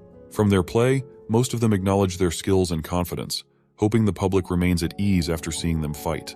As the audience cheers the fighters on, one of the suits asks his guildmaster if he's already seen any player they can recruit to their guild. By then, the guildmaster of the guild, Black Cloud, Hong Deokpyo, speaks up and tells his men that there's only one fighter who's caught his eye, and that fighter is none other than Cheon Yuseong. As Cheon steps into the arena to fight the other players, Hong analyzes his fighting stance, restraint, control, and visibility. So far, they're all exceptional. On top of that, Cheon executes his opponents cleanly and with an acute technique. Before that time, Hong had asked Cheon to join their guild, but Cheon blatantly refused his offer to carry out his plan. Being the first person to ever reject an offer to join his guild, Hong remains hopeful that Cheon will change his mind after the tournament. Just then, someone behind Hong complains about how frustrating things have been for him so far. When Hong looks behind, he finds the four-eyed doofus telling him that if Hong had let him compete in the tournament, then he would have taken care of all those insects and made the cocky Cheon kneel before them for declining their offer disrespectfully. Upon removing his glasses, the Starboy, identified later as Guild Black Cloud's AAA rank player, Jung Do-yeon, asks Hong if he agrees with him. Hong scoffs and tells him to focus on the interview he spent so much money to get him and stop grumbling about the game. Do-yeon smirks and tells his boss not to worry about him too much as the camera loves him and won't fail him anytime soon. As of now, Do-yeon has the talent to become an S rank shortly, but the only problem with him is that he likes to show off way too much. Anyways, if word comes out that Hong recruited such a promising player, then Black Cloud's status will naturally increase. For now, he just needs to tolerate Do-yeon's cockiness. With the tournament nearing the final stages, every fighter in the arena unleashes the greatest moves in their arsenal for a chance to get to the top and become the new face of Korea. Just when they all thought things were sealed for them, a mysterious person swoops in and knocks every single one of them down, including Min Jong-woo and Lee Yuri. Once he's done taking care of them, the mysterious player reveals himself to be Cheon Yuseong and is named the winner of the tournament. At that moment, every Korean citizen gets to see what a hottie the fool is. Soon after clutching the win, Cheon appears on national TV with a reporter who congratulates him and then asks to know which choice he's yet to make. Is he going for the replica relics or will he go for the battle request? Without fail, Cheon says he's going for the battle request and shocks everybody watching him. While some thought the guy was just yearning for a fight, others thought he was going to fight a big shot like a guildmaster. After choosing the second option, Cheon Yuseong is given the choice to choose his next opponent. As the whole of Korea waits for him to pick a worthy opponent, Cheon stares at Kang's direction and points at him to come down to the stage. Since Do-yeon is sitting right in front of Kang, he flares up as he thinks Cheon is calling for him. Just before he gets up, Hong sits him back down and urges him to trace Cheon's eye movements well. When they do, they realize that Cheon wasn't even pointing at Do-yeon. Instead, he was pointing at someone sitting behind him. Just then, Cheon hurries Kang to get up and stops acting like he doesn't see him. Do-yeon starts wondering who Cheon is pointing to, as he doesn't think there could be another match for Cheon besides him and Hong. By then, Kang gets up and exchanges a few snide remarks with Cheon before getting to the stage. Once Cheon lowers his sword, the 4 suits from earlier rush to check out who the person Cheon is challenging is on the database. When they look him up, they find the player's name to be Kang Jinhyuk, an F-rank player. Surprised by his choice, Hong wonders what Cheon stands to gain by battling someone who's not at his level. Does he enjoy harassing weaklings in front of an audience? Whatever Cheon is scheming, Hong is interested in figuring out his endgame. Upon getting to the stage, Kang begs Cheon to stop challenging him once he loses this time, as it's about time for him to learn when to give up. Cheon asks Kang why he thinks that he's going to win. How can Kang say such things after seeing Cheon beat the shit out of the others? Kang chuckles, letting Cheon know that he's certainly grown stronger than before. Cheon takes offense at Kang's words and tells him he's trained without stopping just to take him down. If Kang wants the invitation, then he'll have to work for it. With that said, Cheon activates a level 6 soul-chasing sword energy that makes Kang's fire powers tingle. To start his next fight, Kang activates his level 5 element of fire magic and gets ready to rumble. A few minutes after the fight begins, Kang easily overpowers Cheon Yusong and blasts a hole through the arena's roof with his newly acquired ice magic, all while trying to bring him down. With the entire arena in shambles, Cheon uses the very last ounce of strength he has left to ask Kang just how many skills the guy has in his arsenal. Before Kang even gets to give him a response, Bro collapses and loses the fight. Shortly afterward, Kang rummages through the idiot's coat to fish out the black market invitation card Cheon promised to give him if he won. Since he's technically won the fight, then Kang is just taking what's already his, not stealing it. Once he gets his hands on the card, Kang grins and promises to put the card to good use. By that time, everybody, including the 4 suits from earlier and the Guildmaster of Black Cloud, had already seen what Kang, the supposed F-ranked player, could do. While some of them try to figure out how he was able to create those ice missiles and the light beam, others are simply wondering if he's even human at all. Kang, on the other hand, takes a detour after the fight to check up on Lee Yuri and Min Jongwoo, his first recruits. When he gets their attention, Kang takes them through the small talk and reminds them about the first time they met. Min provides a detailed description of how their first meeting went, stating especially how intense it was, but then Kang urges them to put it behind them and think of this as a new beginning. Since they would rather not be Kang's enemies, both of them accept his proposal. As a show of goodwill, Kang asks Yuri to give him her phone number, with the option to refuse the request if she wants to. Hearing this, Yuri decides not to share her number, but then Kang asks if she'll rather deal with his pettiness after refusing to help him with her number. Lee Yuri knows better than to be on Kang's bad side, so she willingly hands over her number and urges him to leave her alone. Moments later, Do-yeon leaps out of his freaking seat in the audience stand and lands in the arena to confront Kang, who just beat the shit out of Cheon Yusong. As the tension in the air grows by the second, Do-yeon tells Kang how shocking it felt to see him, a supposed F-rank player, beat the shit out of Cheon, a man with potential. Kang ignores the man's comments and quickly activates his level 3 Eye of Truth to see Do-yeon's information. From what he could find, Do-yeon is a 33-year-old level 21 male with average stats for his level and the unique ability, Titan's Strength, alongside a bunch of others. To copy Titan's Grip, Do-yeon's unique ability, Kang has to discover Do-yeon's ulterior motive for coming outside and meeting him right there in front of everybody. This information makes Kang wonder how the system always recognizes his opponent's intentions. Maybe there's more to this so-called system than just being a simple program. Before Kang gets too deep in his feelings, Do-yeon calls him back to Earth and tells him not to give him such a scary look, as he's not there to fight him. When Kang asks him to say what he wants, Do-yeon starts his sob story, telling Kang that since they're probably going to see each other often and work in the same field, he just wants to shake hands with his future colleague, whom he will be working with side by side. As Do-yeon reaches his hand towards Kang, Kang activates his Eye of Truth a second time to see through all that BS the idiot just said. As expected, Do-yeon's words are false. Behind that face he's putting off, Kang sees the bastard's insecurity and rage, and he knows that the reporters are flocking towards them as if they were waiting for this moment. With his hand poised for a handshake and his unique ability being Titan's Strength, paired together with the look of anticipation from Black Cloud's Guildmaster, Kang figures that if this doofus in front of him can make a show of overpowering the newbie who just defeated the winner of the tournament in front of the reporters, then he'll steal the spotlight. Right after figuring out Jong Do-yeon's ulterior motives, Kang meets the conditions to copy his unique skill and copies it without fail. Once he's done, he checks the description of the skill and figures he can use to increase his grip strength dramatically. Not only that, but he can also use items that are up to 10 times his total body weight. Back when the tower was just a game, there were very limited skills for Kang to copy, but now, the opportunities are endless for Kang. Right after copying the skill, Kang asks Do-yeon a series of questions. For the first question, he asks him if he's representing his guild with that handshake. Do-yeon answers him and says yes, also noting that if he joins their guild, then he'll be given special treatment. For the second one, Kang asks him if he'll get a contract bonus once he joins their guild. Again, Do-yeon urges him to just drop them a number and they'll match it ASAP. At this point, Kang extends his hand to shake Do-yeon. Just as he's about to shake him, he asks Do-yeon if he thinks he can defeat him in a battle of brute strength. Do-yeon sneers, clamping his hands on Kang's after activating his level 5 Titan's Grip, and answers Kang's final question by telling him that he can and will. With all 3 questions answered successfully, Kang activates Anubis's Judgment, the skill he copied from the ancient god down in the abyss, and reduces all of Do-yeon's stats by 50%. For the first few seconds, Do-yeon's body freezes up and he's unable to move. Just then, Kang activates Titan's grip and forces Do-yeon to his knees.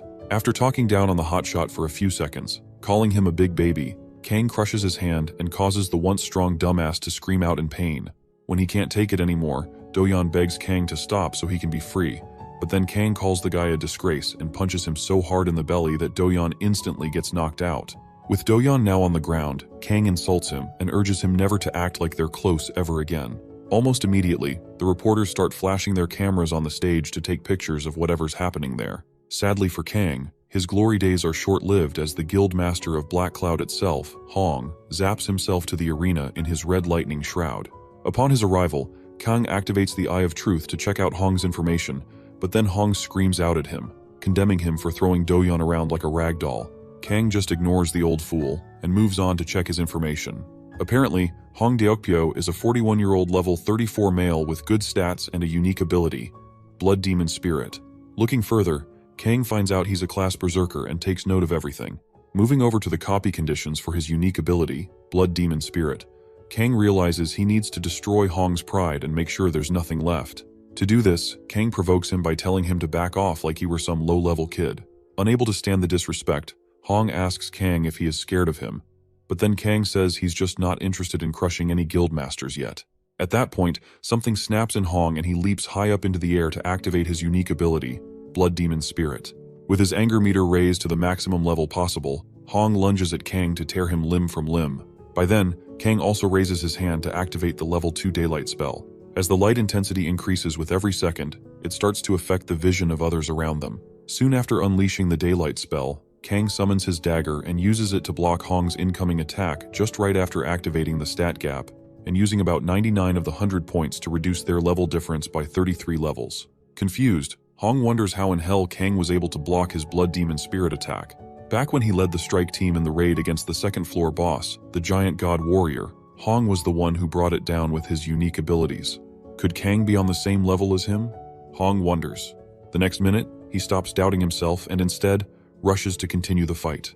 Moments before round 2 begins, someone intervenes and stops them from fighting using his level 4 mediation spell.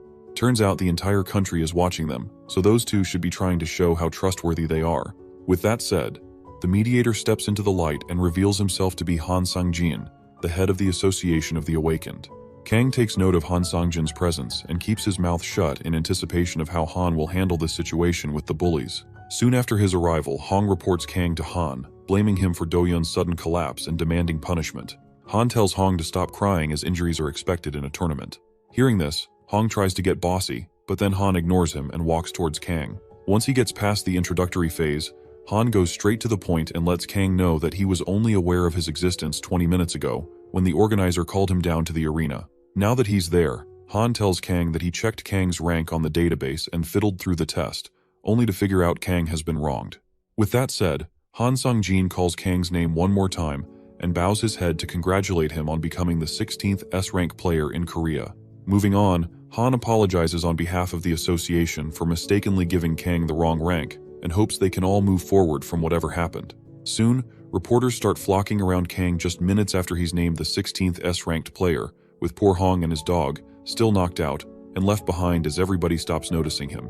After a while, Hong pauses to wonder why they're being overshadowed by Kang. To get his shine back, Hong calls a reporter and tells him to get the others as his guild will reveal a special plan to take down the third-floor boss. Unfortunately for him, the reporter yanks himself off his coat and gets to Kang's position.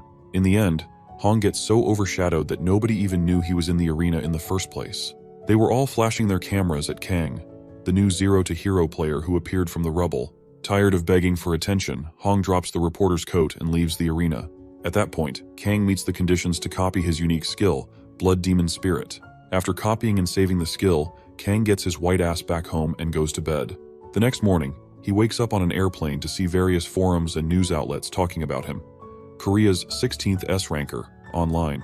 As for the video that was uploaded to the Hall of Fame the previous day, Kang logged in to check the comments. There, he finds some pretty hilarious comments all aimed at praising how easy it was for an F-ranker to get the S-rank position. Satisfied by his findings, Kang can rest easy now, so he enjoys his flight. Now, how did he get on a plane? Well, it turns out Kang's next stop was to get to Las Vegas so he could get into the black market auction. As an apology gift from the association for defaulting on his rank, Han Sung-jin covered his flight expenses and ensured Kang flew first class. So far, Kang isn't complaining. Soon after getting himself comfortable, Kang starts to understand why everyone wants to get a high ranking. The treatment is good, the food is good, heck, even the chair is immaculate. As the plane hits the skies, Kang is greeted by a nice flight attendant and is served a nice gourmet dish. Once the attendant's gone, Kang digs into his dish and enjoys the tastiness to the max. A few minutes into eating his food, Alice suddenly calls him from inside the ring on the necklace around his neck and tells him that the blood of the guy talking to the flight attendant gives off a strange, unpleasant, and vile smell. At first, Kang just thought Alice was yapping, but she tells him she isn't joking this time. If anything, that guy is probably not human at all. At this point, Kang takes Alice seriously and decides to see things for himself. After activating his Eye of Truth, Kang discovers something way off about this guy. His name is Alex Judro, a 24-year-old level 27 player with the class Necromancer and unique ability, Forgotten Ancient Tomb. After checking the conditions to copy his skills, Kang figures out that he needs to befriend Alex and join the Association of the Demonic Ones. By this time, Kang starts wondering how the guy can keep calm knowing he's evil. Before he knows it, the guy walks towards him and stops when he recognizes his face. He then asks Kang if he's truly Kang Jinhyuk, the recently promoted S-rank player. That instant, Kang figures the guy must have taken the same flight as him just so they can talk privately. To avoid keeping him waiting, Kang confirms that he's the most recent S-rank player. By then, Alex formally introduces himself as a businessman and proposes they drink to kill time. Kang accepts the proposal and has Alex take out a top-shelf cognac drink for them to enjoy while they chat their sorrows away. After listening to so many of Alex's sob stories, Kang stays on alert as he realizes that Alex might change the subject soon. When it's finally time to reveal the real reason why he's in Korea, Alex tells Kang that he isn't really there because of his cosmetic business. Rather, he's there to expand his other business related to the Awakened. Confused, Kang asks him to elaborate and Alex says he's run into a bit of a problem. When asked to share, Alex asks Kang about the masked player, Unknown, and Kang talks about the video he saw recently where Unknown declared he'd beat the third-floor boss all by himself. Moving on, he asks Alex if his problem has something to do with the masked guy, and Alex says yes.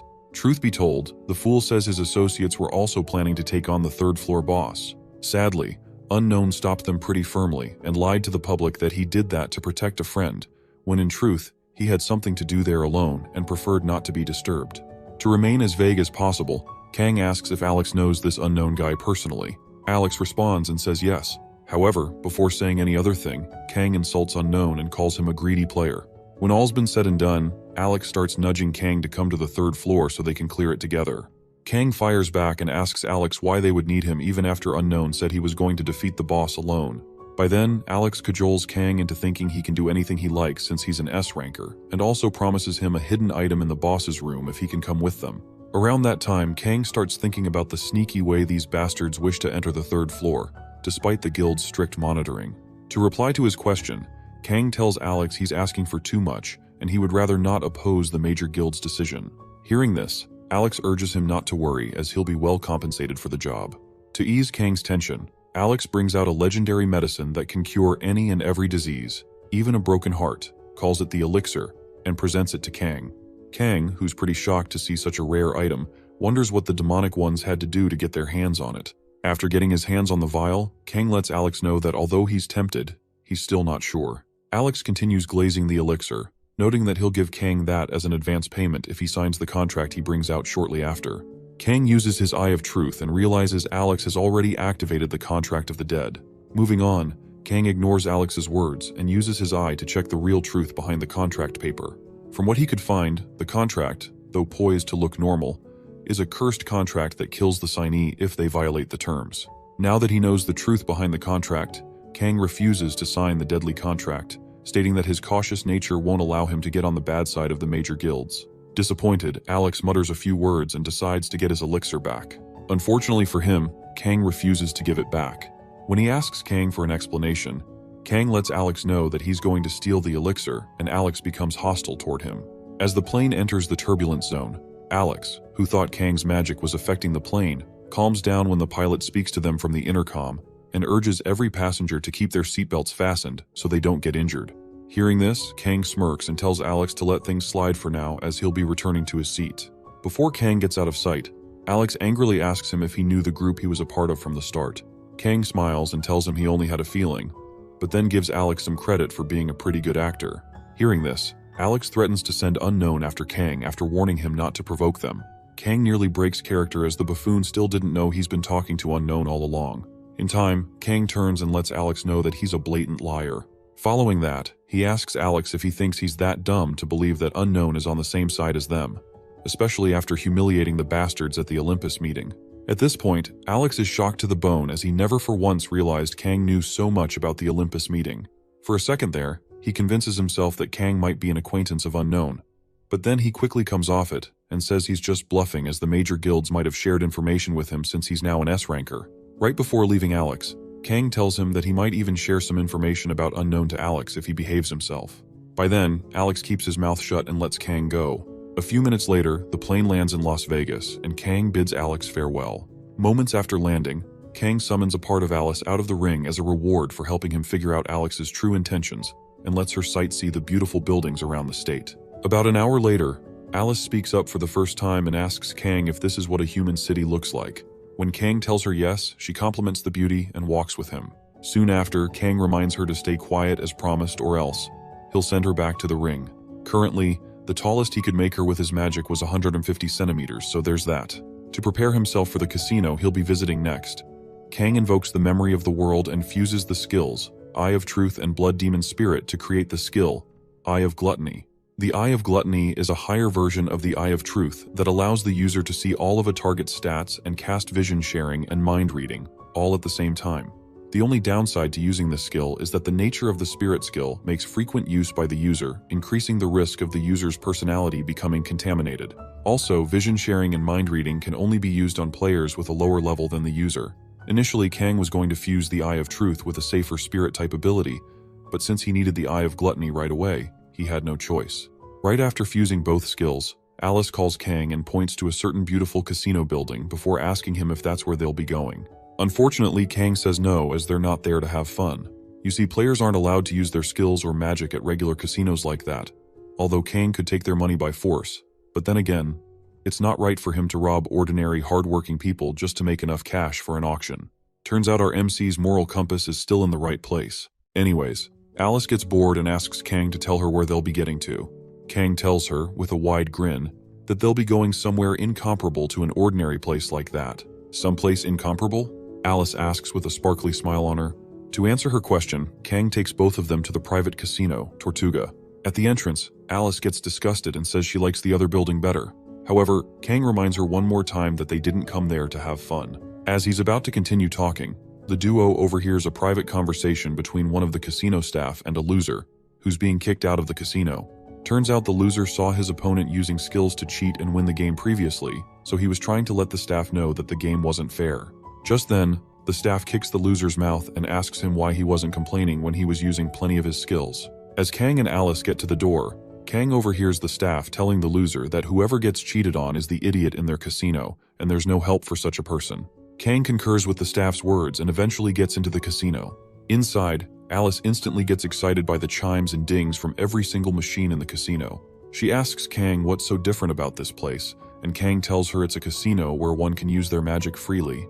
With that said, Kang picks her up and places her on a stool near the bartender. After that, he opens a tab and tells the bartender to give her any drink she wants to try. Alice starts yapping and complaining about him wanting her to stay before asking him what he plans on doing by himself. Upon taking a drink, Kang says he's going to earn himself some dollars. Before approaching the table, Kang uses the Eye of Truth to check out what skills the house uses to deceive the gamblers. He finds one of them to be using Advanced Blockade, a skill that blocks all of the gamblers' skills from affecting the house for 10 minutes, all while retaining the skill of the users themselves. Soon after learning enough from just watching, Kang gets to Pedro, a Tortuga table dealer's spot, and plays with him for a little while. After losing about $500,000 to Kang, Pedro finally gets a decent hand. To avoid losing any more money, Pedro raises all of his money and places it on the bet. Upon seeing this, people gather around the table to see the outcome of the final match between Kang and the table dealer, Pedro. To make the honeypot sweeter, Kang also pulls in all his funds and bets it on this final match. This bold act raises eyebrows as many people from the casino floor flock around Kang to see what kind of magic he's about to pull. If Kang wins this bet, then the house will have to pay him $5 million. Before playing the bet, Kang asks Pedro if he wants to chicken out, as this is quite a large sum. Pedro lets him know the house is always confident, so he should just shut up and play. With the first question asked, Kang moves on to the second and asks Pedro to tell him which guild runs this place. Pedro answers him and says the guild scavenger is in charge of managing and investing in the casino. After answering the second question, Pedro stops to think about why Kang's been asking a bunch of questions after keeping quiet the entire time. Just then, Kang asks if he's allowed to ask questions in the casino. Surprised by how Kang read his mind, Pedro tells him to ask anything he wishes to ask, as he must answer them. After giving his answer, Pedro gets worried that Kang might have some mind-reading skills. Notwithstanding, he still moves forward with his play and tells Kang he'll be revealing his cards now. To him, it doesn't matter what Kang does as long as he can switch the cards as soon as he flips them. With that said, Pedro activates a level 3 sleight of hand skill and uses it on the cards as he's about to flip them.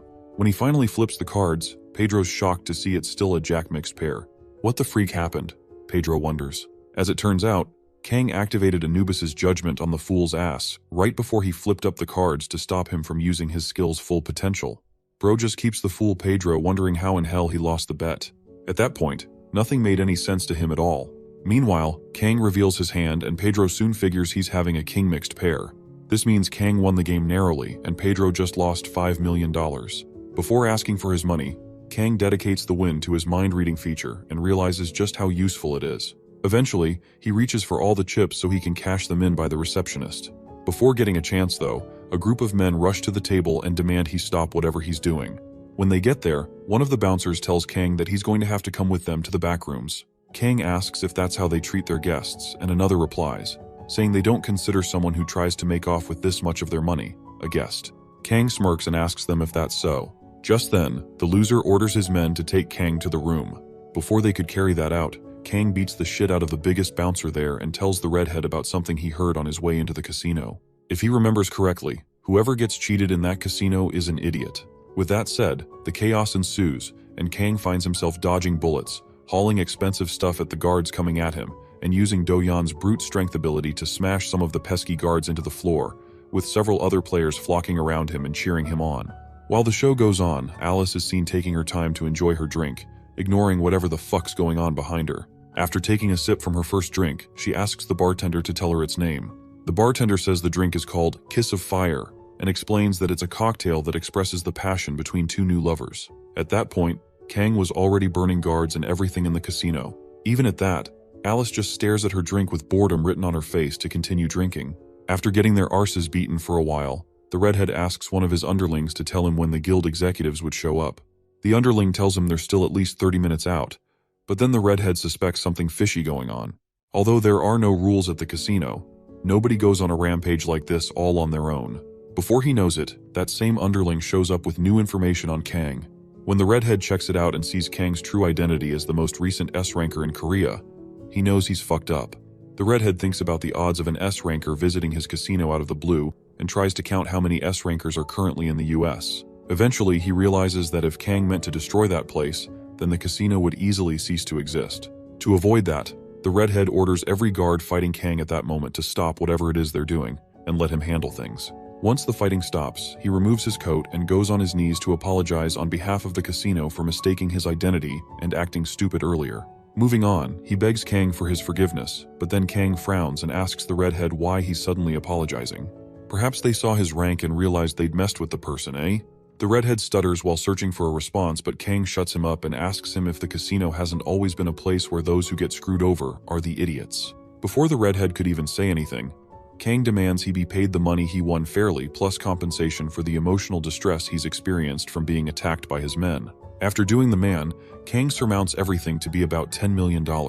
Sweating hard, the redhead repeats the amount as if trying to tell Kang it's too much, but Kang gives him the option to either pay him now or close up the casino. Eventually, Kang gets paid his $10 million in full before leaving for the auction. About an hour after getting paid, Kang stands and waits for his ride by the side of the road. Moments before his ride arrives, Kang checks his account balance and keeps his money safe for the auction. Minutes later, a black sedan shows up and stops right beside him. Then, the driver rolls down the blacked-out windscreen and asks Kang if he's guest number 117. When Kang shows him the invitation card, the driver urges him to get in so he can take him to the auction house. Kang does the needful and soon gets on his way to the auction house, taking note of the blacked-out windows. When he arrives at the top-secret auction house location, Kang gets excited and alights the car when it gets to the gate. Before he gets too far, Alice speaks up and reminds Kang not to forget his promise to her. Kang fires back and tells her to calm down so he can find a secluded spot first. Alice continues hurrying him till he gets super pissed and just releases her from the ring. Alice takes in some air and appreciates how well this big house suits a noble being such as herself. When she's done, she asks Kang if they're ready for the auction thing, and Kang ushers her to get inside the big house, warning her not to do anything that'll draw too much attention to them. Confused, Alice asks him why, and Kang says it's because there are lots of watching eyes. As they walk into the large lobby, Kang overhears two clients talking about the 175th auction, noting how excited they are to finally attend one with lots of items from the Tower of Trials. He also hears them talking about certain rumors that have been flying around the community recently, one about an ichthyosaur heart being one of the items to be appearing at the auction. One of them asks if the other was capping, but then the other says it's all thanks to the tower thing appearing. Ever since its creation, treasures that disappeared in ancient times are now reappearing because of the mana waves and whatnot. Anyway, they're both still very excited even if they don't win a bid, as long as they get to watch how it goes. The minute they're done talking, Alice catches a whiff of a disgusting smell, just like that of Alex's, and covers her nose. Kang notices her reaction and asks her what's wrong. Just then, the owner of the disgusting smell shows up holding a staff and introduces himself to Julius Kedrick. Beside him is a beaten-up Alex who stays silent throughout. Moving on, Julius lets Kang know that he's Alex's mentor, and Kang acts like he didn't know Alex at all. Judging by the bruises on Alex's body, Kang figures the doofus had gotten a good beating because he lost the elixir without anything to show for it. When he activates the Eye of Gluttony, Kang sees Julius Kedrick as a 58-year-old level 30 male with impressive stats and class. Necromancer coupled with the unique ability, Guardian of the Pyramids, and other noteworthy skills. Right after checking his information, Kang takes note of the rareness of his unique ability and remains impressed by Julius's information. His unique ability, Guardian of the Pyramids, allows a necromancer to summon many corpses with limited mana, so it's an ability sought after by other necromancers. To copy any of Julius's skills, Kang figures he has to learn dark magic from him and receive an A+, as Kedrick is furious due to Alex's consecutive failures. Having seen the ridiculous condition, Kang gets pissed and calls the system crazy for giving such absurd copy conditions. Eventually, Kang decides to taunt the man, and he does so by reminding Julius about his student's failure in the plane. Julius keeps things mature and tells Kang he's glad to hear that from him. Moving on to the reason why he's there, Julius tells Kang that he's there to ask about the information he claims to have about Unknown, also noting that it's a very important issue for the demonic ones. Kang compliments the man for being straightforward, but then lets him know that there's no time for them to talk about something like that there, insinuating that they talk about it next time. As Kang's about to leave, the old man stops him with his staff and tells Kang that there won't be a next time as he needs to take care of this as quickly as possible. Unfortunately for him, Kang flicks away his staff and lets him know that it's not his problem. With that said, Kang joins Alice as they move into the auction room. Alex gets pissed and tries to stop Kang, but then Julius holds and tells him to calm down as there's still a way for them to bring him back. As they enter the auction room, Alice asks Kang if he wants her to get rid of those smelly, annoying guys. Kang just tells her to leave them be as nothing good will ever come out of making a scene. Once they're past that, Kang urges her to just bid on what they want and get out of there. Just then, the auctioneer gets to the podium and welcomes everyone to the 175th Black Market auction. Kang and Alice quickly get to their seats as the event begins. For the first item to be auctioned, the auctioneer brings out a fragment of a meteor that landed in Arizona. The fragment's been known to emit powerful magical energy ever since the tower appeared, so buying it should be a huge help. Soon after, the auctioneer starts the bid at $100,000. Kang just sits there and waits for the others to increase the bid to about $200K. Knowing fully well that no one knows how to work with fallen iron, Kang decides to buy the item for cheap. Once it comes down to it, he bids for $300,000 and the auctioneer asks for any other counteroffers. Just when Kang thought he'd finally gotten his hands on some fallen iron for a bargain price, Julius raises his placard and places the bid price at $1 million. The auctioneer immediately calls for a counter, banging his table, but Kang takes one look at Julius and figures out his endgame. Since nobody could come up with a counteroffer in time, the auctioneer sells the Arizona meteorite to Julius and moves on to the next item up for auction, the sealed psychiatric ward catalog.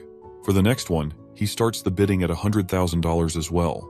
Kang ignores Julius's first attack and waits for the other pesky bidders to call their prices. Once the room falls silent, Kang raises his placard and calls his price to be $300,000. Again, Julius raises his placard and calls his price to be $1 million. This daring move brings stares to the faces of the other clients, as they just can't understand why Julius would suddenly triple the price of the item. Unfortunately for Kang and everyone else, the auctioneer isn't going down on the bid. He asks for a counteroffer a few more times and eventually sells the catalog to Julius for $1 million. At that point, Kang finally realizes that the old geezer plans to buy everything he bids on. Upon knowing his endgame, Kang comes up with a plan and decides to see how things turn out. For the third item of the auction, the auctioneer brings out a relic of the Mayan civilization found in South America. Before he even explains all the details, Kang raises his placard for $500,000. Alice gets concerned and asks Kang if he's sure he wants to buy something he doesn't even know about. Kang tells her to keep quiet and just watch him act out his plan. Once Alice sits her ass back down, Julius raises the bid to $1 million again. The hosts ask for a counteroffer and Kang raises the bid to $1.5 million. Seconds later, Julius raises it to $3 million yet again, and the auctioneer asks for another counteroffer. This time, Kang keeps his placard down and allows Julius to get the relic for $3 million. Right after getting another item Kang coveted, Julius takes one look at his rival and after calling him a bastard, gets ready for the next item. As soon as the next item is called, both Kang and Julius place their bids. By the end of that auction, Julius gets the item again for $2 million. Over the next two auctions, Julius steals all of Kang's items by placing a bid much higher than Kang's initial bid. At one point, even Alex had to interrupt his master and advise him to pass on the next item. Upon hearing what Alex just said, Julius snaps and smacks the idiot on the head before asking him what he thinks he can do if Kang gets his hands on what he wants. Even though he's accumulating huge losses for his association, Julius still believes they have plenty of capital to purchase whatever item Kang's after. Once he gets everything Kang wants, then he'll use them all as a bargain to obtain information about Unknown. In other words, the old fool is still after a wild goose chase. Anyways, the auctioneer showcases the next collector's item up for auction and calls it the first chessboard. Around that time, every other ordinary client scoffed at the lameness of the piece, as nobody could figure out what they were to do with a chessboard with no pieces. Most buyers save up their money for more important things, but then Kang raises his placard to start the bid at $50,000. To counter his offer, Julius bids $100,000. Kang refuses to let this one go, so he keeps raising the bid price till it gets to $1 million, thinking Julius will finally fold. Just when he thought he was winning, the geezer raised the price to $8 million. At this point, other buyers start wondering if there's something about that item that they don't know, because these two bidders don't make any sense at all. Out of nowhere, Kang raises the bid price for the chessboard to $10 million, and Julius counters by raising the whole thing to $30 million, right after realizing that $10 million is the highest Kang can bid. When all's been said, Julius turns back and tells Kang that he's finally figured out the item he wants. So, if he wants this item so badly, then he's going to need to come crawling to him to get it. After a loud cackle, the auctioneer asks the crowd for counteroffers. By this time, Kang was devastated as Julius just exceeded his expectations. If he doesn't come up with a plan quickly, then Julius will make away with the item he wants the most. Just as Julius is about to get the chessboard for $30 million, someone unexpectedly gets up and raises the bid price to $100 million. When Kang turns to see who the person is, he finds out it's none other than Alice von Ataraxia. Julius's soul nearly leaves his body when he hears the little girl near Kang outbid him. Like seriously, who the heck buys a chessboard for $100 million? He becomes obsessed with the kid near Kang and soon realizes that he can't stop now or else. He'll have spent $70 million on useless garbage. So, he raises the bid price to $110 million, only to be outbid by Alice again, who bids for the board at $200 million. Julius pauses the auction and tells Alice to stop all that nonsense as there's no way she has $200 million just like that. At that point, the auctioneer asks Alice to show them proof that she has those funds ready.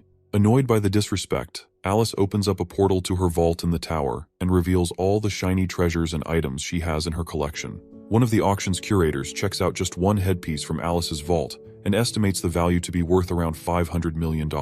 Shocked, Julius soon realizes that the kid near Kang isn't just some ordinary kid. Instead, she's only the most dangerous person in the world after Kang Jinhyuk, since she allows him to treat her like his subordinate. After giving the matter a little more thought, Julius realizes that Kang might be a far more troubling opponent than Unknown himself. With that said, Julius stops bidding altogether and orders Alex to enact Plan B as the tables have turned on them. Alex smiles at his master for giving him the choice before getting himself ready for a fight. Meanwhile, Kang and Alice walk down to the podium to claim their prize. After buttering them with congratulatory words, the auctioneer finally gives the first chessboard to the lady with the winning bid.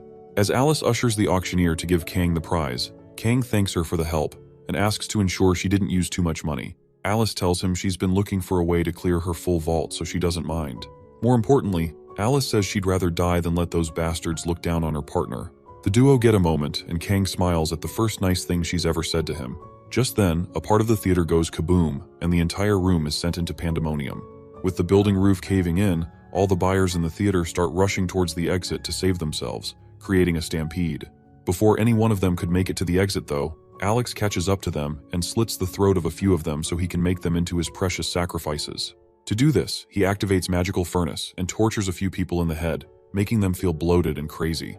Eventually, Kang decides he's seen enough, so he comes down his high horse and faces the useless buffoon who toys with human lives. Moments before their showdown, Kang calls Alex a sick bastard and lets him know that he's incurred his wrath because he's gone too far with things. Alex ignores Kang's snide remarks and instead uses his disgusting necromancer magic to transform the life force of his victims into monsters that he calls his babies. Once the transformation is complete, Kang finds himself facing a horde of zombie monsters with immense strength and prowess. Before fighting them, Kang insults the sick fool, Alex, calling him a disgusting necromancer and all. On the contrary, Alex smiles and tells Kang not to call him disgusting, as the creatures he's created are adorable. Thereafter, he commends Kang for withstanding the magic oozing all over the place, and reminds him of the humiliation Kang made him go through on the plane. Now that he's received permission to kill him, Alex has no reason to hold back on his revenge anymore. With that, Alex sends his horrible creatures to attack Kang, and they all charge towards the S-ranker.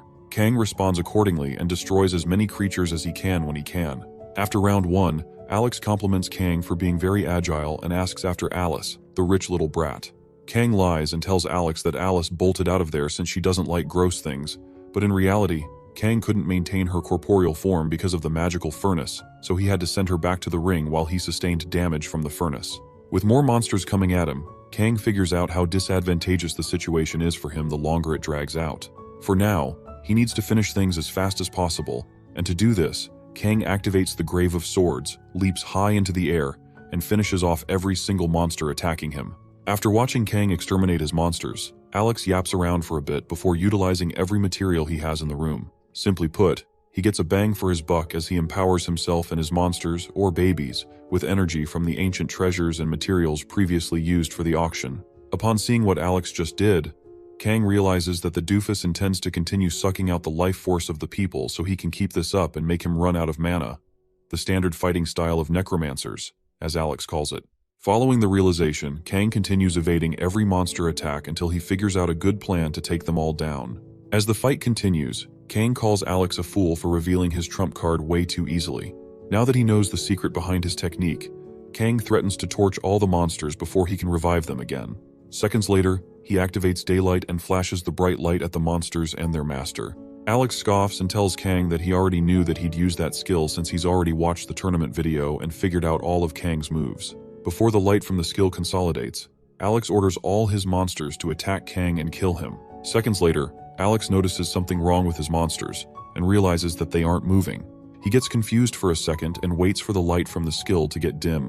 When it does, he finds the feet of all his monsters frozen from Kang's ice magic sculptures. After freezing the feet of all the monsters in the room, Kang prepares himself for an even stronger version of the daylight spell. From the look on Kang's face, Alex figures it all out. Turns out the first daylight spell was all a distraction so Alex wouldn't see Kang freeze his monster's feet. Now that Kang's sure they won't be moving around anytime soon, he blasts them the heck out of reality and takes the building down with them.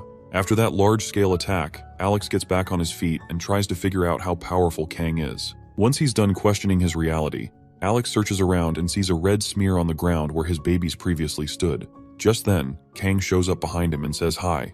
Just as Alex is about to react, Kang shatters his right hand and leaves him to scurry around for a bit. Now that he's lost the fight, Alex knows that he needs to get out of there and meet up with his master.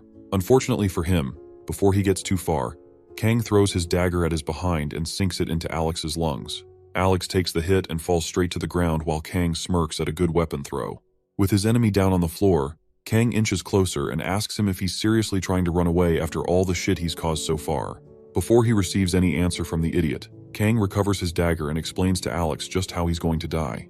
For the next 30 minutes, Alex's lungs will slowly fill with blood, and when they're full of the red stuff, he will suffocate to death. According to whatchamacallit, The most painful way to die aside from burning to death is suffocating, so Alex should prepare himself for the most painful 30 minutes of his life. As he's about to leave him, Kang gives Alex an option to relieve him of his suffering if he can tell him more about the association of the demonic ones. Alex is about to talk when Kang takes out the elixir and dangles it around him. The sight of a solution that can cure all diseases gives the dying Nimrod a ray of hope, so he immediately does his best to say something about his association. Sadly, since his throat is already blocked, Alex can't speak. He then tries to write on the floor with his blood, but then Kang steps on his hand and seals his fate. Alex eventually realizes Kang never intended to hear him out. As such, he resigns to his fate and waits for death's call. Thereafter, Kang takes out Alex's business card from his pocket and flings it at the man, urging him to have it back. While he walks out of Alex's sight, Kang calls him a piece of trash and hopes he dies as slowly and painfully as possible. After taking care of Alex, Kang moves on to check out Michelangelo's safe and the ichthyosaur's heart, both of which were just lying around like nobody's business. Kang knows he can combine the items to make a huge inventory, so he does so, thinking nobody is in the room with him. Upon fusing both items, Kang successfully acquires a large pocket dimension inventory capable of holding weight up to 5 tons. Just then, someone notices Kang from behind and turns, shivering, to see the auctioneer and his son thanking him for saving them earlier. Kang remembers the kid and is surprised to see that he's the auctioneer's son. Since he needs the items he just took, Kang clears his throat and tries to talk himself out of trouble. However, the auctioneer isn't a shitty person, so he allows Kang to have the items as he has no intention of reporting the man who saved the life of his only son. Kang's a little surprised at the man's reaction, calling it a first, but he chooses to feel good about himself as he heads out of the auction with his new items. Several thousand miles away, 2 other idiots from the Demonic Ones group are seen on the 3rd floor of the Tower of Trials, desperately trying to navigate their way through the Cathedral of Hatred's complex security systems. After evading about 100 arrows and boulders from the traps designed by the nutcases who built the cathedral, one of them, the female, complains about the complex security and asks her partner if they have to go through the pain each time they come to that spot. Her partner, who happens to be a dude, calls her Melina and urges her to stop complaining as he's still upset about the 3rd idiot, Alex. Hearing the name Alex, Melina turns in rage and asks her partner why she has to consider his feelings like they were her problem. Her partner replies with the same energy and urges her to care about his feelings if she doesn't want to die. Moments before they start fighting, an older dude wearing a black death mask appears before them and silences them. Since those two have been working for over 10 years now, one would expect there to be some cordial relationship between them. Unfortunately, assholes will be assholes, so there's that.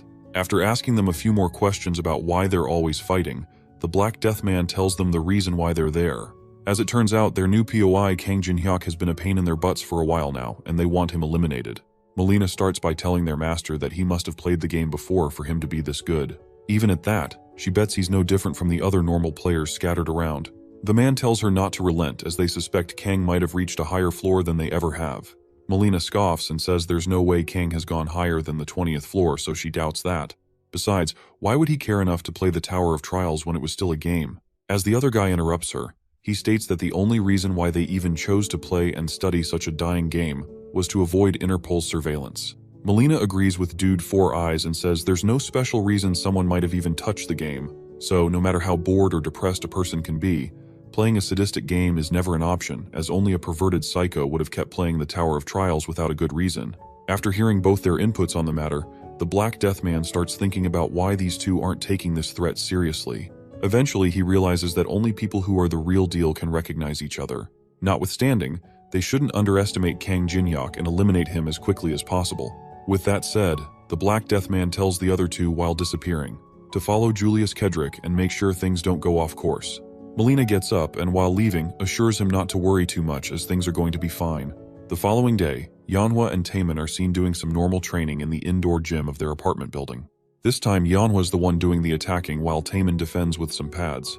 Throughout the training, Manhwa beats the shit out of Taemin and nearly breaks some of his ribs, but in the end, everybody's fine. After cleaning themselves up, Taemin ushers Manhwa to come to check something out on his tablet. Once she gets closer, Taemin shows her Unknown's livestream and tells her he thinks Unknown's up to something. Manhwa calls him an attention seeker, but Taemin lets her know that there's something special about him, but he just couldn't figure it out yet. When they cast the feed to their TV, Manhwa recognizes the place to be the Face Tree Temple within the 3rd floor's boss's room. Taemin also remembers the place and says if one can answer the Face Tree's 3 questions correctly, then they can win an item with a special attribute. Unfortunately, the questions the face tree asks are ridiculously hard and crazy to even fathom. As Yeonhwa and Taemin glue their eyes to the livestream, Kang, who's under the alias Unknown, also gets comments from several thousand of his viewers accusing him of cosplaying as Unknown and sneaking into the third floor to gain points. Kang ignores their comments and awakens the face tree so he can get on with the questioning. Soon after the face tree wakes up, he welcomes Kang, the first human he's seen in a while, to his questioning phase, and Kang urges him to throw his questions at him. Moving on, the tree tells Kang that if he can answer all 3 of his questions correctly, then he'll receive any of the 3 maple leaves he chooses. On the other hand, if he gets even one question wrong, then he'll be punished to death by the 2 Big D wooden golems standing behind him. Once they're past that, the tree asks Kang the first question: the optimal depth and temperature suitable for the marine species, Kelgorn, to live in. At this point, even Taemin and Yeonhwa were scared for Unknown, as they never would have thought about looking up such a question. To their surprise, Kang provides an accurate answer to the question and urges the tree to get to the next question. The tree tells Kang that he doesn't even know if the answers are correct, but then Kang assures him that he knows it's correct, so he can move on to the next one. The tree scoffs and asks the next question, only for Kang to provide an accurate answer before he even finishes the question. Surprised, the tree tells Kang he's correct and moves on to the last question. For the last one, he asks Kang to tell him the time of the year when the giant eagles of the sky plateau mate. Again, Kang tells the correct answer, which is the first snowfall inside the tower, and impresses the tree even further.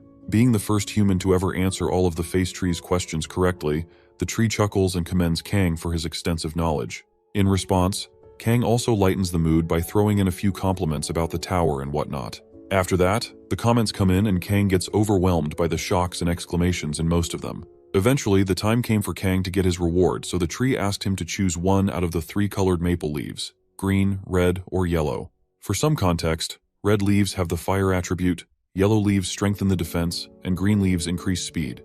Yeonhwa chooses to pick the green leaves so she can have enough speed to defeat the large-scale battles of the third floor boss. As for Kang, he tells the tree to forget about those lame leaves and give him something else he's hiding. When the tree asks Kang what that is, Kang, aka Unknown at the time, leans in and demands the black leaves he's hiding. Instantly, the face tree gets scared and asks Kang how he knows about the black leaves. At the same time, Yeonhwa and Taemin stare at each other, wondering what black leaves Unknown is talking about.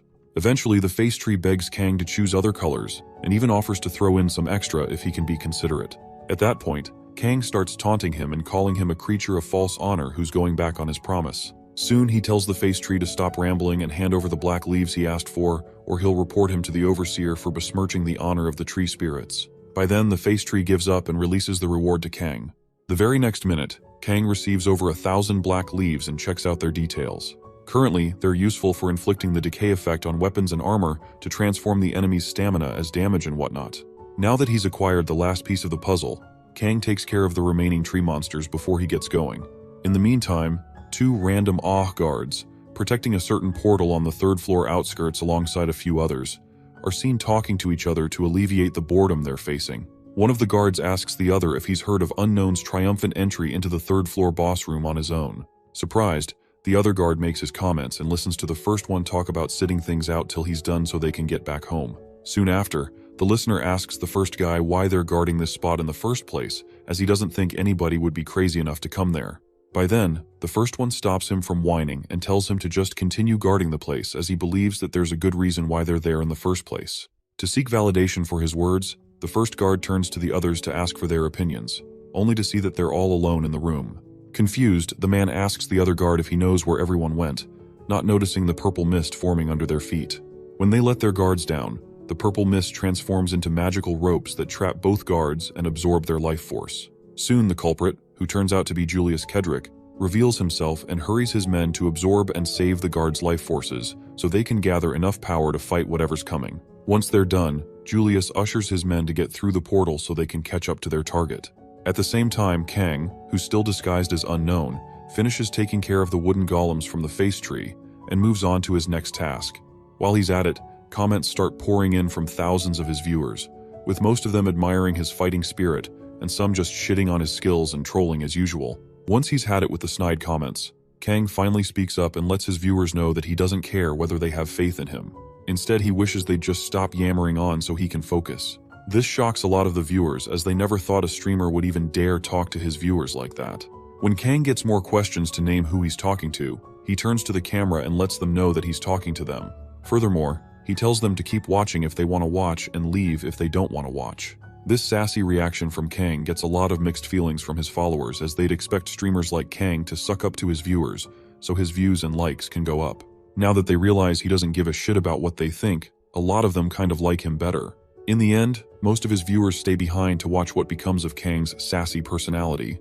Kang just ignores them and continues walking towards the gate in front of him until an explosion happens a few clicks away. Seconds after the explosion, Kang stays alert and starts wondering if there's another person there with him on the same floor. To keep his skills and powers secret from the public, Kang bids his viewers farewell and proceeds to turn off the stream. Several comments pour in begging him to keep the camera rolling so the viewers can all get a glimpse of a real fight. But Kang ignores them, ends the broadcast, and gets to someplace safe where he can observe the fight. Moments later, the demonic ones and their army of undead, led by Julius Kedrick, storm the battlefield to fight the third-floor boss's army of statues. Kang gets to watch several dozen necromancers unleash their most powerful spells to control the minds of their undead soldiers and make them fight the thousands of statues coming at them. Over the next hour, the fight drags on with several dozen soldiers clashing swords and stabbing each other. As for Kang, he just sits in his safe spot analyzing the battle neutrally. As the fight rages on, the tides of battle turn switch between both sides intermittently as they're both evenly matched. When the battle starts going in the favor of the demonic ones, one of Julius's henchmen speaks up and encourages his colleagues to push the statues back further. If they can ride with the momentum of the battle, then they will wipe the statues out in due time. Just then, one of them gets hit with an ice-themed attack. Confused, the others cast up a shield to protect themselves from the new enemy attacking from afar, but then the intensity of the ice sculptures gets even greater, and they start investigating where the attack came from. Soon, Kang reveals himself to be the attacker, and they all recognize him immediately. When they find out he's all on his own, the necromancers make a move to take him down quickly. They redirect all their focus on Kang and attack him with all they've got. Sadly, Kang isn't a joke like them, so he brings down every single enemy on the battlefield, necromancer, undead, and even statues alike. When he's done taking down the small fries, Kang activates the Blessing of the Stars and uses its divine powers to free the undead monsters from the necromancer's control. The necromancers soon realize that they're cooked since they can't control their monsters anymore. To avoid getting crushed by their monsters, they ignore Kang and focus on controlling the minds of their monsters again. Unfortunately for them, it's already too late, as the biggest monster in the third base turns on its masters and finishes them off like a hot knife through butter. Moments later, Kedrick Julius sees what's happening to his third base and figures out the perpetrator's identity to be unknown. Earlier, Julius created 4 bases to keep his army in check, but now that Kang's already destroyed the third base, all he needs to do to destabilize the army is destroy their first base and sever their connection to Julius himself. To do this, Kang, aka Unknown, takes the fight to Julius, letting him know that he's the one destroying his army all by himself. With the combat-type statue, the Moai statue, chasing after him, Kang runs as fast as he can toward first base so the statue can do the hard work for him. The necromancers of the first base could already see Kang coming at them, but before they could do anything to stop him, Kang shows up behind them and holds them in place so the statue can deal with them accordingly. Once the statue shows up, it leaps high into the sky and stomps its feet on the first base, crushing them all in one fell swoop. The henchman behind Julius reports the state of things about the first and third base to their master, so Julius can tell them what to do. Julius, after taking note of his failure, loses his shit and asks Kang, out of agony, why he keeps ruining their plans. Before he gets a response, Julius activates his top spell, Guardians of the Pyramid, and uses a vast amount of his mana reserve to keep the spell up. Despite getting warned by his henchmen about the mana-draining effect of the spell, Julius continues with the spell and promises to do everything in his power to kill Unknown and get this over with. With that said, Julius orders his guardian mummies to rise from the underworld and fight their new enemy, Kang.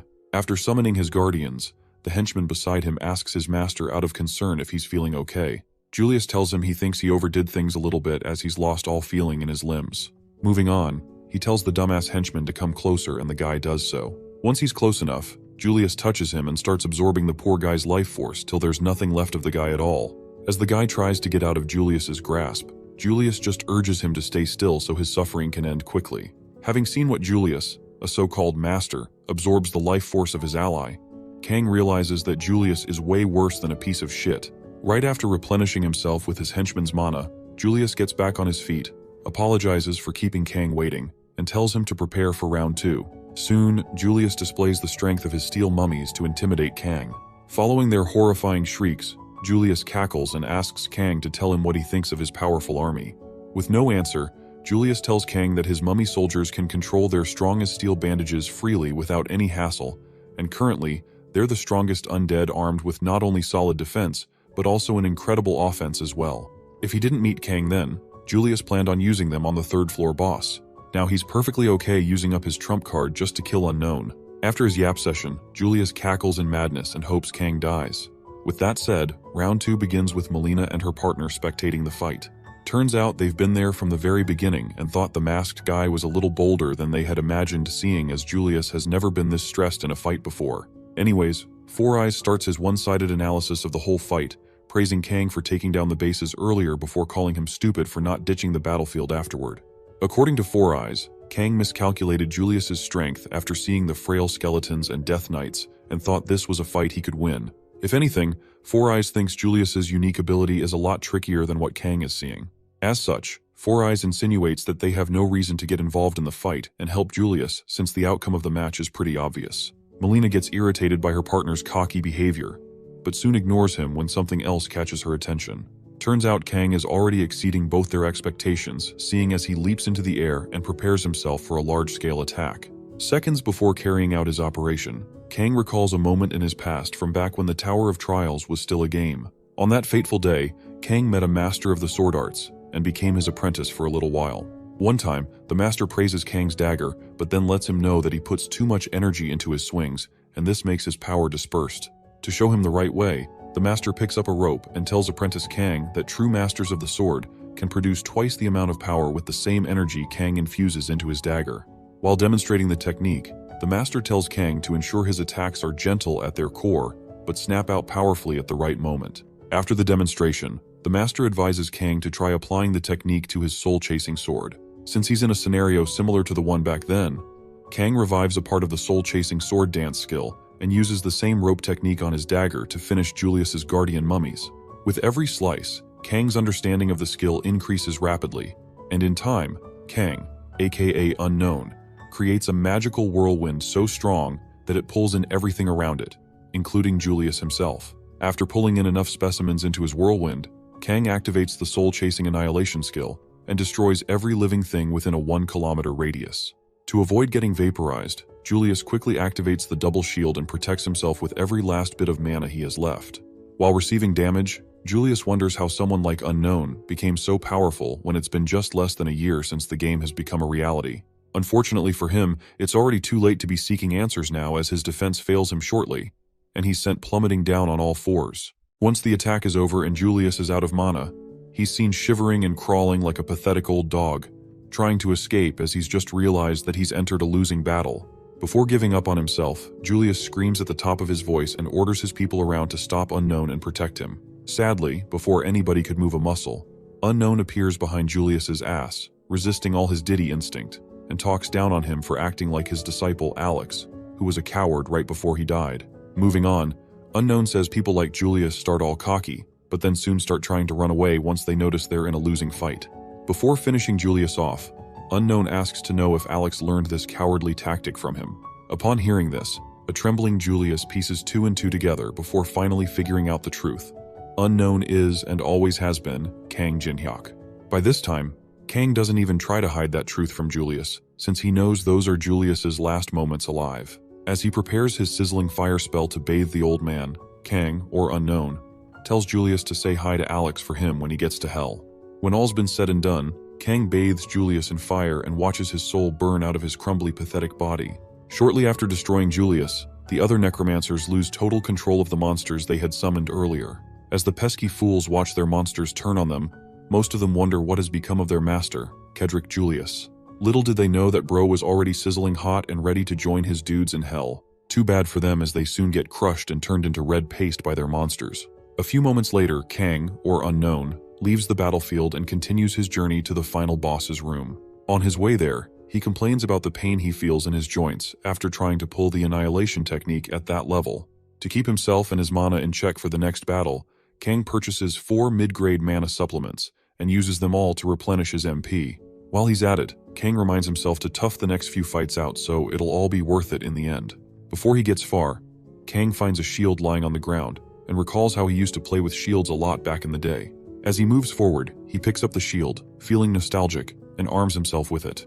Just mere seconds later, Kang stares up at his new visitors, the 4 great king guardians of the temple, and welcomes them all to the fight of their lives. Without uttering a single word, the 4 guardian kings immediately start attacking Unknown as if he owes them money or something. In response, Kang deflects most of their attacks with his shield and enjoys every single moment of quiet the guardians are giving him during the fight. Once it's time for him to counter, Kang wastes no time showing those 4 Big Daddy statues what he's made of. He slices them up with his enchanted dagger and hurries them to cough up the key he needs to enter the inner sanctum, where the real boss is hiding. With that said, Kang gives them a minute to consider his offer. When he gets no reply, he continues smashing and dicing them up into sizable rock chunks. At one point in the battle, Kang, while deflecting an attack, notices the change in the attack pattern of the 4 guardians and wonders what could be going on. Just then, one of the guardians takes out a shimmering green key-like item called the Pagoda of Enlightenment and jabs it into its chest. Seconds later, the key to the inner sanctum starts reacting, and this keeps Unknown, aka Masked Kang, on his toes as he's unsure of what to expect. Soon after, he gets a notification that the being beyond the gate is responding to a summons, and this being manifests as a bright yellow cob on the guardian that summoned it. Kang is impressed by the guts the guardian has, calling it spirited and bold, as he watches the yellow cob from earlier reach its final form as a Buddha-like eternal being. Kang calls this final form the big brother of the guardian that summoned it, and as for the name of the being, it's a mouthful, folks. Put simply, this golden Buddha statue calls itself the Bodhisattva of 1,000 arms and eyes, or better still, Avalokiteshvara. For the sake of our sanity, we'll call this monster Avalo for short. Being his first summons in a long time, Avalo takes a moment to feel the fresh air breezing through his 1,000 arms. Thereafter, he tells Unknown that he never expected any intruders to be an actual threat to the key of the stone pagoda. Kang, on the other hand, urges his new visitor not to be too impressed over a small feat, as he's still going to take out the 3rd floor's boss too. Hearing this bold statement coming from a human, Avalo scoffs and calls Kang a very daring human with guts and balls of steel. Kang knows the statue thinks he's joking, so he avoids too much talk and tells the big monster to begin the fight quickly as he's exhausted. Surprised, Avalo tells Unknown to take a chill pill and instead answer a few questions from him so they can get to know each other first. Kang, who's already armed and prepared for a fight, tells Avalo that he's not really into chatting with statues at all, so he can forget about asking questions. At this point, Avalo gets enraged and calls Unknown, or Kang, a very young and foolish person who hasn't realized yet that every moment is a gift. Eventually, he decides to teach Unknown a lesson and promises Unknown that he will miss this moment when he finally dies out. Kang ignores all the useless remarks and keeps his wits about him. At the same time, Avalo clenches his weapons in preparation for the fight. After the long pause, Avalo summons green orbs and attacks Kang with them. Kang remains uptight and deflects the orbs coming at him with the shield, quivering with every passing second. Just as Kang expected, Avalo is incredibly powerful because just by deflecting his blow, Kang's body felt like the bones in his body were going to shatter. Now that he's in the thick of it, Kang, or Unknown, knows he has to keep at it so he can get the reward in the end. If he plays his cards right, then he'll be lucky to have just one shot at defeating Avalo. After the first attack, Avalo praises Kang for reacting to his orbs at the speed of sound. Knowing fully well that his opponent Kang is a strong person, Avalo smiles with excitement as things become even more interesting. For round 2, Avalo lunges at Kang to take him down. In retaliation, Kang quickly activates the ice sculpture to block Avalo's attacks and manages to pull this off just in time before he becomes red mush. After watching his second attack fail because of Kang's cheap tricks, Avalo pauses the fight and accuses Kang of using dirty tricks of the West. Following his accusation, Avalo yanks Kang's shield from his hand and calls him foolish a second time as the petty tricks he's used shouldn't work a second time. Just then, Avalo notices something piercing through one of his hands and checks it out to find Kang's dagger infused with some red magical aura. He gets enraged, calling Kang a bastard, as he suddenly realizes the shield was all a ruse to get him distracted enough so Kang could pierce his arm with the dagger. Unable to understand why Kang would resort to such cheap tactics, Avalo asks Kang to explain what he's done as poison doesn't work on a being like him. Kang takes his time and explains something called Blood Demon Spirit. Once wounded, the victim would continue enduring damage over a period. Upon hearing this, Avalo rips the affected hand out of his body and lets Kang know that it doesn't matter as he won't fall for his little stunts anymore. After throwing the arm in front of Kang, Avalo asks to know what Kang plans to do now. Kang tells him that he knows taking one arm isn't enough to kill him, and he also knows that he can't use the same strategy twice. However, Kang says he's now gotten exactly what he wanted. With that said, Kang rips out a jewel from the severed arm and stares at it. Avalo remains confused as he tries to figure out if Kang's been aiming for the hand with the jewel from the start. Kang continues to tell Avalo that he only has himself to blame for thinking his arm is insignificant. While he's at it, Kang fuses the spellbook of the Pelteros Princedom with Avalokiteshvara's jewel to create the Golden Dawn's Lemmigaton. Now this new book, written by King Solomon, is a relic that contains the essence of 72 demons and enables the user to demonstrate their magical powers to their maximum limit. The max cap is limited since Kang's demonic potential hasn't fully manifested. Soon after that, he activates the Eye of Gluttony and checks out Avalo's information. Well, turns out Avalo's level, age, and gender are all inconclusive as well as his other stats. One thing Kang could make out from his information panel is that his unique ability is Mandala. As for his other skills, Kang's level is way too low to see them. To copy Mandala, Kang realizes he needs to insult him by using ice magic to create a giant, beautiful sculpture, since Avalo abhors Western magic.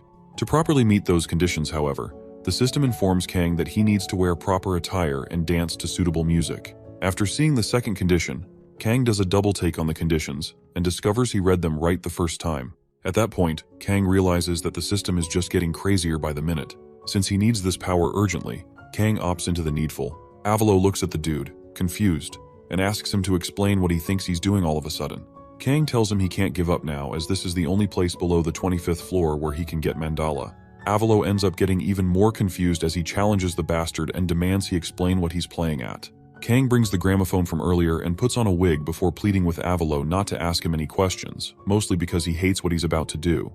Instead of keeping quiet and observing, Avalo rages and calls out Kang for daring to play games before him.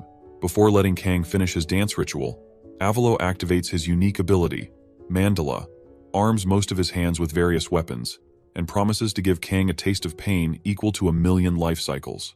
When all's been said and done, Avalo charges at Kang and attacks him consecutively.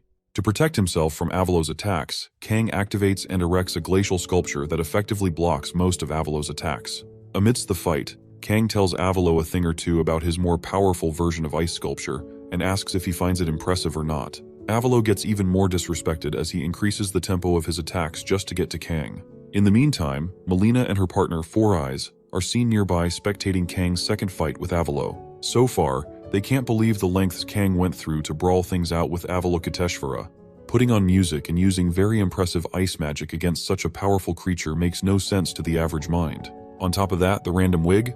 Melina calls the wig a disposable wig from the coin market and wonders if it's some sort of hidden relic. As she broods on the whole matter, Four Eyes, who's been silent the entire time, gets up and starts his half-assed analysis again. This time he acknowledges Kang's strength and realizes he never thought Unknown would kill Kedrick and then take on Avalokiteshvara. As an overwhelmingly powerful being whom most players would try to fight only after clearing the 10th floor, Avalo does deserve to be called the second boss of the 3rd floor. However, the man facing him right now already surpassed human limits a long time ago, so he's good to go. Just then, Melina asks Four Eyes if he thinks they would win if they go after Unknown. Four Eyes says it'll be very tough for them to win. Upon hearing his response, Melina turns her back and urges her partner, who she calls Li Chao, to give up on challenging Unknown since they can't do this on their own. Even if they were to fight them, they'd need help from the other executives at the association. Li Chao, or Four Eyes, refuses to give up just yet as it would compromise their positions at the association. Pissed, Melina turns and asks him if he's willing to die just to save his position. Four Eyes ignores her question and instead brings out a dark coin before telling Melina that it's time to use its powers. Seeing the darkness being emitted from the coin, Melina smiles and remains convinced. Back on the battlefield, Kang gets distracted when he notices some dark energy oozing from behind him. He takes his eyes off Avalo and recognizes the two doofuses from the demonic ones, sent to kill him after Kedrick fails. Around that time, Avalo uses the slip in Kang's concentration to land an attack on him. Right after that, he asks Kang why he's so distracted, and Kang apologizes for losing focus, all while activating the element of fire. After lying to Avalo that he was fixing his hair, Kang, or Unknown, opens his ice book and activates a glacial sculpture, which he uses to block and deflect the rest of Avalo's attacks. Over the next few minutes, the battle gets intense on both sides as they match each other in strength and prowess. When Avalo reaches an impasse in the battle, he activates Heaven's Trap, which is a giant bright green dome that covers the entire battlefield to trap both Kang and Avalo inside it. Having realized the cheap tricks Avalo wishes to use, Kang remains unfazed and stands his ground against the giant. Although now he can barely block Avalo's attacks and he knows that. Knowing this, Avalo asks Kang why his confidence has dropped since the beginning. Before he gets his answer, Avalo shoots several plasma beams at random places within his dome, making sure that once the dome deflects them, they all come back to attack Kang. As the attack reaches its maturity, Avalo calls it Between Heaven and Earth. Again, Kang activates Glacial Sculpture, but this time, he encapsulates himself inside the sculpture to keep himself safe from all his attacks. Shortly after releasing the Heaven and Earth technique, Avalo exits the dome, carries it, and waits to see what happens to Kang inside it. As Kang deflects the attacks, Avalo lets him know that resistance is futile, as it'll only prolong his misery. As if that wasn't enough, Avalokiteshvara still activates his Infinity Spear just to make sure Kang has no chance of winning. Kang screams out the monster's full name as he sustains heavy damage from Avalo's Infinity Spear attack. After smashing Kang's Glacial Sculpture a second time, Avalo chuckles and asks Kang if he's forgotten that his tricks won't work on him twice. Kang responds, telling Avalo that his tricks worked pretty well. With that said, he leaps into the air and activates a special glacial prison, meant for trapping big monsters like Avalo inside a big chunk of ice. Once Avalo, who's none the wiser, gets trapped inside the Western magic he hates so much, Kang taunts him by letting him know just how sad it is that he hates ice magic. As someone who's reached enlightenment through intense training, Avalo shouldn't be so prejudiced against such beautiful magic spells. Soon after imprisoning Avalo, Kang erects a giant hilarious FU hand sign made completely out of ice to taunt the bastard in prison into attacking him. He then tells Avalo that there's nothing like shock therapy to resolve his obsession with hating ice magic. Avalo somehow recognizes the hand sign and starts threatening to throw Kang into hell to suffer for all eternity. Not just that, Bro continues throwing as many curses and threats as his puny brain could possibly think of. Having met the conditions to copy his unique skill, Kang wastes no time copying Mandala and saving it to his memory book. For some context, Mandala is a unique ability that can be used by players who have learned the teachings of Buddha. With this skill, special powers can be added to a weapon, and meditation can be used to predict the direction of their opponent's attacks to an extent. Once the skill is saved, Kang urges Avalo not to waste his energy on anything as he's already cooked. Now that he's copied the skill, Kang yeets the wig from his head and starts activating Mandala. Avalo notices the hand signs and sigils behind Kang and is flabbergasted over how Kang can use a unique ability that he spent an eternity creating, just like that. In response, Kang promises to use the technique well as he tells Avalo to get lost. To finish him off, Kang levitates the giant FU hand sign he made from ice earlier and throws it at Avalo, who's still trapped in the glacial prison. Unable to do a single thing, Avalo watches Kang pierce through his skin and blast him to smithereens using his technique. Following his triumphant victory over Avalo, Kang levels up twice and searches through Avalo's remains for the stone pagoda key. Soon he finds the shimmering green key and keeps it.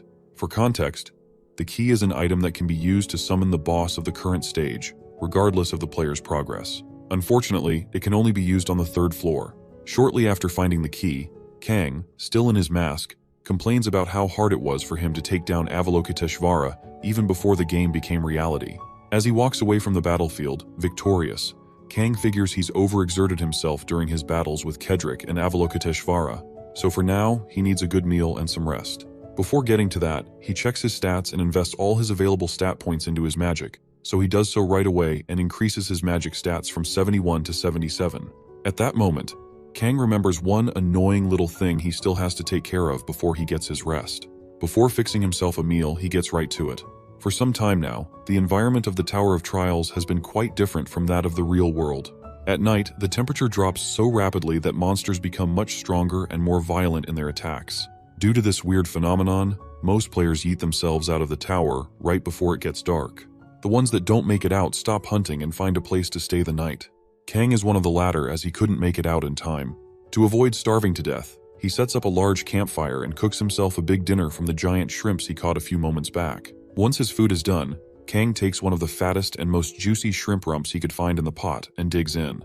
As he enjoys his food, Kang hears a branch snap in the bush facing him. Just then, 2 silhouettes appear in front of him, with one of them complimenting the smell of the amazing food. When the duo gets into the light, they reveal themselves to be Melina and Li Chao, or Four Eyes. To keep things from getting awkward, Melina speaks, with a smile on her face, and asks if Kang would let them spend the night by his campfire till sunrise. For a moment, Kang remains silent to chew his food. Then, he accepts their request and ushers them to sit down so they can avoid the cold. Almost immediately, Melina and Li Chao have their seats before introducing their real names to masked Kang. Kang makes a few comments about their day and Melina keeps up the chit-chat.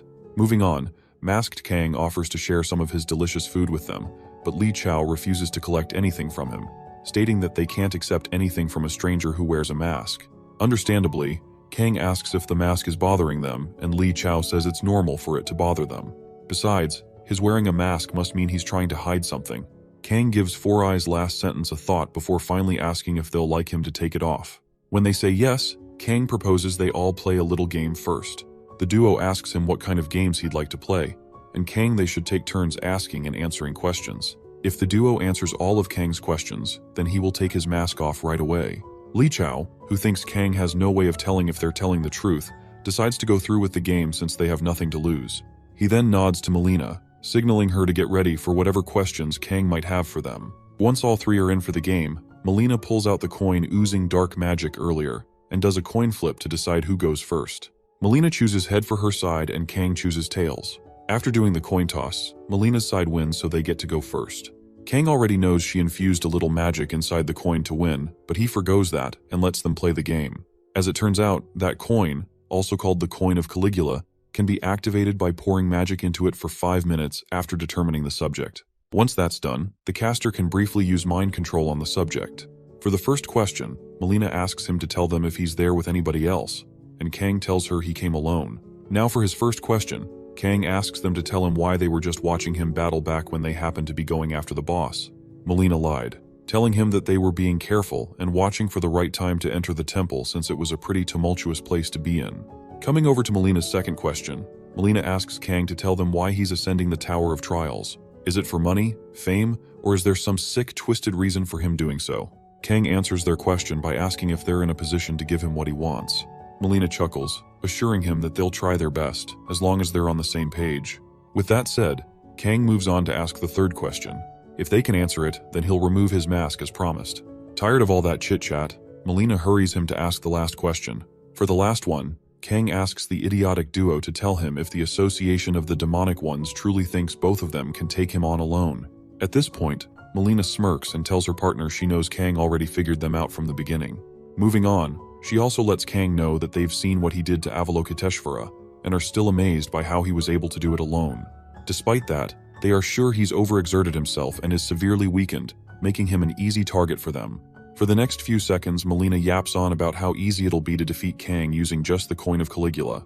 Once she's done yapping, she points the coin at Kang and waits for some plasma beam to just show up and destroy Kang. Sadly, nothing happens and Melina's confused. After trying a few more times, she gets restive and her partner, Li Chao, urges her to hurry up.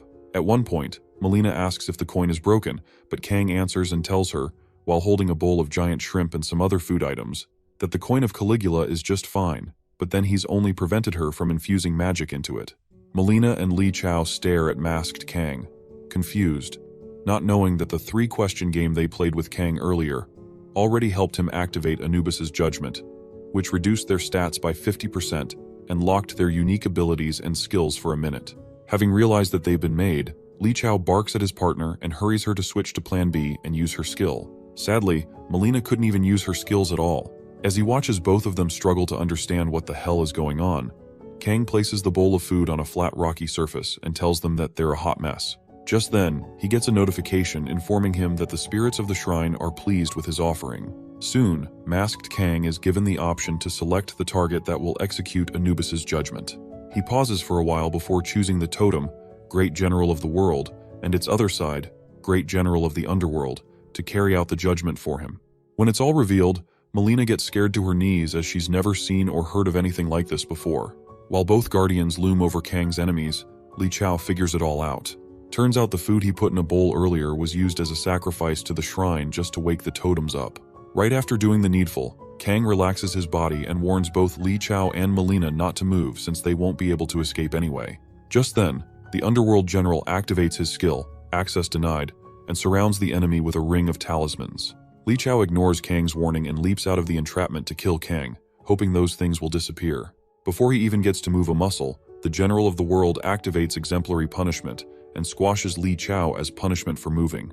Li Chao feels the weight of 1,000 men's ass all sitting at the same time on his back. After its first strike, The great general of the world continues slamming and smashing Li Chao further into the ground, till he almost loses all feeling in his lower torso. After seeing the horrible shit that just happened to her partner, she gnashes her teeth and starts regretting not running away earlier. Seconds later, Kang tells the totem of the world to stop pounding Li Chao into the ground so he can talk to his partner, Melina. Now that he's established who's in charge, Kang calls Melina in for a chat, after which he activates the Eye of Gluttony to check her stats. This time, his luck stats fail him, and Kang is unable to check her stats due to the difference in their levels. Eventually, Kang settles for studying Melina's body language to decide whether or not she's telling the truth. So, he lets her know that he's going to ask her some questions, and that he needs her honest responses to those questions. When Melina tells him to fire away, Kang tells her he knows about her association since he hears about them often.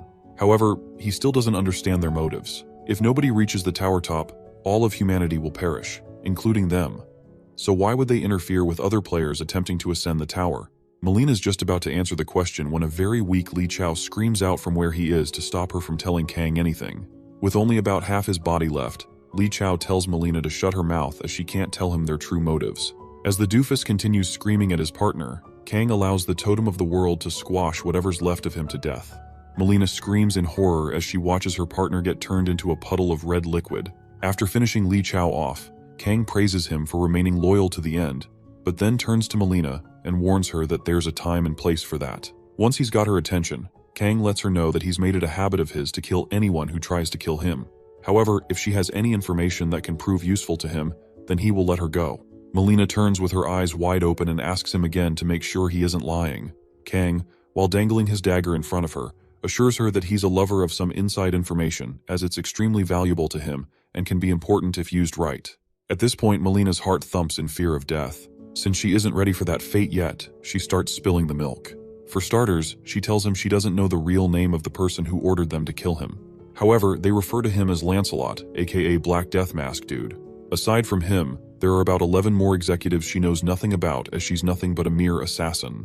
After hearing her speak, Kang activates the Eye of Gluttony and finds out she's telling the truth. Following that, Kang tells her to keep going, and Melina says that the executives told them that if they collected all 12 cursed relics in the tower, then they would survive even if humanity perished. Not only that, but they also promised them a great reward once the mission is completed. After saying all that, Melina says she knows nothing else. Kang uses his eye again and realizes she's telling the truth. After his interrogation, Kang analyzes the information Melina gave him. Lancelot and the 12 cursed relics. What could they be after?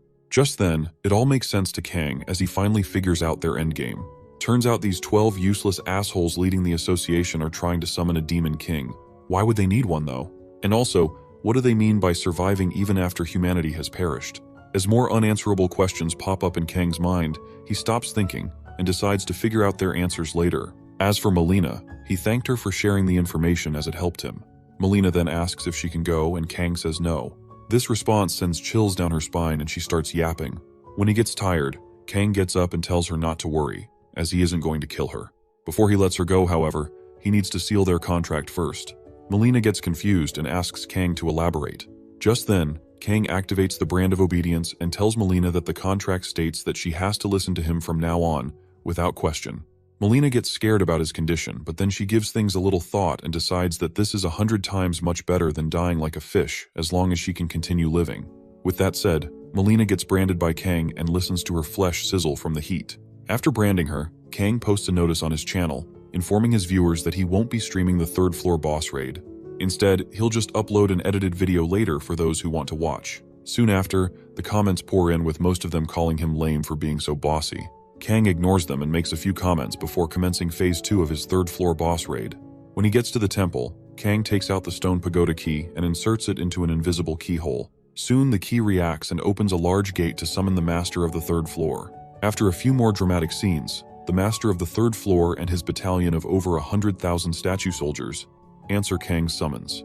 In his first few minutes there, the third floor boss yawns and demands to know the person disturbing his rest. Kang activates the Eye of Gluttony, canceling out the level difference with his luck stats and checking out the boss's information.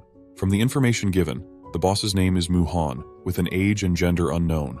One interesting thing Kang notes is that the boss's level is over 100, and aside from his impressive stats, his unique ability, Heartless Army, is one to die for. Kang checks out the copy conditions for the unique ability, and soon finds out he can't copy it due to the level difference. Soon after, Muhan tells Kang that many humans have attempted to defeat his army, but he's the only one who's ever summoned him with the stone key.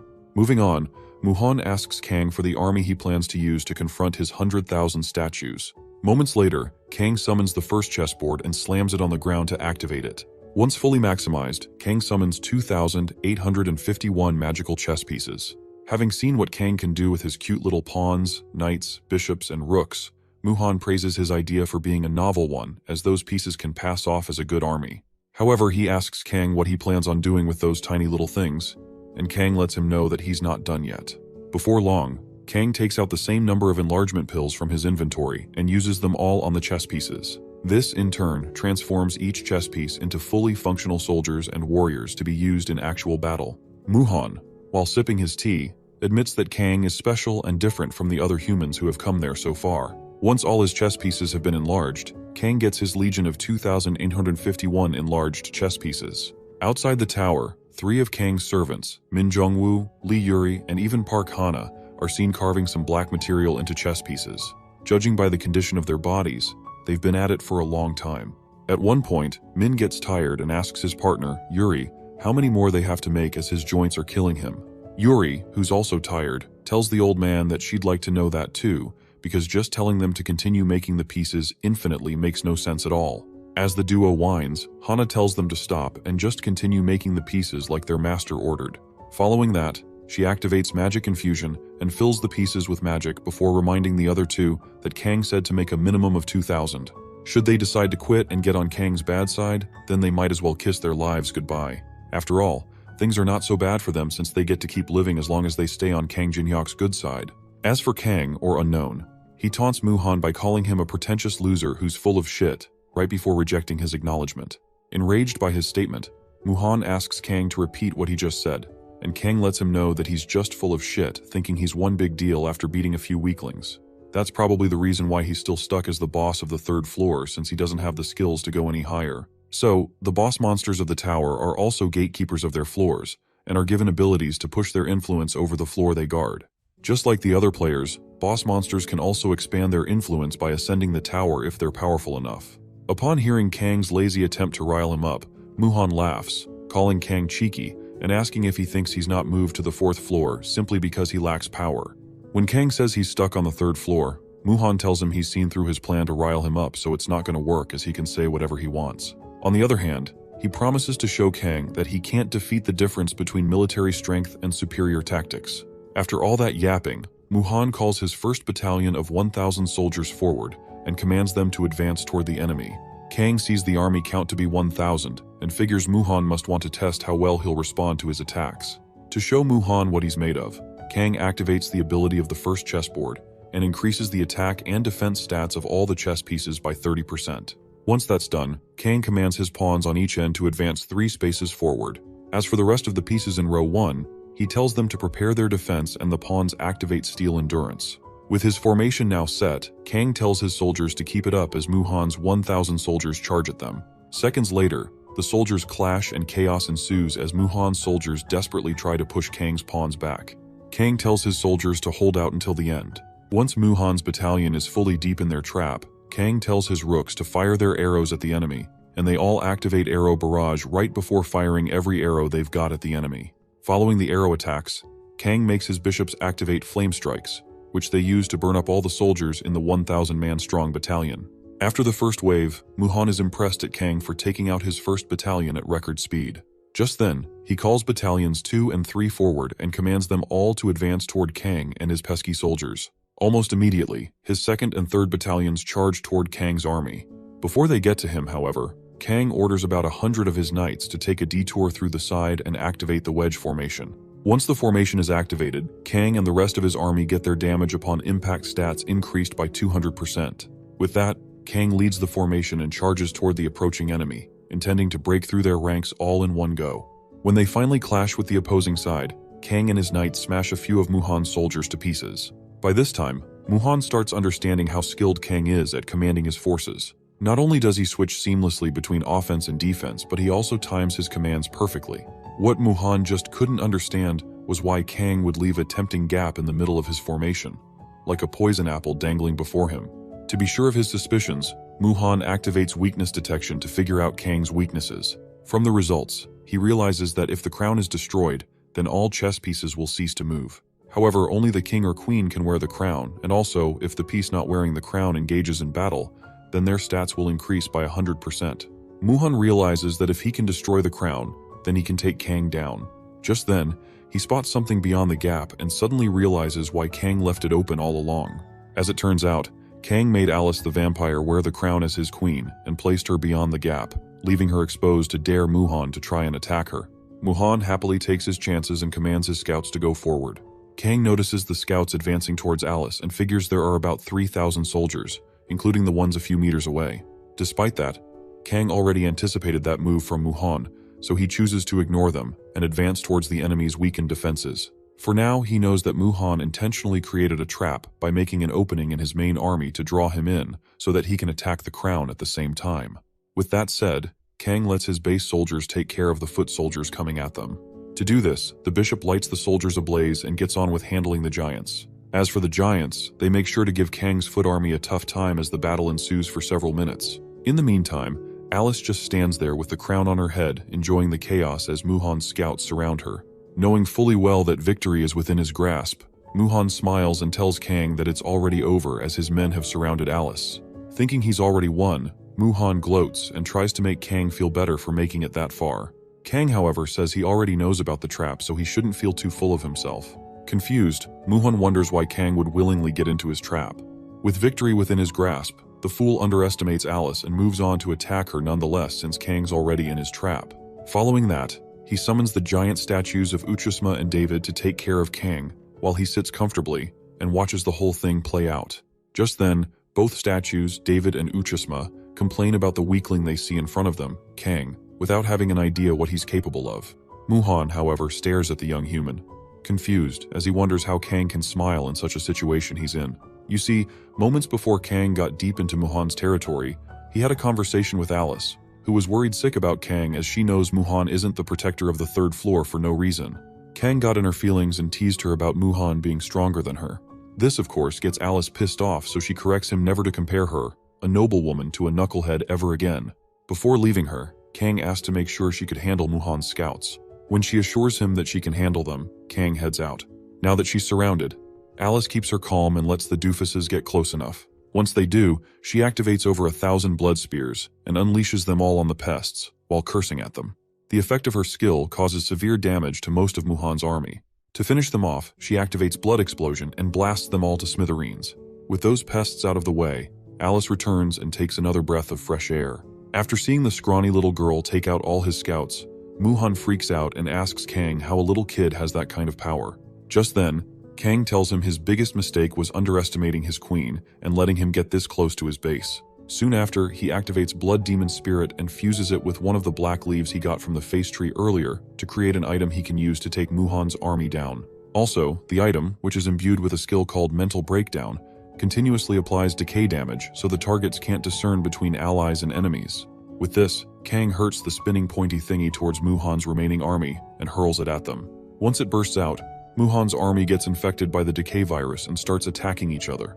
At the same time, Uchusma gets infected by the virus, turns against David, the pretty boy statue, and smashes his face out of jealousy. As Muhan watches his entire army and strategy crumble down to nothingness, all because of one puny human, he starts panicking. Soon, Kang calls him to order and, while galloping towards him, tells him not to back down now so he doesn't look like a coward.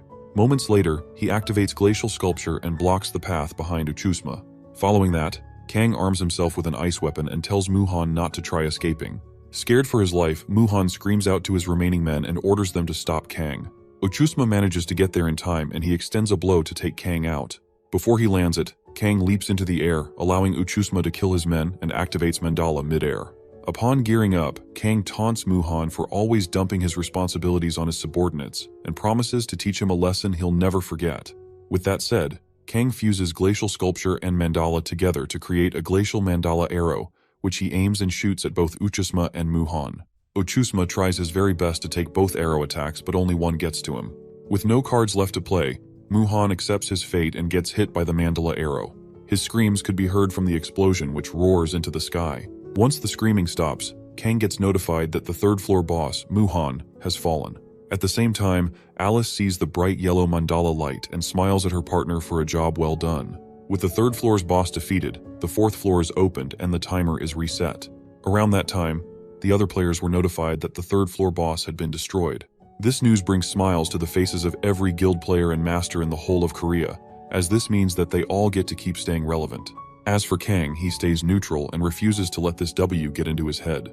Moreover, this is still the third floor, so he still has a long way to go. Shortly after winning the battle, Kang levels up like crazy and invests his new available stat points into his magic stat. Once that's done, he walks towards Muhan's carcass to get his reward. There, Kang's shocked by the type of reward he's given. As it turns out, monster rewards are classified by color rankings, with red being the lowest and purple being the highest. Since Kang only defeated the third floor boss, which is still below the 10th floor, he's supposed to receive a red crate with mediocre items. This time, however, Kang gets an orange crate thanks to the effect of Monopoly, which lets him get the best rewards when he hunts alone. Upon opening the crate, Kang receives so many valuable items that even he's surprised by how lucky he is. Just then, he gets another rare item, the Solar Eclipse Stone, right after absorbing the rest into his inventory. At this point, Kang might as well waltz through the fourth floor like it's nothing. He puts on a wicked smile and cackles as hard as he can, with Alice getting weirded out by his face. Eventually, she too cracks up a smile as the duo prepares to exit the tower in the meantime. Elsewhere, Guild Titans representative Patrick hosts another summit with the other representatives, Beck, Tenwei, and Maria, with Teresa observing it. After a brief silence, Patrick reminds everyone of Kang's success and asks for their comments. While Beck and Maria are pretty optimistic about things moving forward, the same can't be said for Tenwei, who appears to be mad at Kang for buying humanity some more time and sucking up all their views. Having heard what the guild representative of China's guild just said, Teresa flares up and confronts him for being mad at the person who not only stopped them from collaborating with the demonic ones, but also bought humanity 90 precious days without asking for anything in return. If anything, they're the assholes for saying shit about the only person who lent them a hand when they were in crisis. To prove her point, Teresa asks for Maria and Beek to back her up. Unfortunately for her, Bayek and Maria refuse to make any comments, and this makes her realize something about them. Shocked by their reaction to her speech, she asks to confirm if they truly feel the same way Tenwei does. With no answers provided, an utterly disappointed Teresa resigns from the summit of assholes so she can be with the real people. After hearing Teresa talk about resigning, Maria and the other idiots try to get her to change her mind, with Maria telling Teresa that she's worked hard to get her there, and Patrick telling Teresa that the summit is an invitation-only elite group of people where she can't return if she quits. Having heard everything they had to say about her quitting, Teresa moves forward with her plan and tells them she'd rather trust unknown with her life than be with them. Hours later, Kang exits the tower and takes a stroll beside the beach, tired and weary from all the fighting. As he thinks of where to go, a call from Yu Yeonhwa comes in and he picks it up. On the other end, Yeonhwa tearfully tells Kang that her grandpa hasn't woken up yet since the incident happened. Kang asks to know where she is, and Yeonhwa describes her location to him. For some context, Yu Yeonhwa is the granddaughter of the legendary martial artist Yu Cheon-young, who's a leading figure in Korea's martial arts field. Now, Yeonhwa is a tough, lovely, and bright young lady with fists of steel, but when Kang gets to her location, he finds her crying, which is odd to him. Without wasting time, Kang holds her shoulder and tells her to explain what happened, and Yeonhwa reminds him about the outbreak in Incheon after the Tower of Trials appeared. When Kang remembers a few things about the outbreak from the news, Yeonhwa tells him her grandpa was there when it happened. After awakening and successfully defeating the monsters, Yeonhwa says her grandpa was badly hurt and has been having trouble recovering. Recently, his condition has gotten worse, and Kang gets to see the man who was once named Korea's strongest man. After getting a good read on the man's details, Kang figures he could copy his skills by saving his life. Although he's surprised by Cheon-young's low level, Kang still keeps his mouth shut. Just then, a few people stroll in and ask Yeonhwa to explain what she's doing there with someone who's only known for fighting. As the leader reveals his face to be an A-rank healer, Heo Jinsu, he faces Kang and lets him know that his skills aren't needed there. Kang looms over the idiot and lets him know that he's only there to see if there's anything he can do for his long-term friend, Yeonhwa. At that point, Heo apologizes and says a few things before walking to Cheon-young to check on him. Firstly, Yeonhwa apologizes to Heo for calling Kang as she is frustrated, but then moves on to ask him why her grandpa isn't recovering, despite them being the experts in the field. Heo Jinsu reassures Yeonhwa that they are doing their best, as they haven't had enough time to research the illnesses caused by the Tower of Trials. After a long pause, Yeonhwa apologizes for being on edge and blames it on her frustration. Just then, Kang, who's been sensing something fishy with these healers, activates the Eye of Gluttony and reads their minds. While Yeonhwa ushers him out of the room to give the doctor space, Kang remains there and continues seething in rage after seeing what these useless bastards were thinking of. For starters, Kang finds out that Heo Jinsu has been pretending to treat Cheon-young ever since, and has been secretly usurping all the money he's receiving from Yeonhwa. As if that wasn't enough, Heo continues speaking nonsense about Cheon-young's illness before asking for more money from Yeonhwa to try experimental monostone treatments. At this point, Kang could only watch as Yeonhwa promised to go through heaven and earth just to get the money they needed. Unable to take it anymore, Kang calls out the scumbag and asks him to explain why he's ripping Yeonhwa off. On hearing him, the other two start gaslighting Kang to make him the bad person, with Heo Jinsu playing along and telling Kang that he can't insult them because they're friends. In his mind, however, Heo Jinsu starts thinking about the money he separated into 7 accounts under different names and a cryptocurrency wallet, noting that even if Kang caught them, he'd never be able to find those accounts. Kang calls him out again and asks him how much money he's stolen. At this point, Yeonhwa starts suspecting the fraudsters and watches Kang work his magic. Just then, Heo Jinsu stutters and says whatever comes to his head while thinking about the contract the guild Black Cloud has made with the tower dwellers. When Kang finds out about the last part, he's shocked to the bone. For one, he can't believe Hong Deokpyo contacted a tower dweller just like that, as tower dwellers view outsiders as threats. What could be his endgame? As Kang wonders, Cheon-young starts coughing violently. Scared of being caught, Heo makes a run for the door to escape Yeonhwa's wrath. Unfortunately for him, Yeonhwa kicks the door shut and accuses him of being guilty since he's trying to run. Moving on, she threatens to unalive him if her grandpa doesn't make it, and Kang urges her to calm down and ignore the Nimrod, as her grandpa's treatment is their first priority. Even after being caught, Heo Jinsu still tries to turn the table around by blaming Yeonhwa for attacking him in the first place when he was about to get him medicine. At this point, Kang decides to punish the fool for being absolute scum. To do that, he permits Yeonhwa to kick the asshole just once, and Yeonhwa delivers a kick so bad that it nearly shifts Jinsu's mouth. Having diagnosed the illness to be magic excess syndrome, Kang moves on to treat it using the elixir he stole from the demonic ones. After recovering from the kick, Heo recognizes the bottle Kang is holding and asks him if it's an elixir. Impressed by the fool's knowledge, Kang answers him and makes a few comments. Initially, he was saving the elixir for an emergency, but since he's Yeonhwa's friend and needs to copy the legend's skill, then he has to use it. With that, he pops open the bottle, pours the elixir on the old man, and waits for it to work its magic. A few minutes later, the purple veins bulging out of Cheon-young's skin disappears, and Yeonhwa's grandpa recovers. Yeonhwa could already tell her grandpa's back to normal as his body moved around a little and he tried to speak. Just then, Kang meets the conditions to copy any skill he wants from the legend, and he chooses to copy Pure Meditation, which is an S-rank martial arts skill that enables its user to absorb mana from the air surrounding them, all while increasing their magic recovery rate by 30%. Having seen Kang succeed where he failed, Heo Jinsu and his buddies still try to escape, thinking Kang and Yeonhwa were fully distracted. Before they get to escape, however, Kang kicks Heo's butt a second time and urges the kids to get lost while the adults talk. In a few minutes, Kang creates time to deal with the useless fraudster. After locking himself and the bastard in the store, Kang tells Heo to rest easy as he's not going to kill him. However, if he wants to go scot-free, then he must return Yeonhwa's money. Upon hearing this, Heo starts to suspect something wrong, as Kang isn't known to be that merciful. Kang, who could read his mind, asks him if he's willing to live. Jinsu nods in agreement and gets on with returning all of Yeonhwa's money. About an hour later, Yeonhwa gets a credit alert of over 36 billion won, and Heo Jinsu gets to leave the hospital alive. As the idiot races the streets to get back to the mastermind, Alice asks Kang if he's just going to let the dude go just like that.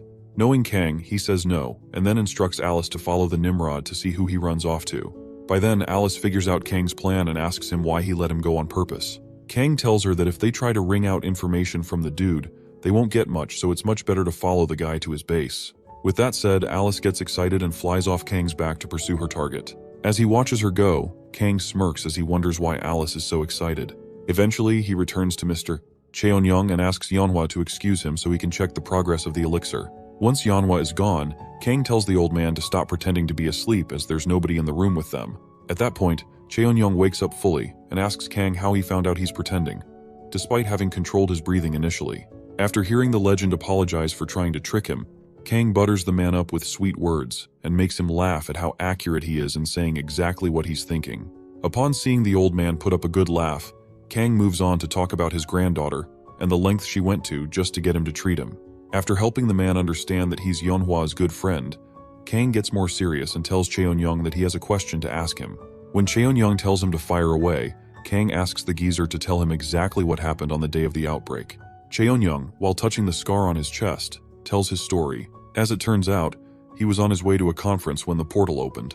Back then, Cheon-young was more surprised to see such a thing appear on Earth as monsters oozed out of the portal in droves. As the chaos ensues, one of the police officers nearly gets crushed by a giant spider monster.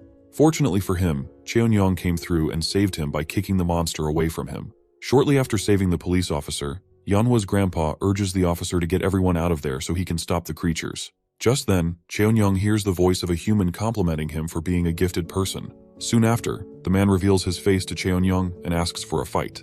Well, Cheon-young gives him the fight he's after, but can't seem to lay a finger on the man. After taking down countless monsters in the end, Cheon-young finds himself back where he started with the Tower Dweller. While wondering what to do to take him down, the Tower Dweller leaps past him into the air and slashes Cheon-young, without even breaking a sweat. As he ends his story, Cheon-young tells Kang that's the last thing he remembers, as he's never seen anyone be so quick with a sword before. Kang pauses to think about Cheon-young's description of the man. If Cheon-young's description is accurate, then he must have fought with the Murim forces on the 21st floor. Now those Murim guys are known to be persistent guys who would do anything to get what they wanted. Even back in the game, they were a pain to deal with. So, why would they come out of the tower into reality? What could they be plotting? Before spacing off, Kang explains the nature of the Tower Dwellers to Cheon-young, and lets him know that he fought one during the outbreak. When Cheon-young gets confused, Kang tells him things might get harder now that they're in real life. Moving on, Cheon-young changes the subject and asks about Kang's relationship with Yeonhwa. Kang makes it clear to him that they're just friends, but then again, Gramps starts talking about setting a wedding date. After a few more murmurs from Kang, he changes the subject again to talk about Kang's character. As an old man with lots of experience judging people's character, Cheon-young tells Kang about the 10,000-hour rule to becoming an expert in a field. Having spent over 50 hours playing Tower of Trials in the past, it's only natural that Kang is the way he is. On the other hand, those idiots at the Association of the Awakened are severely overestimated, acting like they're experts after only a few months since the tower appeared in real life. Cheon-young tells Kang that he has the feeling of someone worn down and battered, as he can see the bitterness of someone who's experienced unimaginable hardships to become a seasoned human being. Kang remains humble and chooses not to let Cheon-young's compliments get to his head. At the same time, Cheon-young sees his humility and lets him know that his natural confidence is obvious. Moving on to the most important topic, Yeonhwa's grandpa asks Kang to name anything he wants so he can repay him for saving his life. Kang thinks about his next words very carefully, as they could make or break him. After making sure Cheon-young can't go back on his words, Kang tells the legendary martial artist what he wants. Soon after, Kang exits the room with a smile on his face and finds Yeonhwa outside. Yeonhwa asks about her grandpa and Kang tells her he's doing just fine. When she gets overly grateful, Kang tells her it's no big deal as her grandpa has thanked him enough already. Inside, Cheon-young can be seen tearing up as he has to give up something he's personally attached to just to repay the man who saved his life. As for what it is, it's not shown for now. After leaving the hospital, Kang checks into a luxury penthouse hotel and takes his sweet time sightseeing the beautiful view of the city before calling for room service. Upon spending just a few seconds on the hotel phone, Kang is served a very lavish and sumptuous dinner. Without wasting a single second, Kang digs in and savors every square inch of the food, noting how insanely delicious the food is. Alice, who's been watching him eat, asks if the food is really that delicious, and Kang tells her about his mukbanger career a while back. While they discuss, the new TV show, Beyond the Tower of Trials, airs on TV and the host presents an expert from the field, Jang Eun-seok from Guild Dangun, to give comments on how to rank up quickly in the tower. After the usual his and hellos, Eun-seok urges the players to start their tower ascension journey by building their strength first. To build strength, they can either raise their skill level and general level by working hard, or use the coins from the Tower of Trials to secure better items that'll help them level up. To Eun-seok, the second option is the greatest path to becoming a ranker. As Kang finishes his hearty dinner, Alice continues watching Jang Cap on live TV. Shortly after eating, Kang retires to take a shower before going to bed. Jang continues talking on the TV as he says nobody has even entered the 4th floor yet. When asked why, Jang says it's because only the one who clears the 3rd floor is given the benefit of entering the 4th floor first. With that said, Jang explains the 4th floor to be a unique dungeon where 100 massive waves occur, and the key to clearing it is protecting your base in the field. If all players fail to protect their bases, then the 4th floor will be sealed for 20 days. If that happens, then humanity is cooked as disaster will happen in 90 days. Even Unknown won't be able to just announce that he's entering the floor. The reporter then asks him if he thinks humanity will be destroyed if 90 days pass. And Jang tells her and everyone else watching that there's a huge possibility that the tower will destroy humanity if left untouched. At that time, Kang takes a shower, making sure to listen to the show carefully. After the show, the host escorts Jang Eun-seok outside to his Lambo and asks if he's truly going to be free for the next month. Eun-seok lets her know that he's free, as it'll take at least a month to prepare to enter the 4th floor. While entering the Lambo, Jang suggests they both go somewhere nice for about a month. Just then, he receives an announcement from Unknown, stating that he will attempt to clear the 4th floor in 8 hours and urges all players to prepare themselves. Almost immediately, Jang zooms his supercar at high speed and calls all the rankers to notify them of the emergency. Since Yang Eun-seok and the other rankers haven't had time to prepare for the 4th floor, they know they're screwed. Jang gets super pissed off at Unknown for just acting weird and starting the raid out of the blue, but at this point, he has no choice. The next morning, Kang gets up 1 hour early and gets ready to head out to the 4th floor. To complete the 4th floor of the Tower of Trials, players must fight against 100 waves of zombies by either erecting thousands of combinations of defense towers in the proper positions or choosing a stronghold they can defend effectively. For players like Kang, however, who's already gotten into the 4th floor on his own, things should be much easier for them. With only 20 minutes left before other players join him on the 4th floor, Kang hurries to pick a stronghold before the other idiots come to spoil things for him. For his choice of stronghold, Kang picks Sangam World Cup Stadium and uses priority base selection rights to mark it off as his base. Following that, he scatters squishy grains all over the field and plants 5 solar seeds before using natural water to increase the plant growth speed by 20%.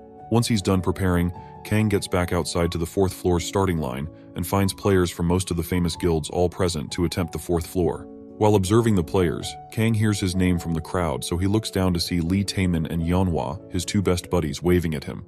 Not only that, but Teresa soon shows up behind them and says hi as well. Shocked by her presence, Taemin and Yeonhwa try to understand what she's doing there, but then Kang tells them he invited her before they came in, so they rest easy. After all the niceties, Kang apologizes for calling them on short notice, but before he gets to the main topic, Yeonhwa says she's good, and Teresa says, while blushing, that she prefers being with him anyway. Just then, 2 random players not too far away recognize Kang Jinhyuk's group and make their comments about every single player on his team. When they see Kang leading the team, however, they immediately gain some respect for the small but mighty team with legit members.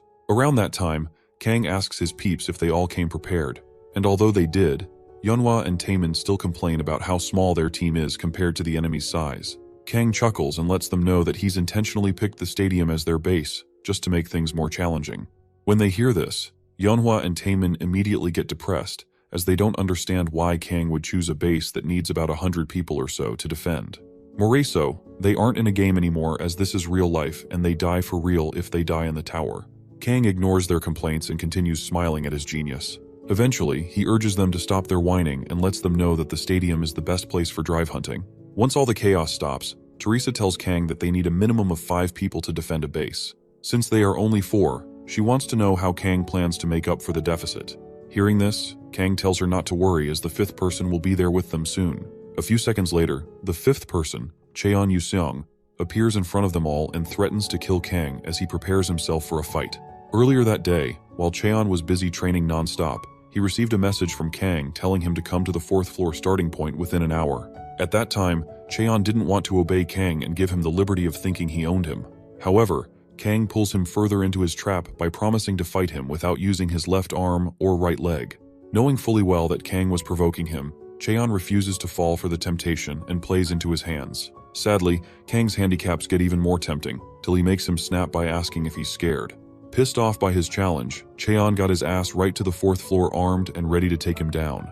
Kang, on the other hand, thinks about the elemental sword as being an item that allows one to fuse elemental magic into their sword to make up for a swordsman's weakness in long-range combat. Since Cheon has gotten his hands on the sword already, Kang can use it as his bargaining chip to get him to join the party. By then, Cheon continues confronting Kang to get into a fight with him to prove that he's not scared of him. Kang, however, asks him if he plans on fighting him with the incomplete version of the elemental sword. Confused, Cheon calms down and asks him to explain further. Like he said, the elemental sword isn't bad, but Cheon can only feel its full power if he completes it.